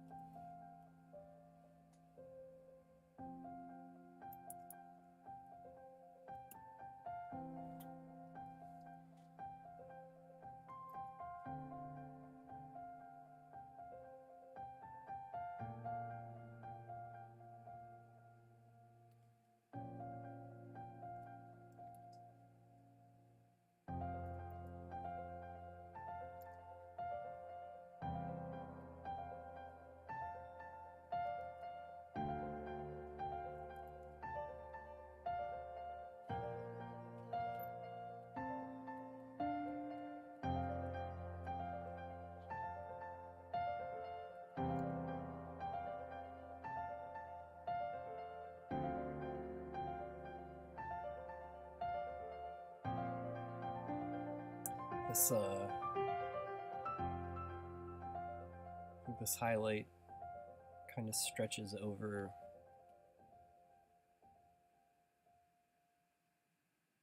the whale over to here,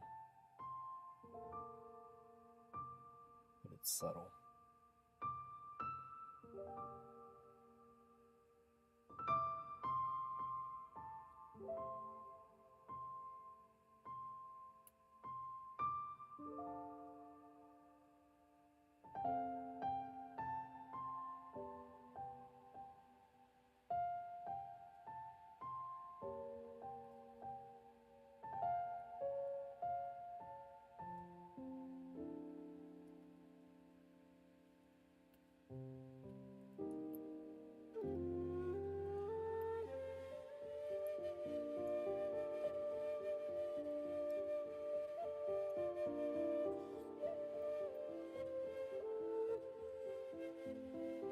Sorry, I'm locked in trying to figure this out. Try not to be silent while I'm on stream.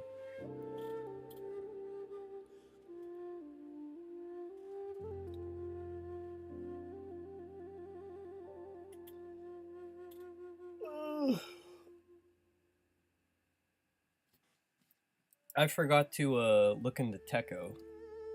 Pingus, you sent me that. It was a good idea to look into Artist Alley. Could possibly be my next convention appearance, but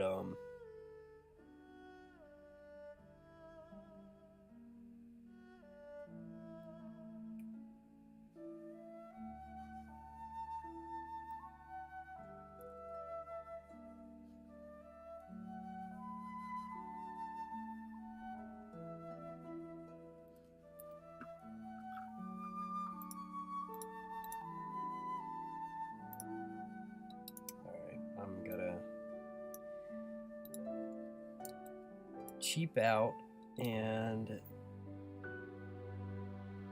see if it needs the levels adjusted. Does that help it?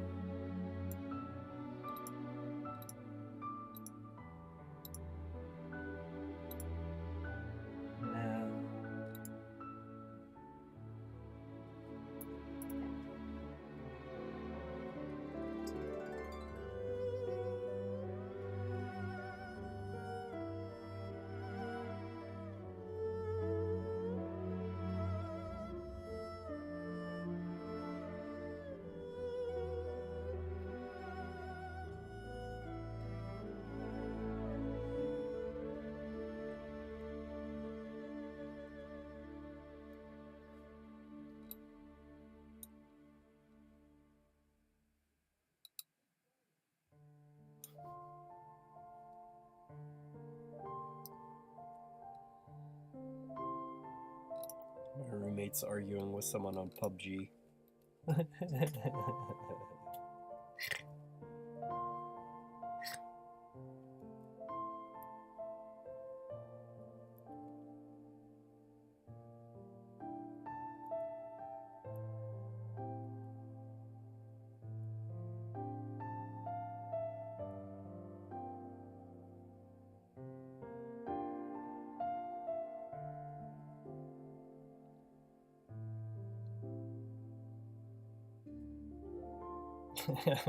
The money bag emoji.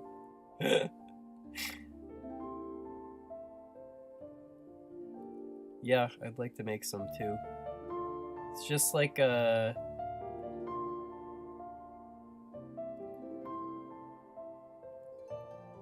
the time Techo comes, I think I'll have like all my Part 2 better be, or like the first chapters of Part 2 better be out by then. And then I would have art to sell from that. I feel like if I just sold like the backgrounds separated from the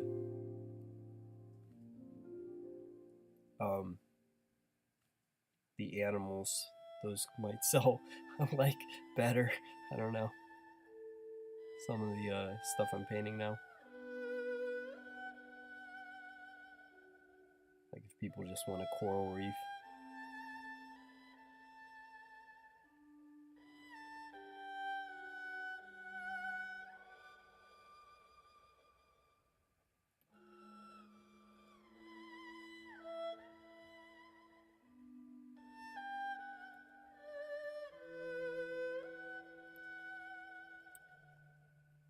I think the problem with this highlight I drew is it just turned out a little bit like muddy. Like there's too many brush strokes. It would just look better to be more smooth. It's like the strokes were like imparting texture to it that wasn't supposed to be there.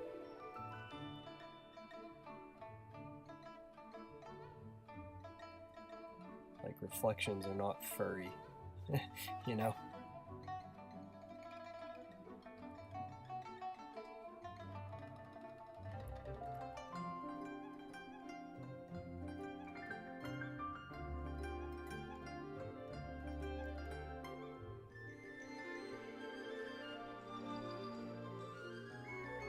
I actually love spending time on little details like this. Okay.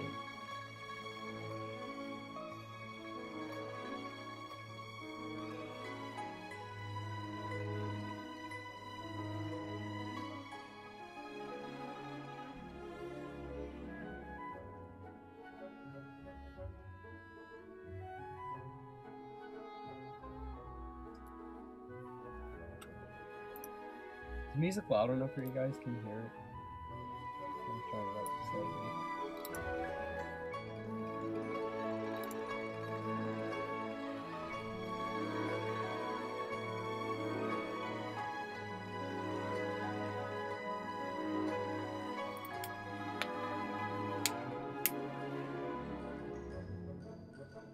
I felt bad asking at the convention since I didn't want to accidentally rush you, but how much would you say 5 and 6 are completed overall? It's really hard to estimate. I'm hoping early next year I'll have them out. I've got a lot of art done, and the writing's mostly done.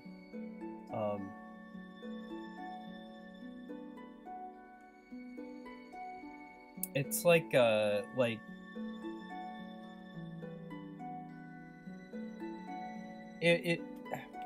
of the difficulty in like estimating is I never know how much time a week I get to work on Cell Scrimshaw. Like this besides being sick, just I had to work my day job a lot. But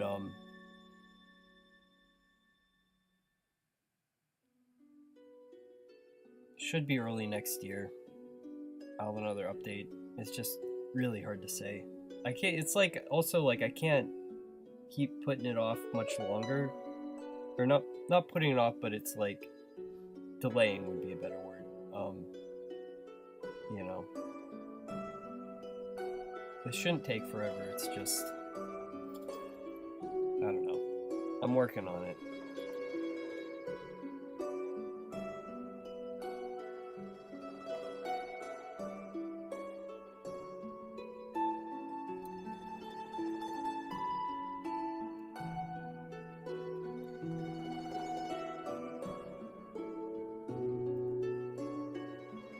I'm jealous. Like one of the few things that I envy are the artists who get like fat Patreon checks every month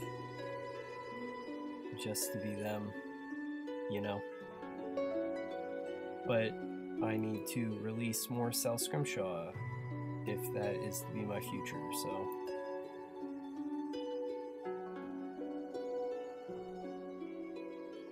Yeah, and I know that people are asking, you know, they're not rushing because I'm waiting on stuff that I wish I knew.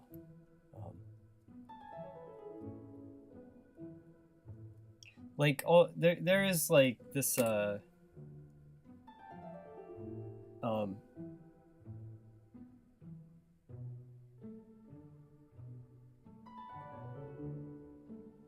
how to put this. One of the reasons it's like so much weird amount of detail gets put into every part of South Scrimshaw is because I kind of don't plan my time out very well, which is you know, your greatest strength is also your greatest weakness. Like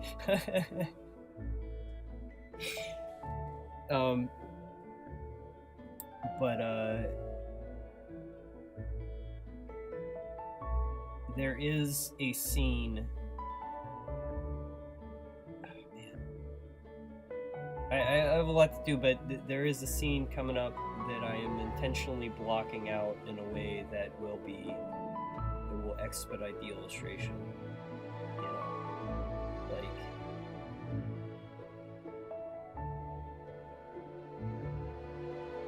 But yeah, it's going. Hey, Cece. Yeah, I'm still here.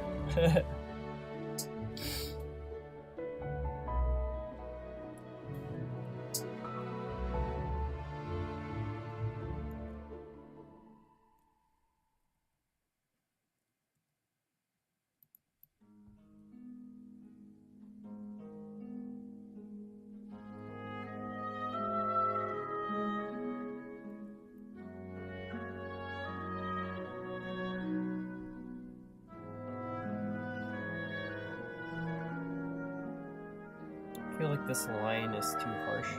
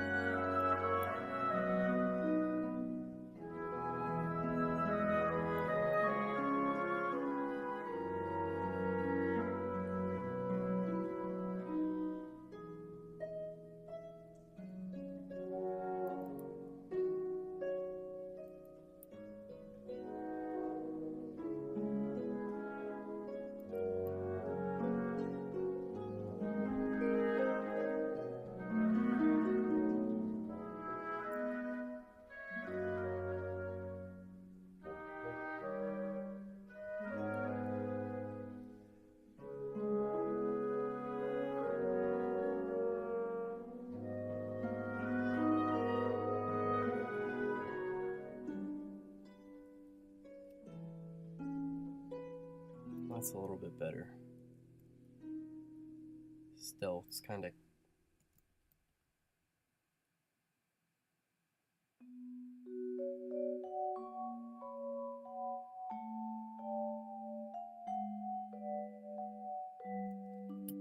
Let me try something.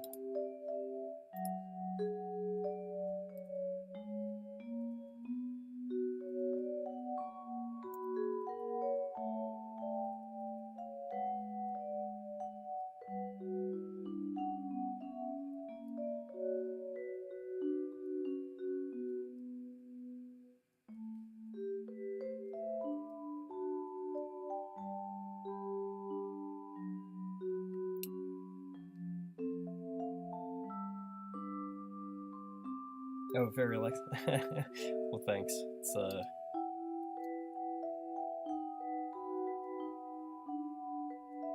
I'm happy to have one of those chill background streams. The music is nice. It's Genshin. It's I am now a Genshin enjoyer. I put it on my Steam Deck finally. When I'm done with Resident Evil, I'm probably gonna run around Genshin Impact some more.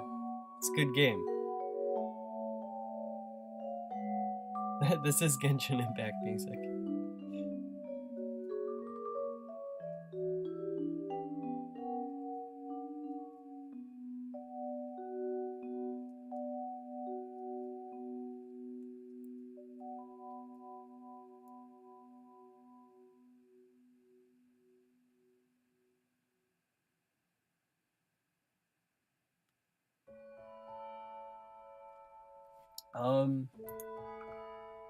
It says it's Fontaine. I really haven't even played it that much. I've only gotten to the second area. Like I got out of Mondstadt, and then I got to the area where the sky dragon thing like dies or some shit.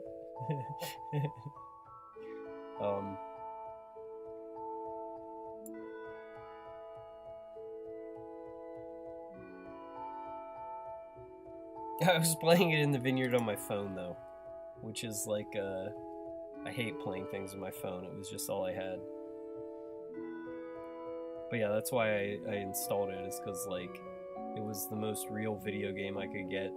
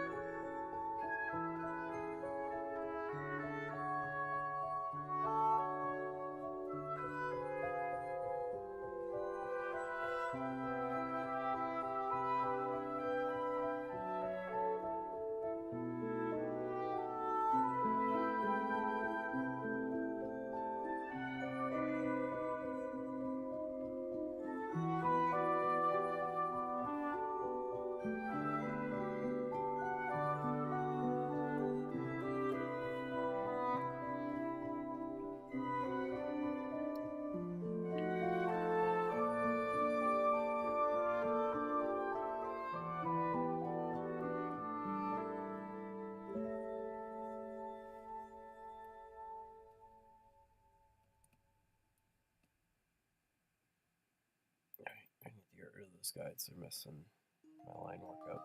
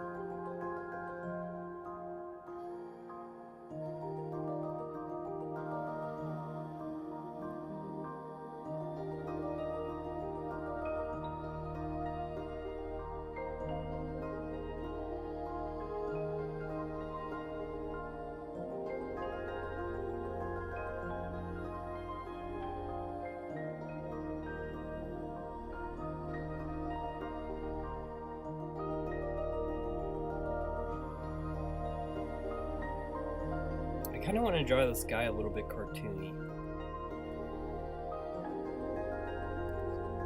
That's maybe a little too cartoony.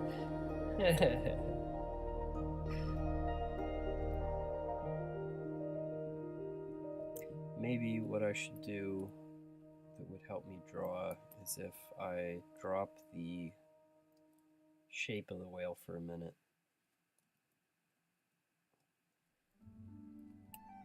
I was saying earlier, for anyone who wasn't here, it's like he's got this stuff growing on his head. It's like a younger whale, and I was hoping to do something like, it's almost like not sitting on him yet correctly yet, like a kid in like a suit that's like a size or two too large. So it's like he's like kind of like peering up under the thing that's like sliding down his face, and he's like giving the stink eye because he's like you know, he's in a little bit of a bad mood.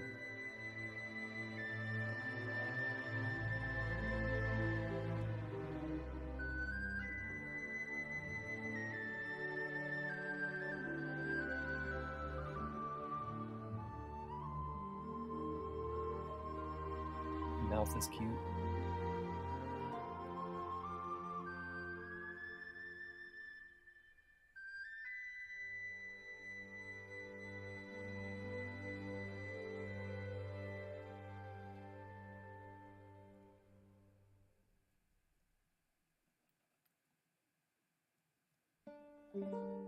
So this seam would kind of be like his very front. And I never draw my best when I start doing construction. So actually, I'm just not even going to bother with that. Maybe I'm trying to like force that perspective too much, and he's just kind of like buried underneath like this instead.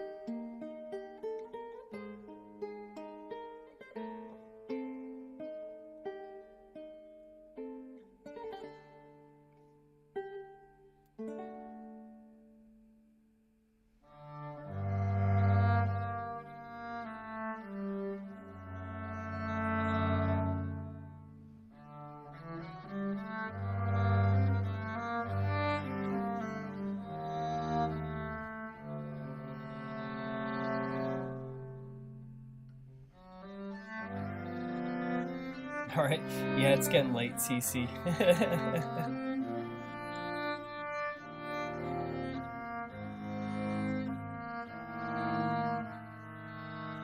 I've heard Gris is fantastic. I have not played it yet. That's one that's, I have on my wish list.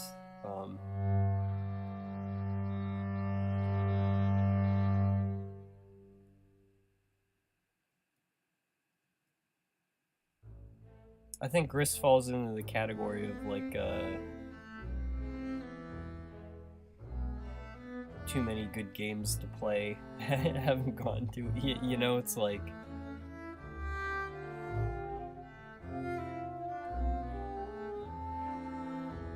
I should actually bump that up on the list of stuff. Right now I'm doing a Resident Evil 2 remake because it's the spooky season.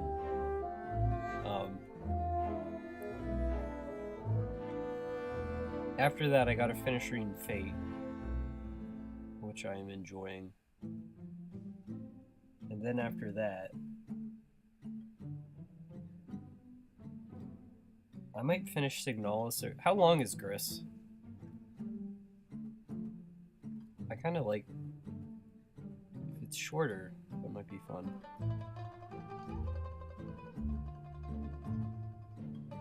Oh yeah, that's something you guys should do for your Discord, is throw down your predictions for part 2.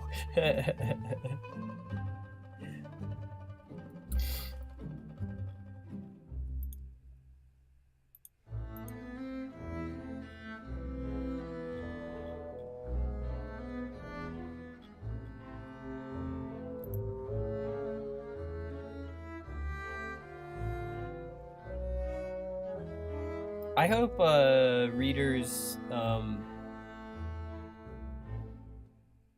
I hope some of the things are easy to predict.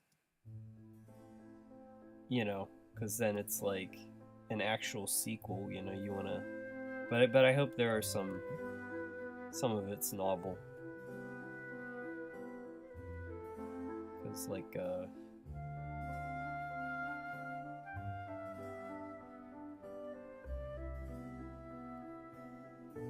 I feel like the surprising parts are one of the reasons why, I don't know, the original was enjoyable.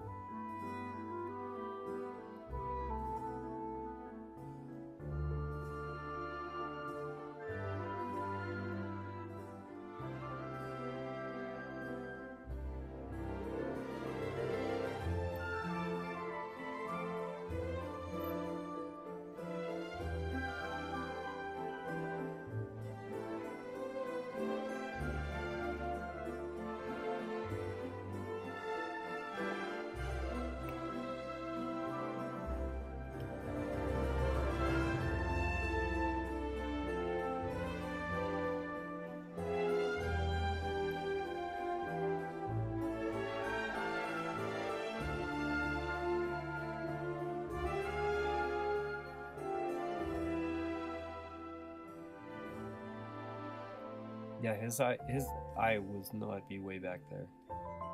That was kind of dumb.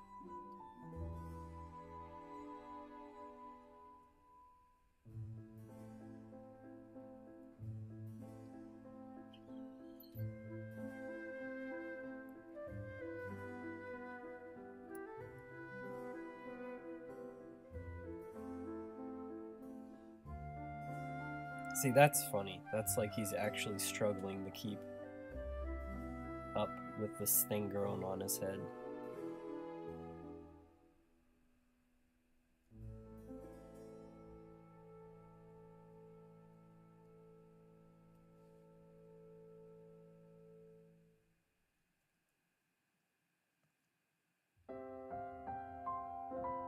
Sometimes it is trial and error that gets me there.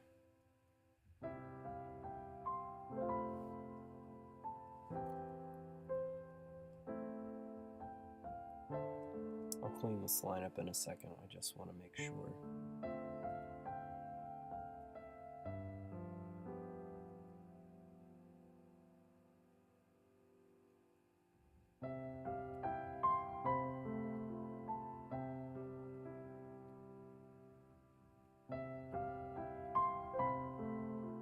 That is still really a stretch.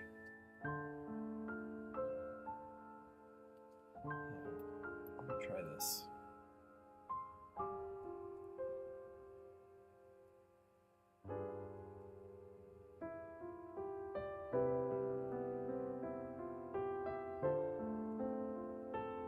I'm like kind of trying to force this in a way that I don't know is working.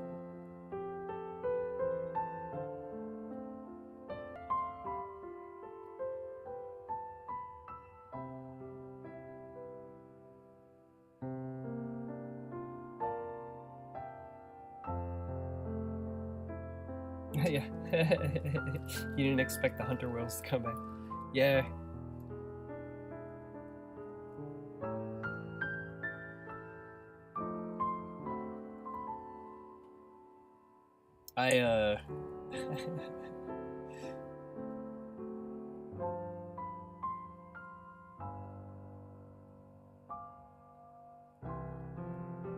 You know, after I get the first update out, I'm maybe gonna be a little less like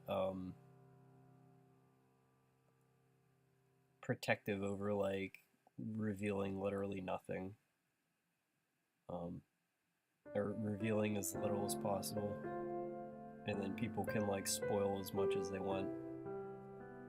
I don't know, but that.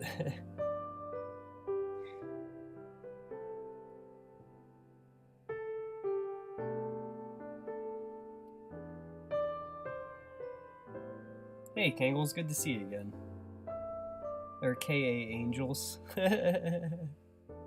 Or K... What was her name again? Needy streamer overload. This, I'm painting this stream, and I'm showing off, if you remember these guys from Part 1, the, pack hunters with the whales, or the, what the hell was their name?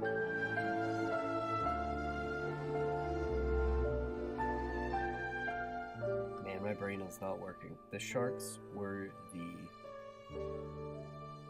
Choupers. I'm doing another pack hunter shark. And right now the complicated part is I'm trying to figure out how it fits on this guy's head.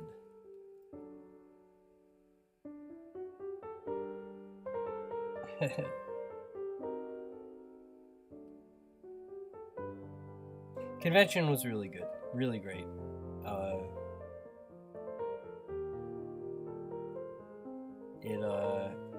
I left it with some kind of cold that I'm still contending with.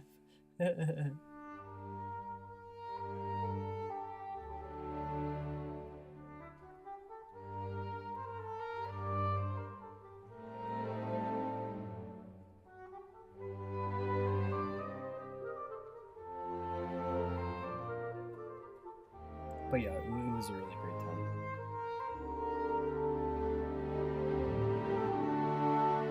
Yeah, at least it wasn't during it, for sure.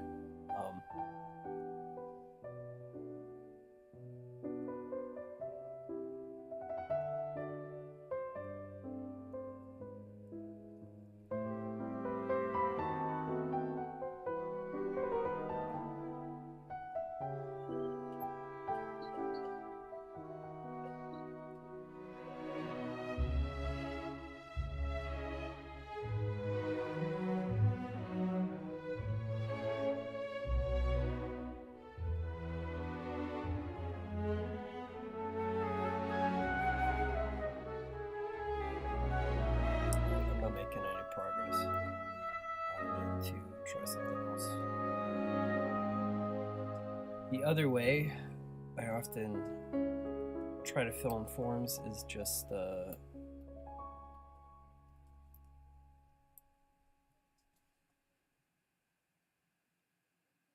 music sounds expensive. Every part of Genshin Impact is in production. You know?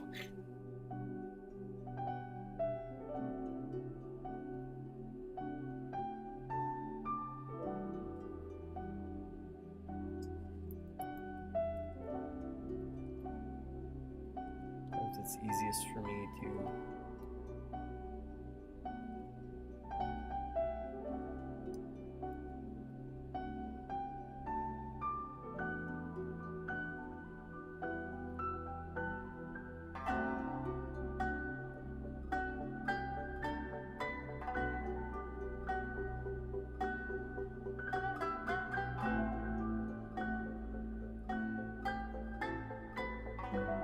You know what might actually help me also is if I put in some extra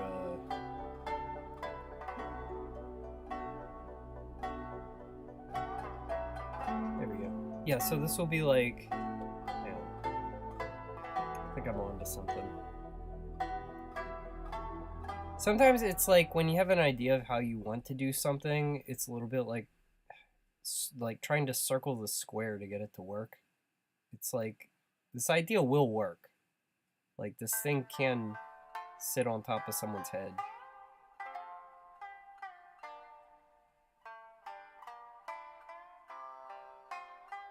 So there's like all this excess, like it just doesn't fit completely yet. So give me more freedom.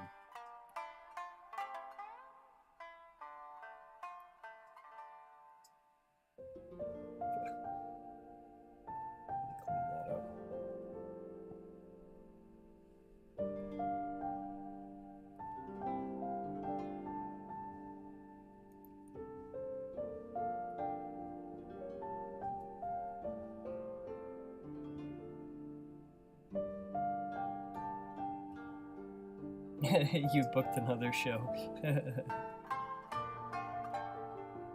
a lot of people couldn't make it. You know, it's understandable. But I hope to get out more and be able to. It's fun to meet people, and it just felt like.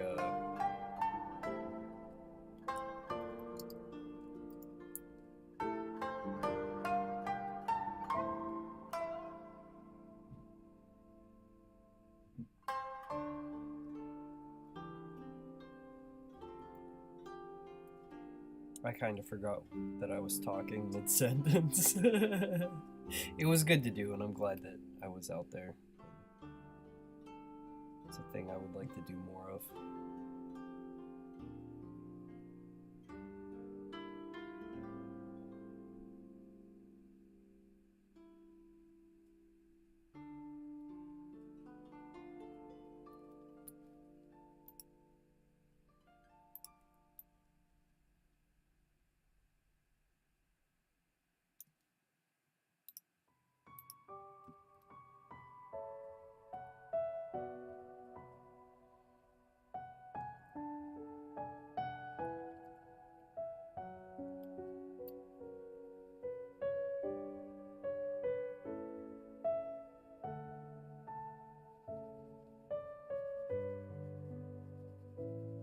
This is way more character.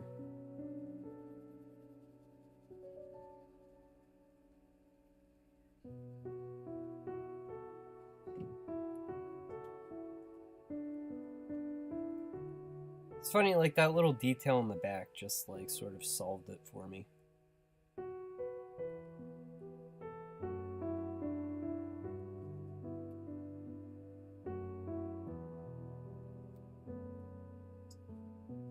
His eye is still too far.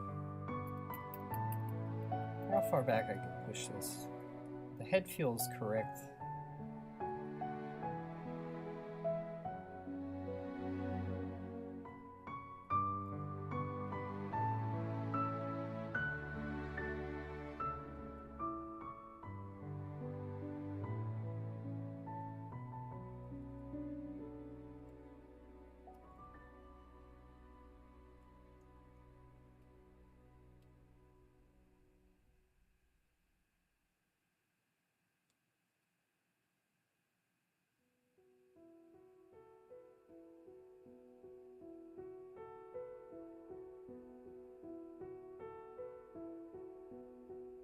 Like, realistically, his mouth wouldn't be facing.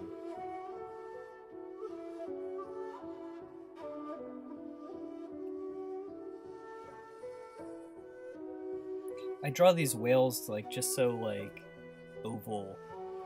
They can really, like... I don't feel limited by... See, yeah, that's too goofy.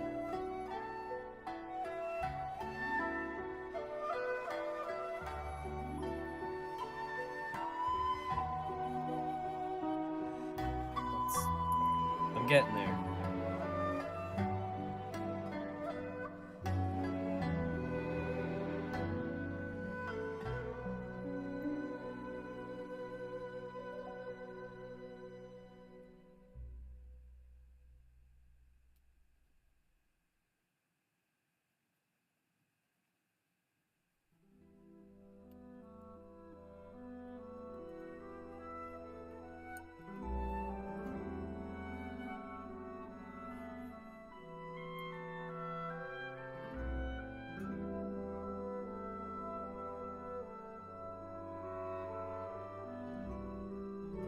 You know what? I think I'm also too concerned about making sure the eye is in the shot.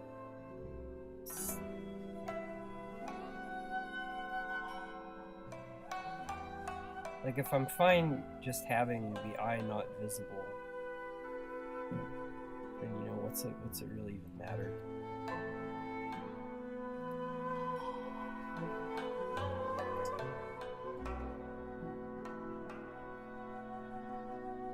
It's more like a helmet out. Yeah. It's like,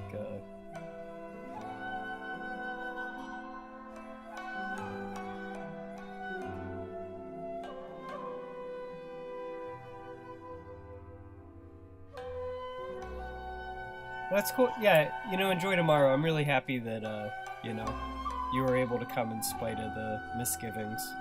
Because sometimes, like, when stuff turns out well, it's like, becomes doubly good. The way the colors go together is scrumptious. Well, thank you. I've been thinking a lot about color choices this time around. I really hope I hope my work on that front is appreciated when it comes time. This is the ocean color. One thing I was talking about earlier, chapter 4, if I pull that,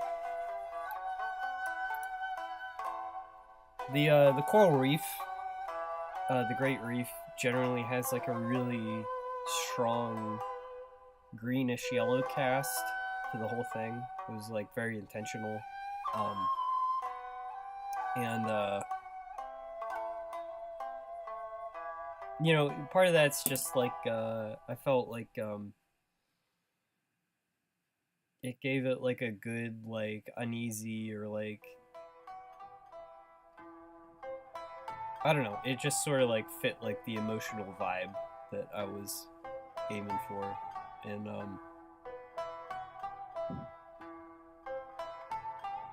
also like greenish yellow, kind of feeling more like jungly or something.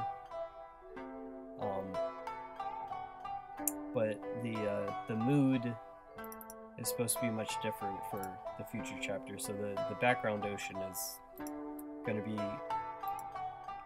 blues. It's like on the opposite end of the spectrum, where it's like pushing into like purple territory. But as you can see, like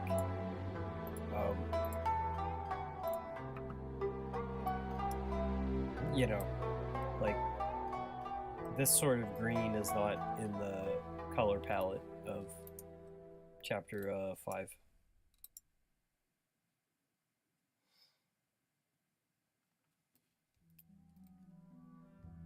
How long has the stream been going for? Geez, 5 hours.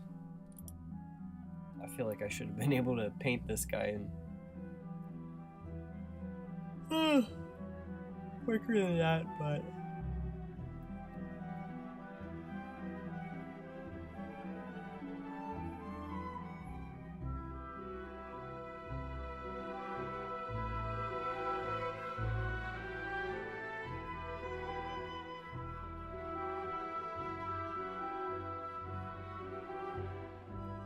I like that. There we go.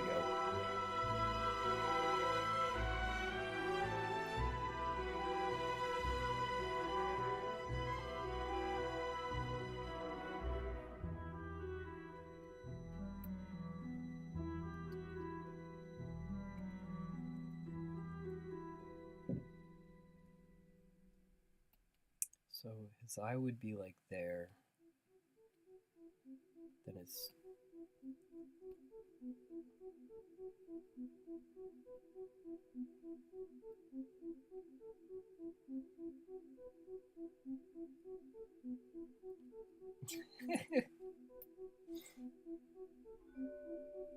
so it's like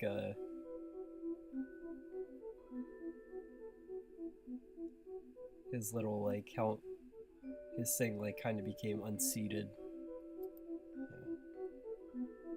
Oh, no.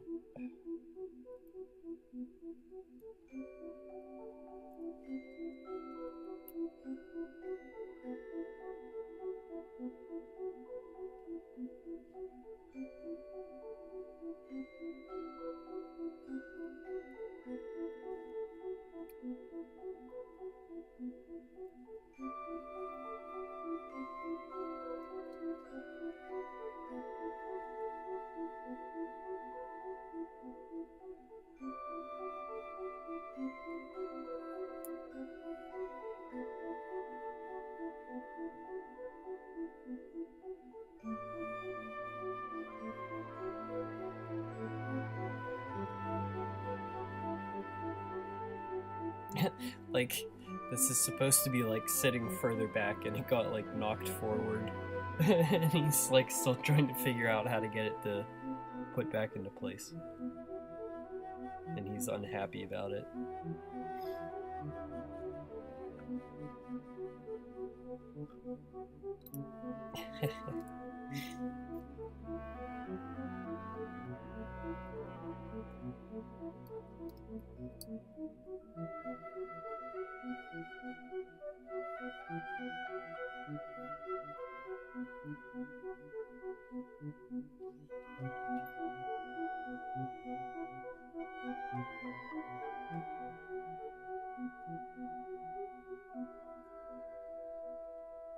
You know what else might be cool is for his body if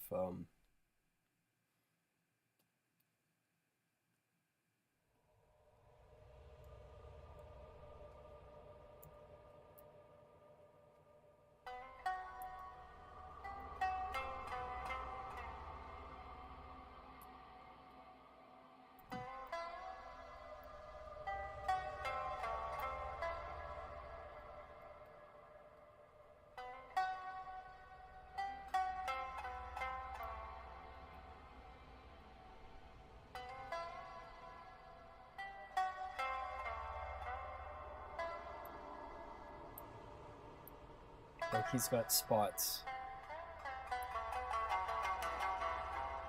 There could maybe like be a spot here that almost looks like a fake eye. It's not intentional.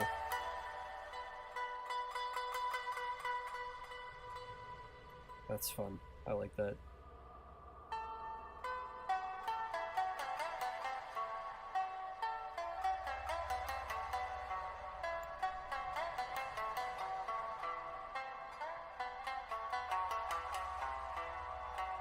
And I like how his little like fins up like he's like swimming and balancing at the same time.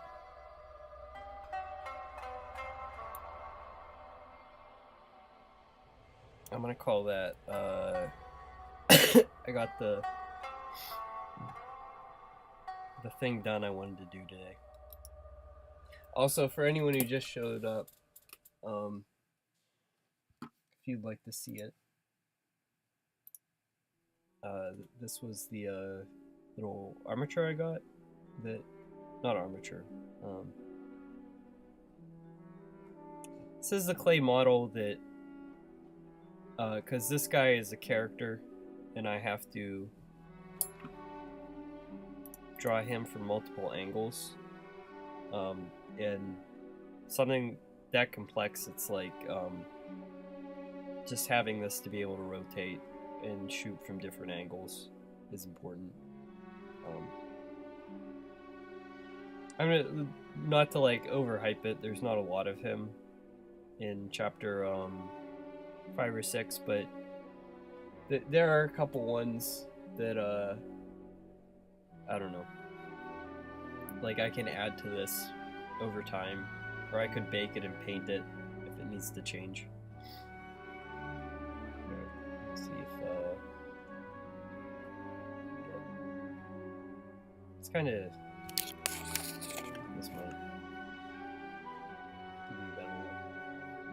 So in this, when I sculpted it, his eye's in a different spot. Maybe when he's grown up and his helmet's fitting better, this is what he'll look like closer to this. That eye's there, it's too far back, but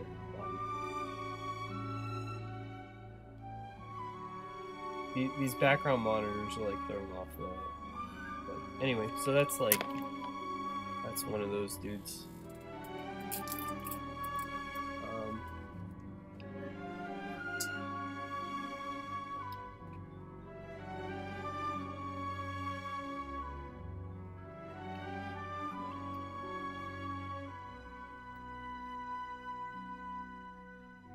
Yeah, some of these are cool, but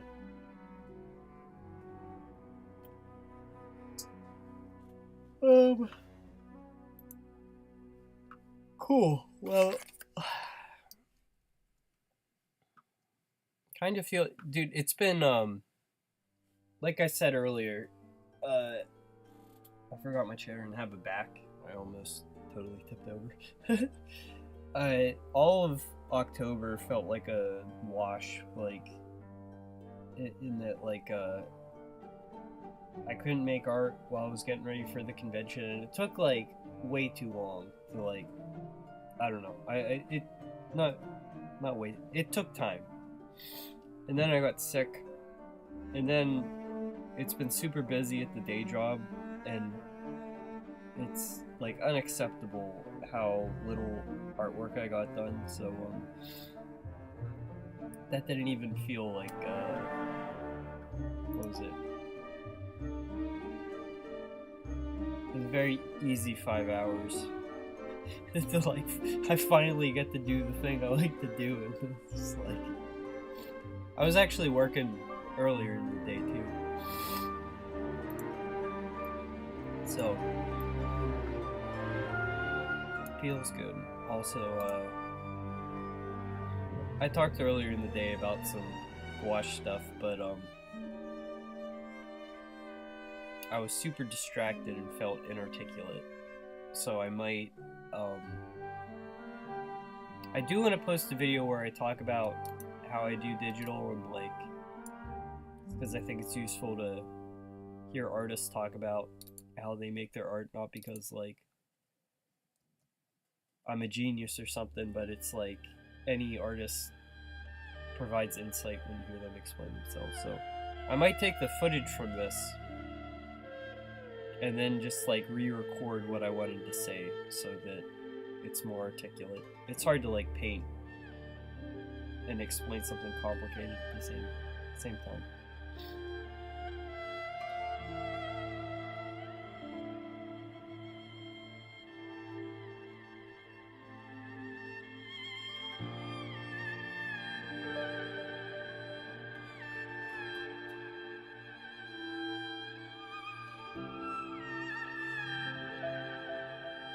Remember to take breaks. I should actually have to use the restroom. But I might draw a little bit more. I kind of want to draw a little bit more.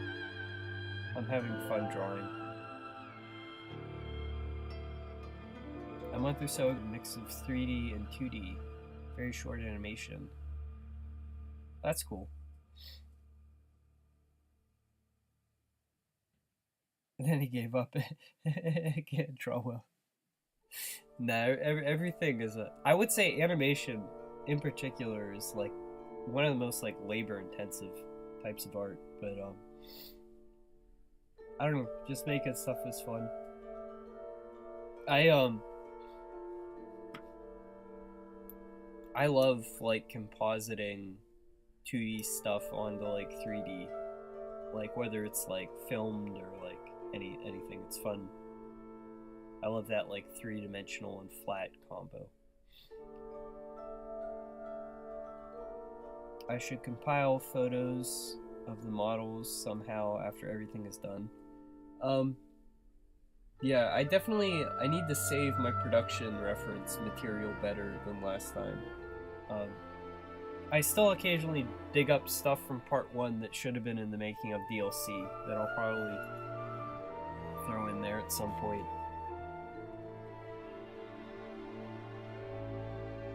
Alright, I'm gonna be back in like 5 minutes. I'm gonna use the restroom and eat another cough drop. I'll be right back.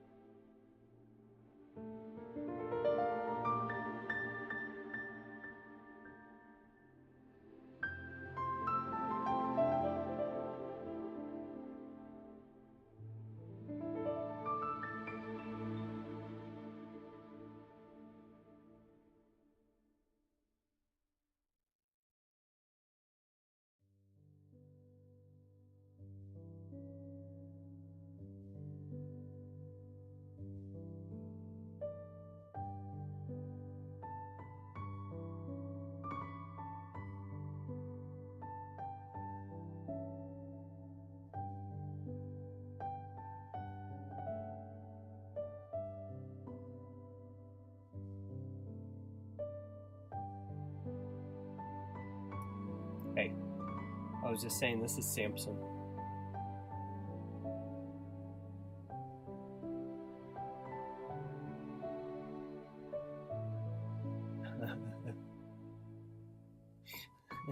Can you hear me now?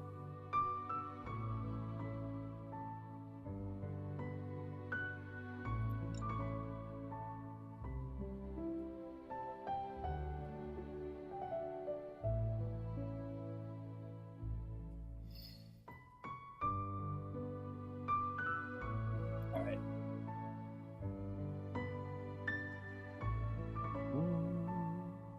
He's like purring.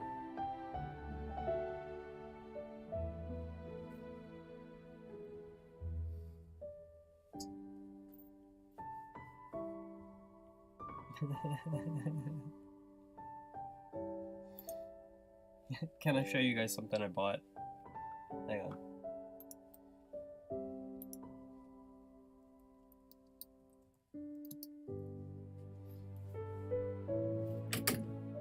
He is the nicest cat. Like he's so laid back. I follow this Twitter account that just posts like deals on video games. And make your very own RPG. RPG Maker MV is for sale on Fnatic.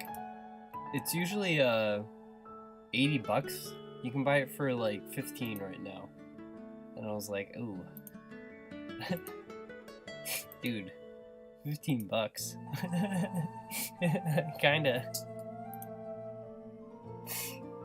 kinda have to pick it up. 80 for it's expensive, but if you compare it to like never before, what game engine licensing fees usually are, like that's actually on the much cheaper side.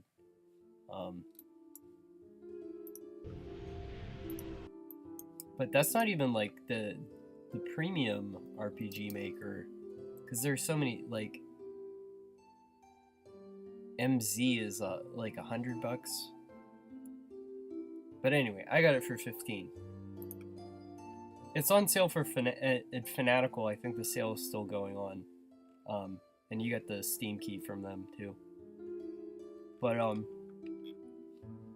dude, I'm not gonna like stop working on South Scrimshaw on a whim like this. What video isn't staying up? What's going on? Whoops. My Steam account is docked.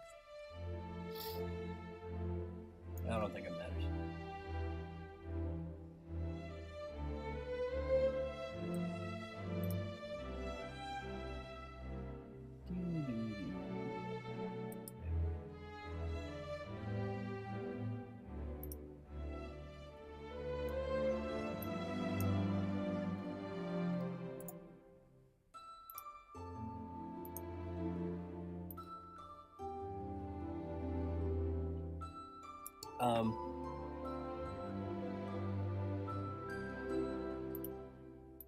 RPG Maker games, like,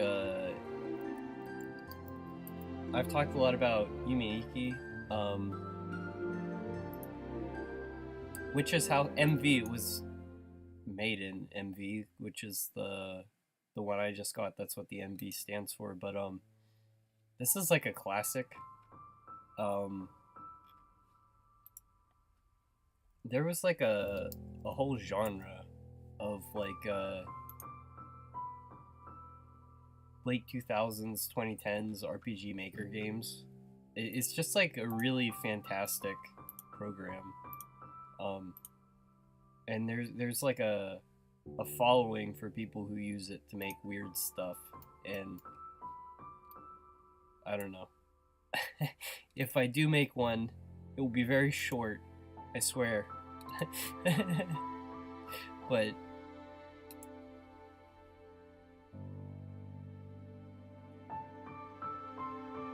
Is the software easy to use? I mean, compared to like actual programming, I think it's it would probably depend on like how complicated what you want to make is, but the hard part would really be doing the art assets. I don't think it would be too hard to figure out. Make a South Scrimshaw joke RPG. Yeah, April Fool's joke. An extremely time-intensive April Fool's joke.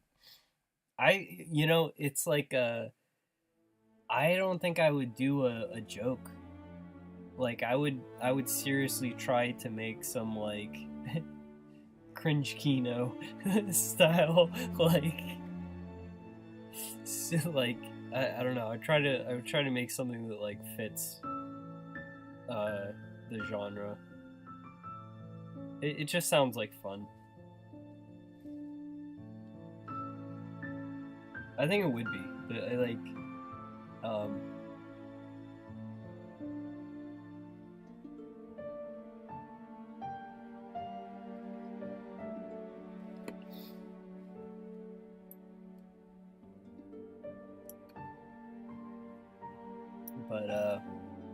anyway, I bought that like yesterday, and I'm probably not going to do anything with it for a while.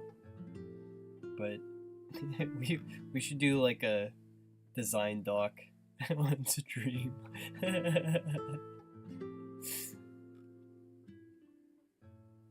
Could be like a stream if I have nothing to do for South Scrimshaw.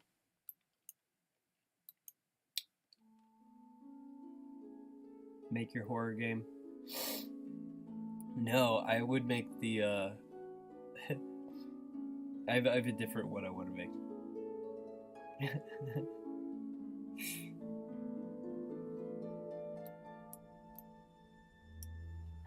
But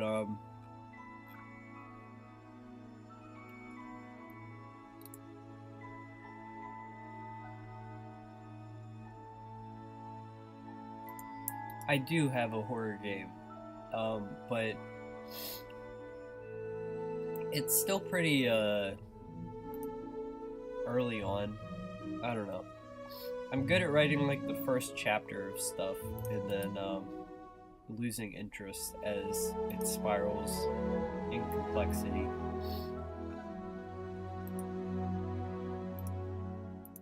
And then also like I lose interest in writing anything but South Scrimshaw.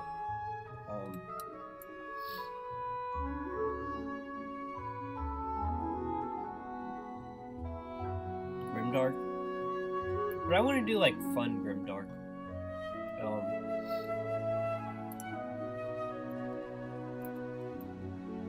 There's like I think there's a way to be like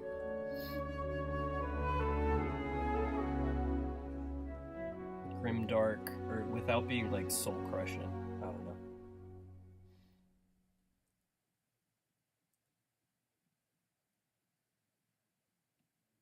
I just value stuff these days that isn't like nihilistic or like even like I've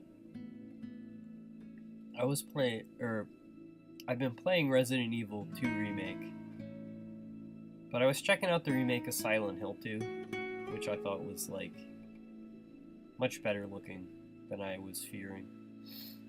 But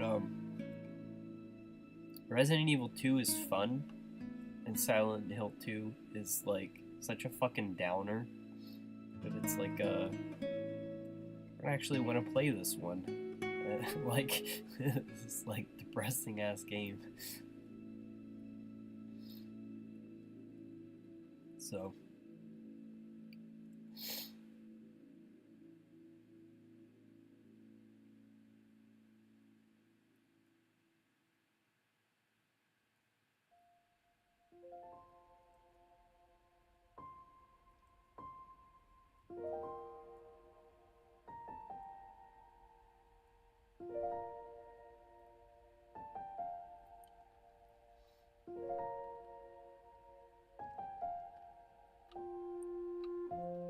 Evanescence music video, grim dark. Yes, exactly. That's the vibe. Well, it's such a downer. Meanwhile, one of the most impactfully sad stories. But I mean, like, I don't know. It's not an aversion to, like, sad media, but, like, the sort of, I don't know. Like, I would like to think I've got, like, I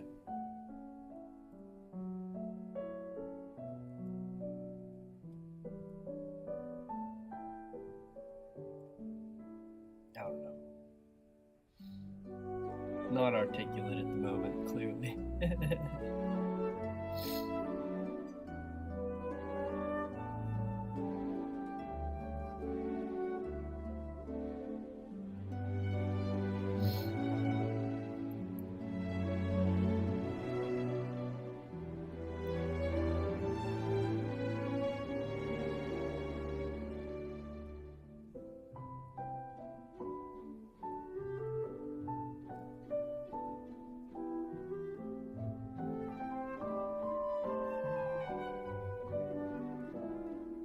A Japanese ending. What do you mean?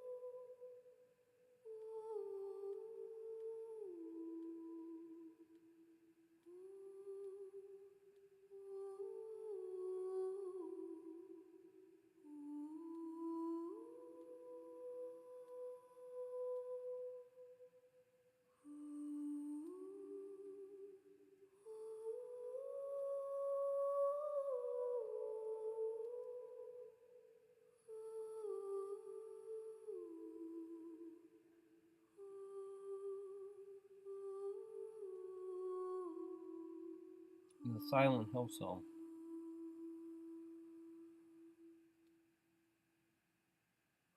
Oh yeah, yeah. The Silent Hill 3 joke ending. Yeah.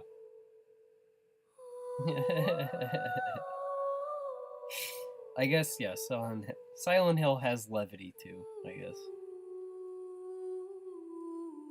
I'm just saying that, like, it's soul crushingly grim. Like, James, like,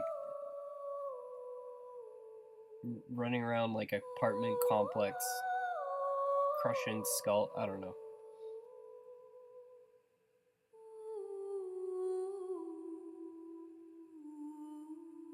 The tone of Resident Evil is no less violent, but it's just very, like, action hero movie vibe.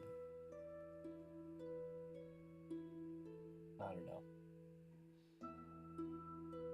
I appreciated that more than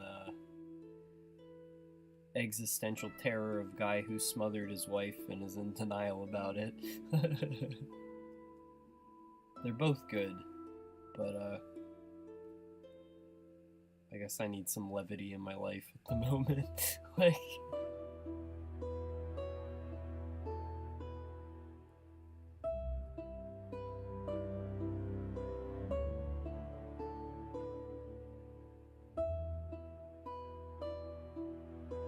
if you don't mind, like, the controls and, like, the difficulty, the original Silent Hill is still good. Actually, I don't even know if you could play the remake on the PS4. It's probably only next gen.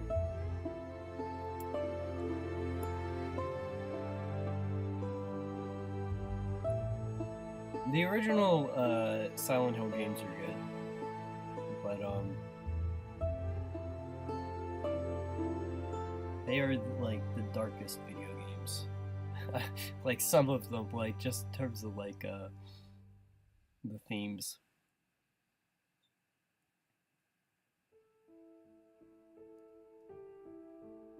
But I don't know.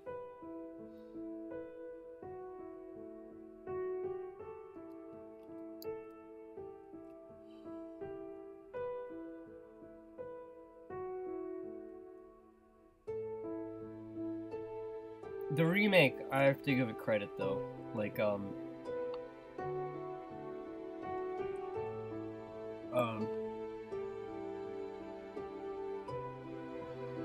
stuff, like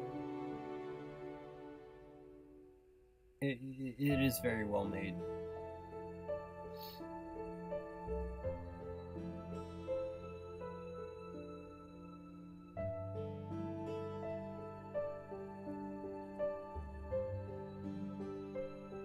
You want me to play the Silent Hill 3 song?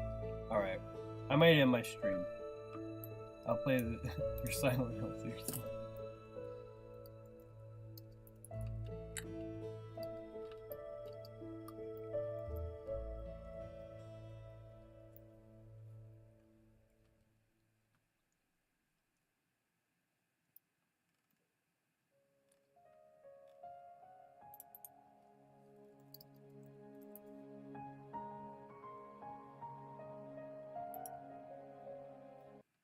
Alright.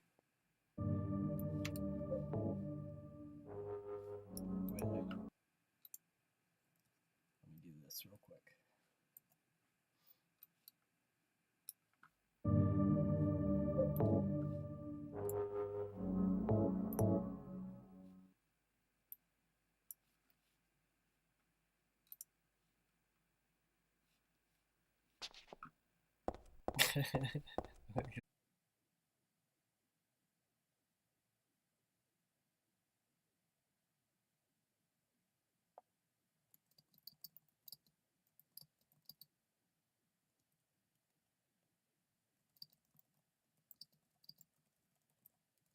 Oh, I'm streaming again?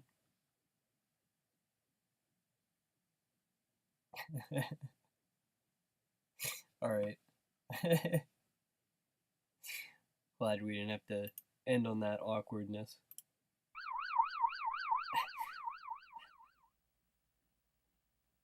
I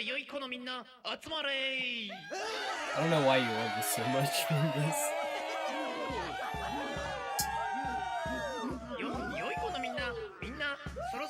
I guess this does fit the Halloween spooky season.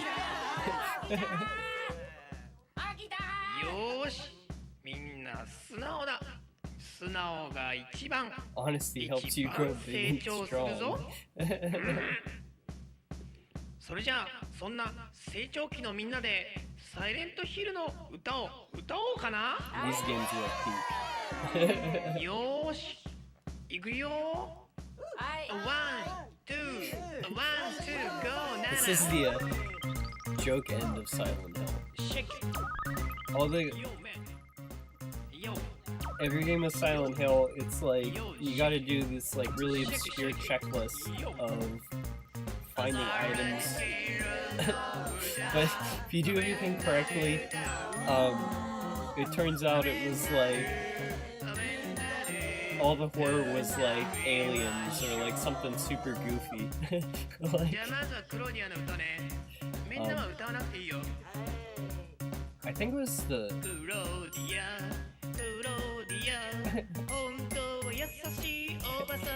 like the first two Silent Hills all have UFO endings.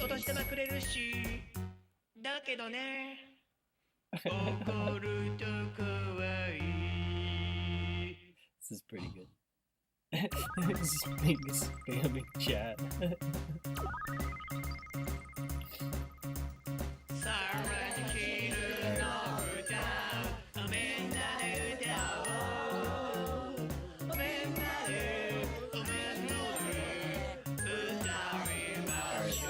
Silent Hill UFO ending.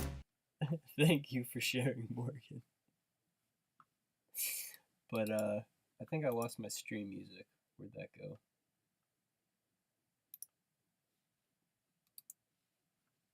But thanks everyone for showing up, for everyone who's still here. I appreciate it. And hoping to stream this weekend. I'll do something else. But yeah, take it easy, everyone. I'm not playing that whole song.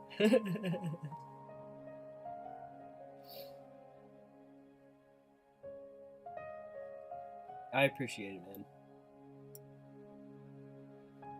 Alright, take it easy, everyone. I'm gonna go eat dinner.